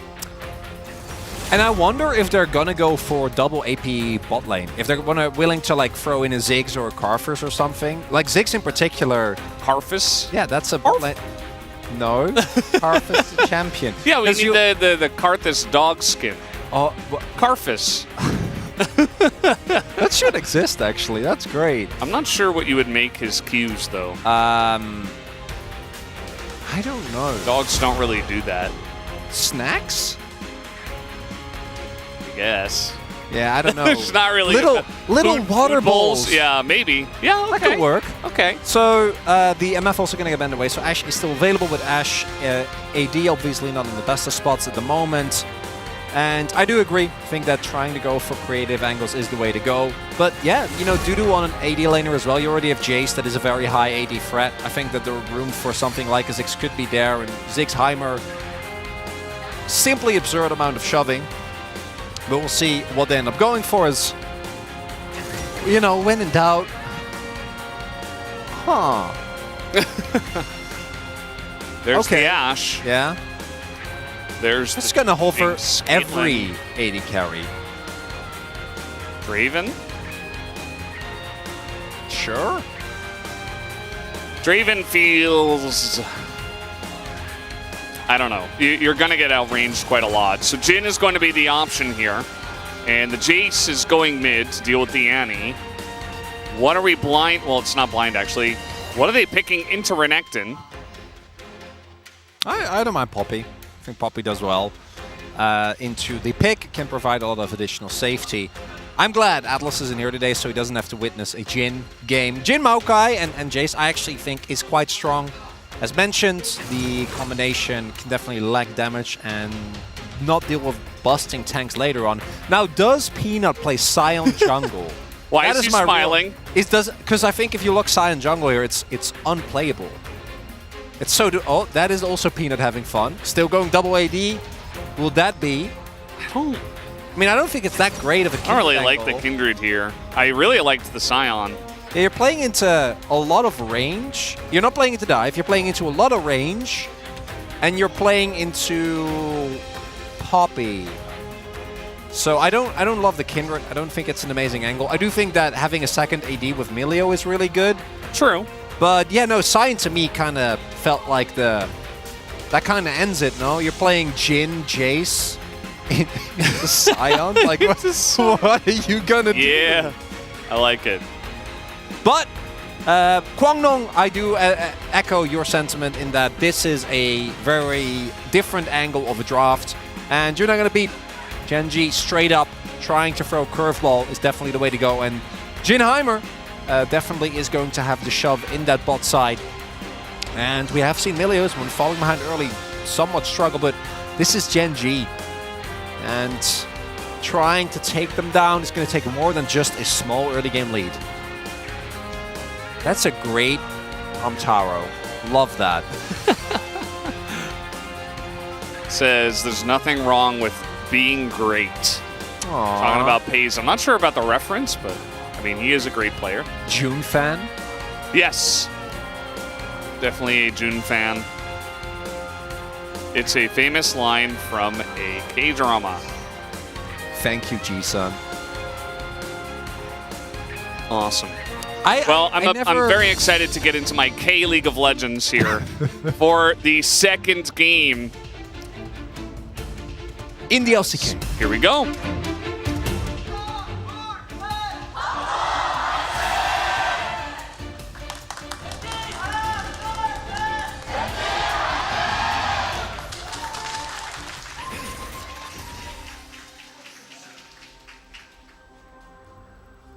And here we are. Game number 2. As Peanut dancing with his Pioshik Kindred skin, which I still cannot believe is real. Like, why not? Because Pioshik winning Worlds still doesn't feel real to me. It happened. I know, and you know, he had some of the best moments of the tournament. His smite steals? You kidding me? No, it was real. It really happened. Yeah. Yeah, we were all there. It's a chroma. Because, yeah, of course, because he has to rep the Genji colors. Yeah. So I gotta get gold. Oh. I think they're talking about some reference with the skin. I know the back. You know the lore? Yeah, of course. Yeah, I know the back is him streaming, so you can actually see him like at his PC.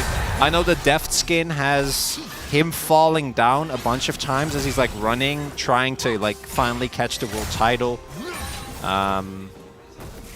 Very, very cool. Love the skin line, obviously. Nice. Not biased at all. And Taeyeon's using the, what's it called? It's like the Void skin. Cosmic. Oh, is this Dark Star? I think it's Dark Star. Yeah, I think you're right. Dark Cosmic Jin skin. So there you go. Just going full skin check on this one. Should have played Thresh with it. Just for the cohesion. Yeah. Chovy missing a creep? Chovy also playing with a purple skin. Yeah. Nice. And we do see the Airy, as we saw last game. Sent, of course, into Jace. Rocking first strike consistently is going to be very tough. Peanut going for Conqueror here. And I'm wondering which build he goes. Kindred in general is a champion where you can build like so many different items. Can go for more on hit style build. I know that Pioshik in particular was a really big fan of always going for the Conqueror and then going for an early Bladed Rune King. So we'll see which direction Peanut will go in. I want Trinity Force. Also very good. Yeah, I'm also on board with that. There is a Poppy and a Maokai in the MA team. The Maokai does go red pet, so... He also has first strike. I didn't want to talk about it yet because... Because you hate it? Well, if he goes demonic, still I kind of hate it. But if it's demonic into tank, then I won't mull too much. If it actually is AD, there it is. The Summoner's Cup. Peanut's gonna get it right here. Congratulations. Peanut, his career stats on Kindred, definitely nothing to scoff at. And early game here for Genji. As expected, bot lane is getting shoved in heavily. Mid lane is looking good for Chovy. Has still a cookie and has a large mana and health lead, so Bulldog getting bullied a little bit here early on in the lane. And Pays not having the best of time. He's playing into Jhin and into Jaime. So Annie is like the new Azir, I've realized. It's super safe. Yeah. It doesn't quite scale the same way, but it offers you value throughout the entire game. Also true. Right? It doesn't really... Like, obviously there are power points within the items and stuff like that, but you're always going to be able to flash Tiver stun someone and probably get value out of it, unless like they have Emilio or a cleanse or whatever. It is super safe in lane. It never gets pushed out. It has supreme range advantage. It can poke decently well. Probably not as good as an Azir, but, you know, once you get Tibbers, absolutely is good. It has fantastic gank setup, as an Azir does. You can potentially force flashes. You know, it's not like an exact one-to-one, but it does a lot of the same things. And I feel like now in Korea, we are not going to see this champion leave the meta for like 2 years. Yeah, no, and everything from it being blindable to it being just always strong, right? Like, even with previous Azir, where you're like, oh, yeah, you know, his ultimate is okay, but shouldn't necessarily, like, at level 6, and the team's got so good at playing around it as all Pays. That's the combo. That's what you do. Pays still has 2 health pots, so he's totally fine. But got to be careful about taking full grenades to the face. He didn't quite get a look at his runes, but he did go Resolve second, which I can only imagine is just to withstand the pummeling.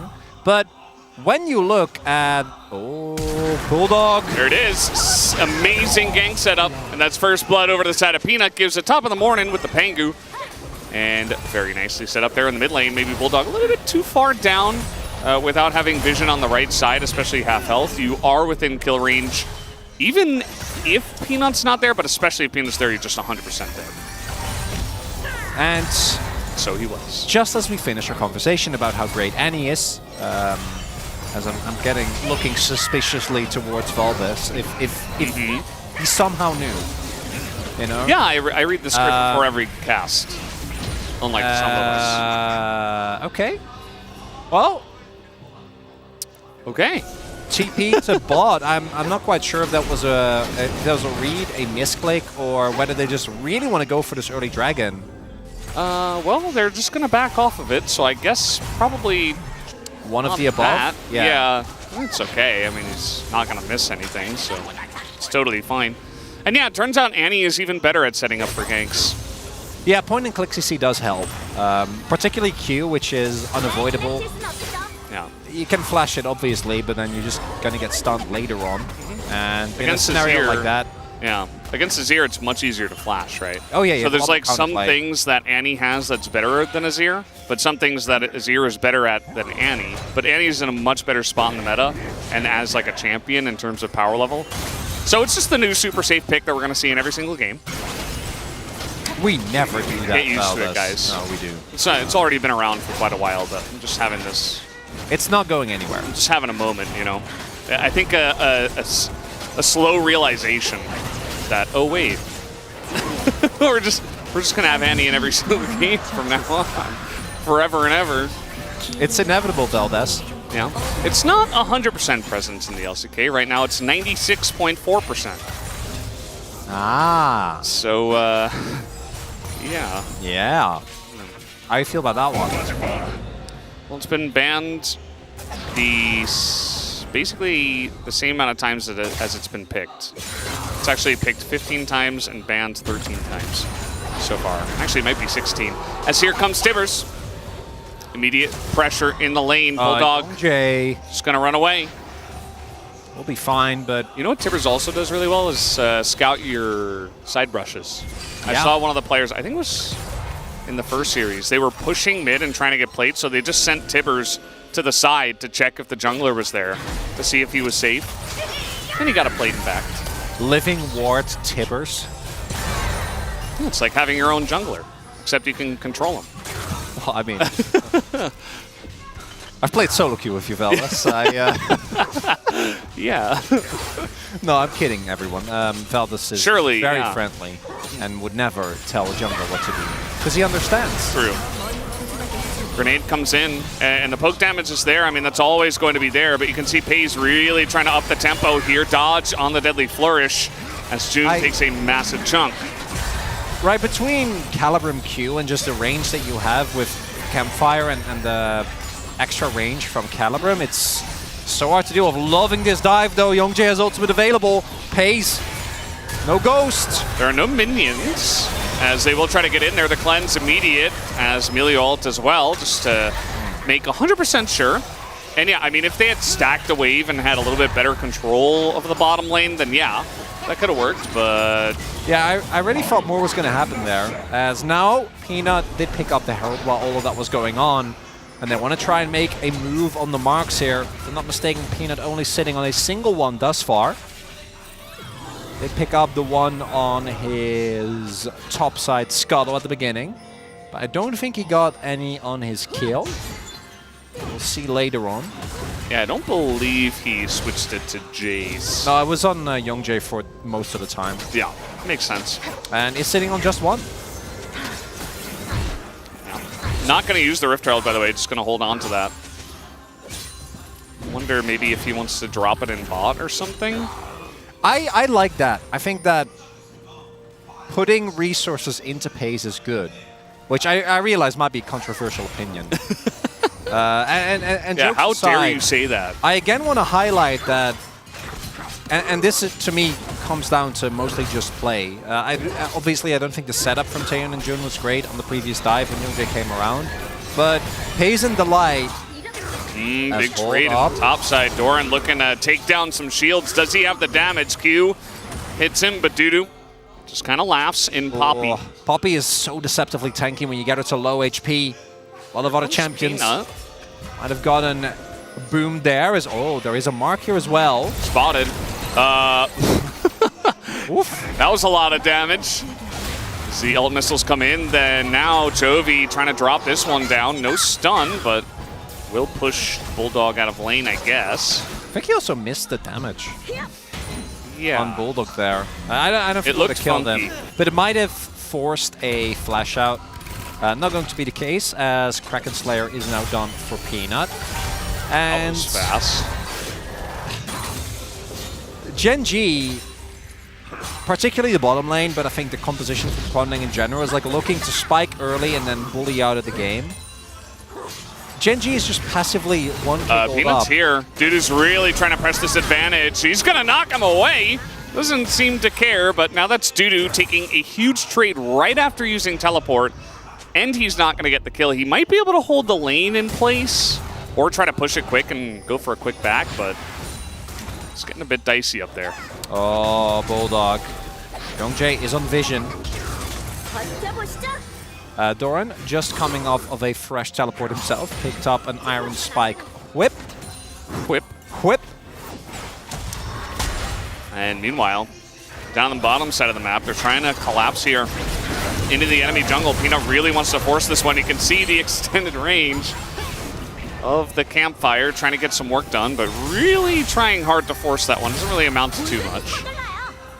Yeah, when Delight is around, Peanut doesn't have to feel too bad about not having multiple stacks of his passive yet, still sitting on only one. And as we all know, Kindred does really rely on getting to the very least at 4. It's a big break point for her when it comes to her strength in fights and scaling. Doran? Doran? Okay, he's trying to get away from this one. He does not have flash. He's dead. Here comes Bulldog for the alley-oop. Flash over the wall, and I mean, you should know where he is. Yep, there it is. Nicely set up from Bulldog, and he will pick up the kill. Doran getting a bit too aggressive there. It's now grabbing him. Played down on the bottom side, slowing up Taeyun. Does he have the damage? Does he have the Moonlight Vigil? Yes, he does. The flash away, as Taeyun will survive, just barely. And top side might not be going great, but we try to focus on the positives here. And Gen G's bot side has withstood the early storm that is the Heimer and Jhin, and is now pumping more resources into Pace. I don't know how much Calibrum damage he still has, because they are going to contest the Dragon here. Now trying to get some damage into Peanut. Doesn't want to use that ultimate just yet, but the extended range, trying to push away June. So you can see they're going to group up as 4, as in comes the Maokai. Does not hit the smite on Youngjae, and he is just going to go down for free. Peanut is collecting in the bottom side of the map. Gets his second mark, and the Ocean Drake, the second Drake of the game, with Hextech Soul on the Rift. Things are feeling good here for Gen G. Oh, he is so dead. No summoners. Peanut has ults. He can line up the last shot with his stacks, and there it is. Slows him down, has the Melio nearby, and that is a free kill for Peanut. Peanut. Oh my god. And then they get the first turret bot on bot side as well. And this one, in my opinion, not even really on Taeyun and June, right? Like, obviously Taeyun getting a Summer's Force earlier feels rough, but it is the fallout, what we're seeing here, of that skirmish towards the Dragon, with Bulldog already being bullied out by Chovy, not having the health at all, and in general has had kind of an invisible game. And then Youngjae going down, allowing the rest of Gen G to walk forward with impunity, and Peanut on this Kindred having just the best of times. This is like ideal Kindred gameplay, right? You just farm for free, you pick up that first mark on the Scuttle Crab. Every lane that you try to gank has amazing gank assist. You're just collecting kills, you're getting objectives, getting your lanes ahead. Nobody's pressuring you at all. Kwangdong Freaks do not have pressure anywhere. Top lane is losing, mid lane obviously is not winning. And bottom lane, you know, win kind of even until the failed dive, and then nothing happened, and FaZe and Delight are totally fine.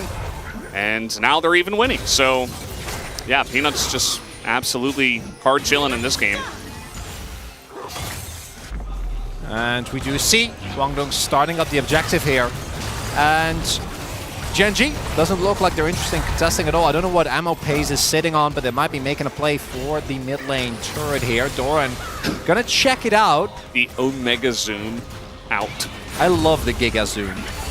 Well, that's a lot of damage into Taeyun. He's got to be careful, and down he goes even before the Q can land. The auto from that. So, okay, Bear right on top of the guy who teleports in. Dudu down below half health. He just got here. He just entered the lane. And KDF are like, okay, well, you know, a little knockback here, and Peanut's like, okay, well, I'm still here. I'm going to take down the turret. He's burning away, so he actually takes a turret shot. Yeah. He had the red buff, but he doesn't care. Again, he's just chilling out in this game. It's such an easy game for Peanut here. Yeah, Peanut and Paze are kind of putting on a showcase in this one. And you know, our last series against Homa Life, I was saying, man, Kwangdong voters against Homa might be a little scared. I'm not talking about who Kwangdong voters are. That's not relevant. In general. After this one, even more so, as the combo to come out here, beautifully done from Paze. You can't walk up. He's just screaming that I can get him, I can get him, I can get him. 죽었다. 진짜 sorry. 앞에 로고. I died, sorry. Aphelios has no ult. Shakes his head. And he knows he messed up. I mean, it's not really too much else to it. You just got to understand the power points and how strong Paze is, and the fact that you're alone, even though your Heimer is technically right next to you. It doesn't matter. No, what's June gonna do? It's not like Look it's a Lulu. Yeah. Well, I mean, I think Heimer has been not doing that much a mark here, but at least already Prio was there. But it's not a Lulu. A little bit, yeah. I think it's a little bit of a nameplates on situation, you know. It's like Taeyun and June, they're great, but it's Paze and Delight, and they're having a great time, and I feel like they got some good support, and even though Youngjae tried to use some of the pressure they had in the early game, basically nothing came of it, and after that, it just felt like they were so behind the 8-ball that they couldn't really make anything happen. And because you're always going to get outskilled, but twice in a row now, you get outskilled so hard, and again, I don't think this is necessarily due time to draft. I agree with you. This is just a it's a player diff, and for all of Kwangdong's charms, I don't think that there is too much that they can do about it. As TP is coming in here, this making his way makes over. more sense. This one is okay. Yeah, we didn't have to say the TP sucked that time. As meanwhile, Doran bot stopwatch is what I wanted to point out. So you're pointing at the sapling. I'm like, yeah, there is a Maokai in this game. You are correct. Thank you, Chronicler. Yeah.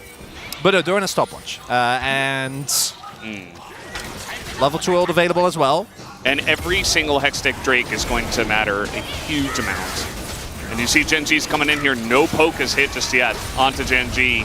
And they are just waiting for the opportunity to jump on them. Doran going to get a QSS in the front line against some Mikhails, as either way, he is going to survive. And man, this is just a one-sided fight. Flash away from the chase. Everybody's trying to get out, but we will have Taeyun, who actually just takes him out, gets that Drake down. And okay, well, Bulldog is sticking around for just a little bit, and maybe just a little bit too long. Chovy gonna flash forward, down he will go, and that will be the kill. Once again, they're onto Chovy. And Kwangdong falling apart. Now, yes, nicely done for Taeyun on the steal, but everything else went about as poorly as it could have. K's getting more fed. Oh, well, they dodged that one. True. They didn't die, which is nice, but when that's what the casters are saying, you generally know what kind of game you're in for. And I want to give credit here to Gen.G specifically. After game 1, we were making some fun of them, which I think a team of this caliber is justified, because they did play it fast and loose. This game, none of that. Absolutely zero. Playing very calm and controlled, and unfortunately here for Dudu, he only takes up Milio of the fight after Milio has already used his ultimate, which is one of his biggest power points, and then with Dudu getting blown up in seconds because of how fed Gen.G is, the rest of the team like very quickly abandons, and trying to fight into a Kindred ultimate also wouldn't have really been that helpful. Bulldog gets taken out as he shoves in a wave, thinking that Gen.G will let him do that, and Chovy says, no, that is a Darksteel stack. Thank you very much. I appreciate it. Yeah. Actually, it's 2 Dark Steel. 2, yeah. Yeah, I mean, actually, had to point it out. Yeah. A stack of 2 stacks, let's say. I mean, a stack can be multitude, right? Yes. So what you Why are you being so mean, Valdez? Oh, it's perfect. We got there in the end. His Maokai ultimate comes out, and Melio's right there. So, like, anytime anyone looks to be potentially caught out, Delight's like, I have an R button. I will just laugh at you. And that's exactly what happened in the last fight as well. So, a lot of the pieces of the puzzle here for Kwangdong, especially from behind, it doesn't really come together when they're trying to set up plays. Well, they're going to try something. Youngjae trying to clear vision, gets found by Doran. Yeah, no ult for him, as Doran's going to be frontlining here. Even Peanuts here, he's trying to get in on the action. Youngjae doesn't have flash. That's so Nash. That is Nash indeed. So they're going to get the root here on the pace. He doesn't care. All right, Genji. Don't overchase after Nash, okay? In this game, I mean, you know, they have a Kindred this time, so at least, you know, if they overchase, they have an opportunity to throw down an ultimate, maybe. Yeah, they're just going to take down the Nash for free and trade for the mid-tier 1. Kwangdong will be able to take that one, at the very least, the smallest of consolation prizes in this game. Best you're going to get. Unfortunately, with how the game has developed, Youngjae, if you have ultimate, maybe you get away there, but not going to be the case. And he just gets blown up in a matter of seconds. Peanut is zoning on Bulldog to the side. No ultimate, no ability to punish this at all. And I think you can also see Kwangdong kind of losing their grip, right? We don't see them making plays like in the previous game. And again, I don't think Genji is giving them openings, but full health bars and the rest of the team is like, oh no. Spawn there is... Wait, he cleansed early and he's just gonna die! Oh god, to add insult to injury, you can see Taeun's not really feeling it today, not having a great time. Doran just gonna press all his buttons. He wants to be done with it. And in fact, it looks like he will be at this point. They are just going in between two turrets. The amount of damage is just disgusting from Peanut and Paze. The Paze Nut coming together. And they're just going to push in, take the inhibitor, maybe even a bit more. Might be able to end, and I think score after that was in guys, come on. And Genji, after a back and forth, are going to deliver a much cleaner game. Here's Peanut. Yeah, Peanut going to pick up the kill. 6th kill of the game. And Dudu, I thought maybe he was going to stop this game from ending. I mean, Doran is still really trying to get in there. He nearly has enough damage, and he sets up Paze, but the flash comes in, and the Nexus will go down before 24 minutes. Genji, a much cleaner game number 2, as they exert their dominance over the Rift once again. And this was a short day of games. Wow. We even with the previous game going up to 36 minutes, it feels like our good teams have figured out the formula to make these affairs very, very quick, because game number 1, there was some back and forth, there was some decisions that didn't quite work out, but Genji in this one showcased how they beat T1. And Doran, again, it just feels like a guarantee at this point. In lane, he will do something that make you question everything, and then later in the fights, is Renekton working out good enough, as we came from Hawaii to love that. Come support the LCK. UH Sport, nice. Love it. Chovy is... If you're a Genji fan, you came to the right day. Yeah. You came to the right games. He's talking. He's busy. He has no time for ceremony. Yeah. It's like, yeah, whatever. Get this camera off me. I don't need to do anything. I'm Chovy. Paige just going to give the bow. He's like, what? You want a ceremony? Okay, here's my ceremony. Yeah, wave goodbye. See you later. Oh, Paze. What a character. We had just another based Paze enjoyer there in the audience as well. So many fans for this player. He debuted this year, Valdez. Yeah. Yeah. Yeah. Yeah. That happened. So there's one part of me that is a fan of good League of Legends that wants our good bot lanes to get Melio Aphelios, and there's a part that thinks it shouldn't happen because it makes our games a little one-sided. Peanut flexing with the DRX skin. And it was all about him and Pace in this one. Them killing Kwangdong members over and over and over and over. And in game one, Kwangdong could make a stand this time around. None of that. None of that. As I think Delight is just saying he's tanking it. It's funny that he just uses the English word, but makes sense. Just tanking it up. And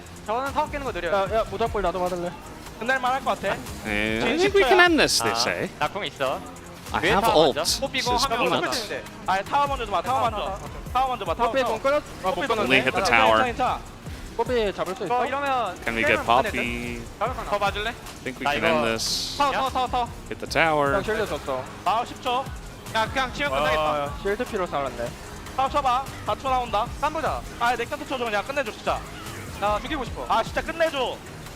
Just hit the Nexus, please end it. Don't engage in the silliness. As Doran is like amidst two people. 0.9k Keck W. Yeah, well that's Melio. I don't matter. The real Jin did kicker. the most damage. Yeah, that's. Oh no. That's what I was getting at as well. Yeah. Gen G. Textbook game. Like I don't have anything more to add. Pace and Delight withstood the early pressure. Chovy and Peanut set up some early plays. Peanut played the map well. And then once the items came online, it was a complete blowout. Clean game from Gen G. Well, there you have it. Gen G pretty good at the League of Legends, and they got it done in record time. Yeah. Super quick day. The day's done. It's over. That's all the League of Legends. It's like when we did Challengers a couple days ago. It's sometimes the games are just really quick. But either way, guys, we have the space waiting by. Let's see what they have to say about that one. It's not over yet, Valdez. We still have a lot to say about this game. Gen G wraps up the series 2-0. Clean game this time around compared to the first one. I want to talk about the draft first, at least a bit, just a bit, because I often have strong thoughts about long-range poke compositions, because for me, when you fall behind, it's really hard to find your feedback in the game. And for me, that was the case here for Kwangdong. But what did you think of Gen G's approach here? Because backstage, we were talking about maybe a lack of hard engage to access the bot line. Yeah, well, I mean, I really liked Kwangdong's comp. It does feel like I've teleported back in time to like spring 2023, where we did see a lot of Maokai Jin, Heimerdinger. Poppy was like the odd one out here. We didn't really see that back then. I mean, sometimes in jungle. But this was a draft that had a lot of synergy built into it, had a lot of long range, and it was going to be very difficult for Gen G without engage, as you were kind of alluding to actually play around this. I also really didn't like picking the Renekton straight up into the Heimerdinger here with the slows the Heimerdinger is going to provide, with the setup there. Very difficult for Gen G. But, you know, in reality, it worked out a little bit differently. Yeah, I think a big factor is Gen G being able to snowball the early game so they could just kind of set the pace. I also think some of the setups from Kwangdong Freaks wasn't ideal with this comp. It is a bit harder to execute than just standard teamfight comp. It's really important that you get to the objective first and you're able to set up, so they have to come into you, walk into saplings, turrets, everything.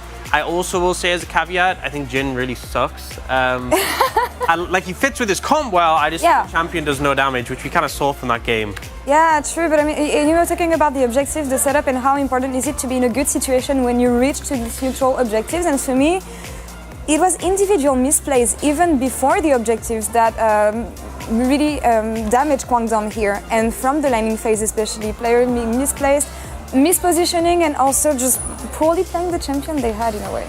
Yeah, and I think it's super important because like if you're playing like an aggressive teamfight comp, then you have your engage tools, you have your go. If a tank is out of position, then it's fine because they just start a fight. But here it's like super important that no one oversteps too much, because then the whole thing kind of just falls apart. Yeah, it's like a delicate balancing act. Yeah. And I mean, once again, Dudu played a fantastic game. Like his Poppy engages were pretty good. He was super durable, but they weren't always set up, as you say, exactly the way they needed to be. And if this comp is set up, it's almost impregnable. It's actually almost impossible to crack, but those setups just weren't there. All right, let's focus here on the first highlight we have, and this is the Drake fight. And guys, we're gonna go from the mid setup, Kwangdong pushing the mid wave, and then what happens, Wolf? Well, I mean, this is something that Ox was really kind of shouting at the TV about, is like, you don't actually want to be pushing mid super hard here as Kwangdong Freaks. You want to be setting up on the Drake itself so you can then use that poke, use the turrets for Heimerdinger to actually then force Gen G into a really uncomfortable position where you have to walk through all of your resources. Look at where Taeyun is when this is all coming down. Like, he's basically, I can ult and that's all I'm doing in this fight. And I just think it's the fact that, they had the initial mid priority, they were in the river first, and they let Gen G move in and take control, so now they're pushing into Gen G. This isn't how you want to play this composition. You want to be the ones kiting back. You want them walking into your space, so you get maximum value from like the Heimerdinger, from the Maokai, and it's no surprise that the fight completely falls apart as a result. They do get the dragon, luckily, with a fourth shot, but it's not really a victory. Yeah, it's just a consolation prize more than anything else. I mean, the fact that that's all that Taeyun could do in that fight is just really a symptom of the bigger problem. Like, he's sitting back on Jin, can't hit anybody, did so little damage that game. You can see it in the damage graph at the end. Yeah, 4.3, I think, by the end of the game. And he got picked up a lot of times, as we see in the second highlight, which is the last fight, I believe, here. But yeah, Gen G knew what they had to do, and poor Jin didn't catch a break this game. I'm just going to say that it honestly felt like Hayes was just styling on the enemy bot lane. So many opportunities where he's stepping forward aggressively, and you just, like, maybe we're looking at a different area of the map because we're focused on, setup for objective, and you see like, oh, well, Jin's dead because Hayes managed to find an angle, step forwards, took him out, and this raw aggression just delivered so well by Gen G's AD carry. Yeah, and like in between turrets, when your AD carry is just deleted like that, there's no time to set up to stop the follow-up push. Doran has his Zonias available or stopwatch and is able to come in there, set up for another pick, go golden. He's no longer targetable. There's no counterplay. The comp just needs too much time to set up, and in these moments, you're just deleted. Yeah, and win conditions with a comp like this are really thin, and it's hard to recover, as we said. But on the side of the winner, player of the game here should be, I don't know who it should be. Pace again, all right, back-to-back. I guess that was our vote. Yep. It seemed like a safe vote to me. Yeah, back-to-back Aphelios performance today, amazing once again. He just looks so comfortable, so good. It feels like every fight he's handling his weapons like an absolute champ. Feels like he's always outputting so much damage, and it's these key windows. It's like you make a mistake, you step a little bit too far, just up in mid lane, not necessarily in the fights, and moments like this where he will just punish, he will just challenge you for any CS, any space, just so well executed. I mean, look at just how quickly he's able to punish here. Doesn't even need that extra auto worth of damage. And in fights like this as well, like, he's got his white gun set up here, and the damage output he has against the struggling to approach Kwangdong Freaks, it's like, what are you going to do? This is that execution we saw earlier. You just see he's just so quick to pull the trigger. Yeah. Great performance again this week so far from Pace and from Gen G as a whole. And guys, I want to ask you, what did we like about Gen G? What did we not like today? The good, the bad, the ugly.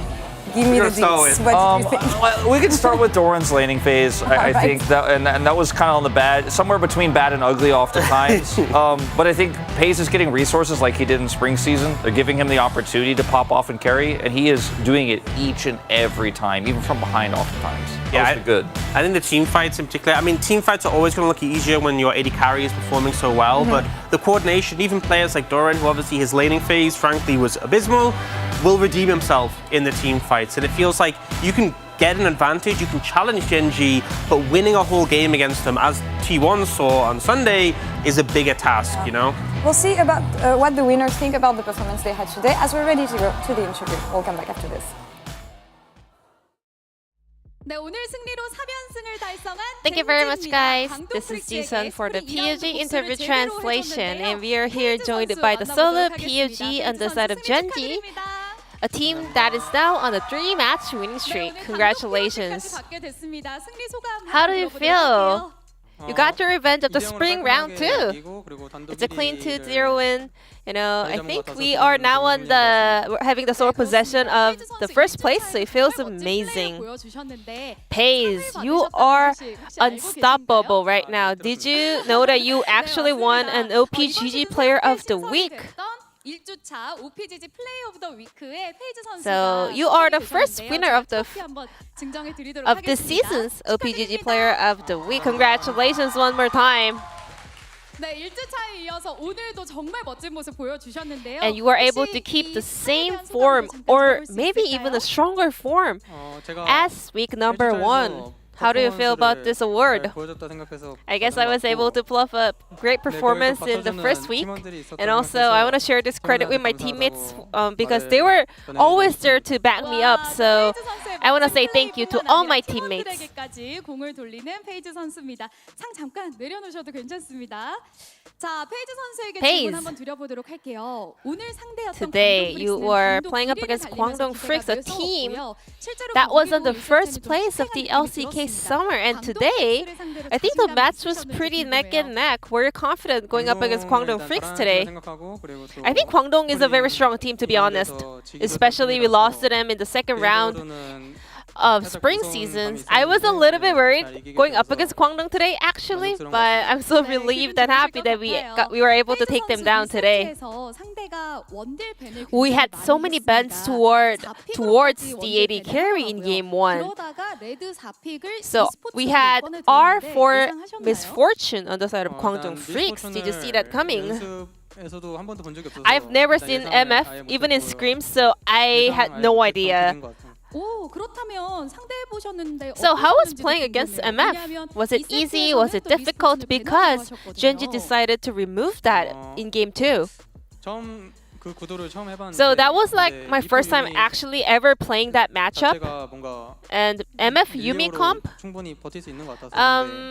wasn't a big deal, to be honest. We thought we could still deal with it with Milio, but I think our execution was not on point, so it's a bummer. And Paze, you were the unanimous POG in game number 1. Now let's take a look at this replay together. Do you remember this moment? Yeah, of course. Would you like to break it down for us? I actually did nothing here. I was just hitting the front line, and then I got MF with my flash Q or something, right? But I think this play, I was just following my instinct, you know? 와, 이거를 킬각을 보시길래 우와 이러면서 저희는 놀라면서 봤거든요. We were so surprised by how you actually catch that little opening. And you actually said, if Aphelios comes back to the meta, I'm gonna win you guys Worlds. And right now we're having so many Aphelios. This is the mainstream pick right now. Do you think you're the best Aphelios players in the LCK? LCK has so many gifted and talented Aphelios players. But I think I can say I'm like top 2 level. I guess there is someone above you in your mind. Not really, but I'm just, you know, trying to be humble. Paze, I think your performance is on the up and up. How do you feel about your form right now? My current form, I think, has become slightly better. Me and the Light, our bottom duo, is having a great teamwork. So we were able to showcase some great outplays. We're looking forward to seeing more and more of the Paze the Light bottom duo on the side of Gen.G. Gen.G's next opponent will be Nongshim Radforce. Is there any message towards the fans or mindset heading into that matchup? So we are undefeated so far. I hope we can continue this streak in order to keep our sole position on the top of the LCK. And Paze, we have so many fans out there, so many Paze fan sign in the audience. Any message for them? Thank you so much for coming here and supporting me. I really appreciate it. Get home safe, everyone, and have a good one. And this will be the end of the interview from Paze on the side of Gen.G, the solo POG. And I'm going to pass it back to Lar, Ox, and Wolf. Thank you. Thank you so much. Jason, wonderful translation as always, and Paze getting so many players of the game that he's getting so many interviews. You can see the improvements week after week, which is really cute and great to see. That's all for us here on this day of the LCK. Take a look at the standings to see what changed. Oh, and Kwangdong things change. dropping out of Kwangdong is first not place. first anymore. Man, it was short-lived. What a fall from grace. Yeah, they enjoyed that. They definitely did. And I think Gen.G really looking on form. And as well, like the fact that Pays, as you're saying, 2 POGs today. Yeah. He got that one for the Zeri Pentaverse. He's racking them up at this point. Yeah, he's definitely the front runner for most POGs in our season. We'll see what Kwangdong look like when they match up against Hano Life later on this week. I think Kwangdong predictors might be a little bit nervous about the performance we saw today. Yeah. Maybe one particular one on this space over here. I think they look pretty good against the #1 team. You know? Yeah. And I'm happy with that. Game 1, they looked pretty good. And I think I'm trying to find something else to have as copium, but I'm fine. It's fine. Yeah, there's no shame in losing okay. against the spring champions, and actually it's the best training they could hope for in the upcoming victory they're going to get on Saturday. They're going to improve from this, right? It's humbled them. Yeah. Right? Tomorrow, though, if you think D+ can win against OK Man Bro, you're wrong. This is never gonna happen. I mean, I was telling Laura about this earlier that for a while, Brion did have a winning record against Damwon. In recent times, of course, with D+ and OK Savings Bank Bro, does feel like D+ has the advantage. I do think we might have edge, would you say? Yeah, I think we might have another 4-0 day tomorrow if things go as expected. We'll see about tomorrow. What they can do. I mean, honestly, it's when you have the least hopes that the most upsets can happen. We'll see about this. I have no big hopes for this. But guys, thank you for having been with me at the space today. It was great, as always. And thank you all for following the LCK once again. We'll see you tomorrow for more League of Legends. Until then, stay tuned, take care, and we'll see you tomorrow.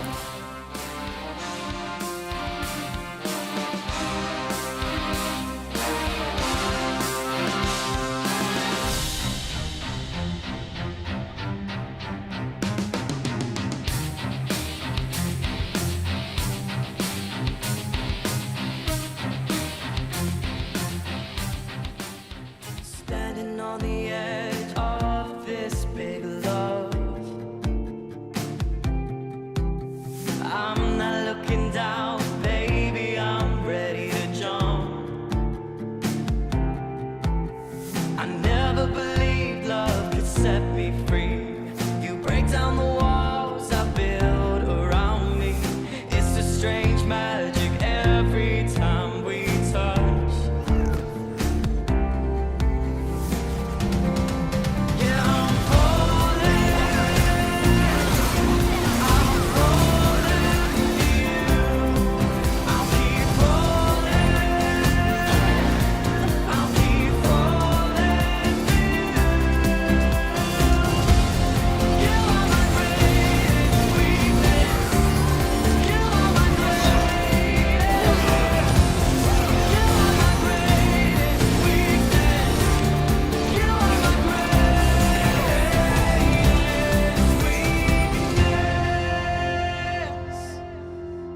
Standing on the edge of this big love, I'm not looking down, baby, I'm ready to jump. 광동! 와. 아니, 진짜 미쳤는데요! 엄청난 경기력과 발전 양상을 보여주면서 지금 이 스프링의 아쉬움을 씻어낼 수 있을 만한 팀이 바로 이 하나생명 e스포츠입니다.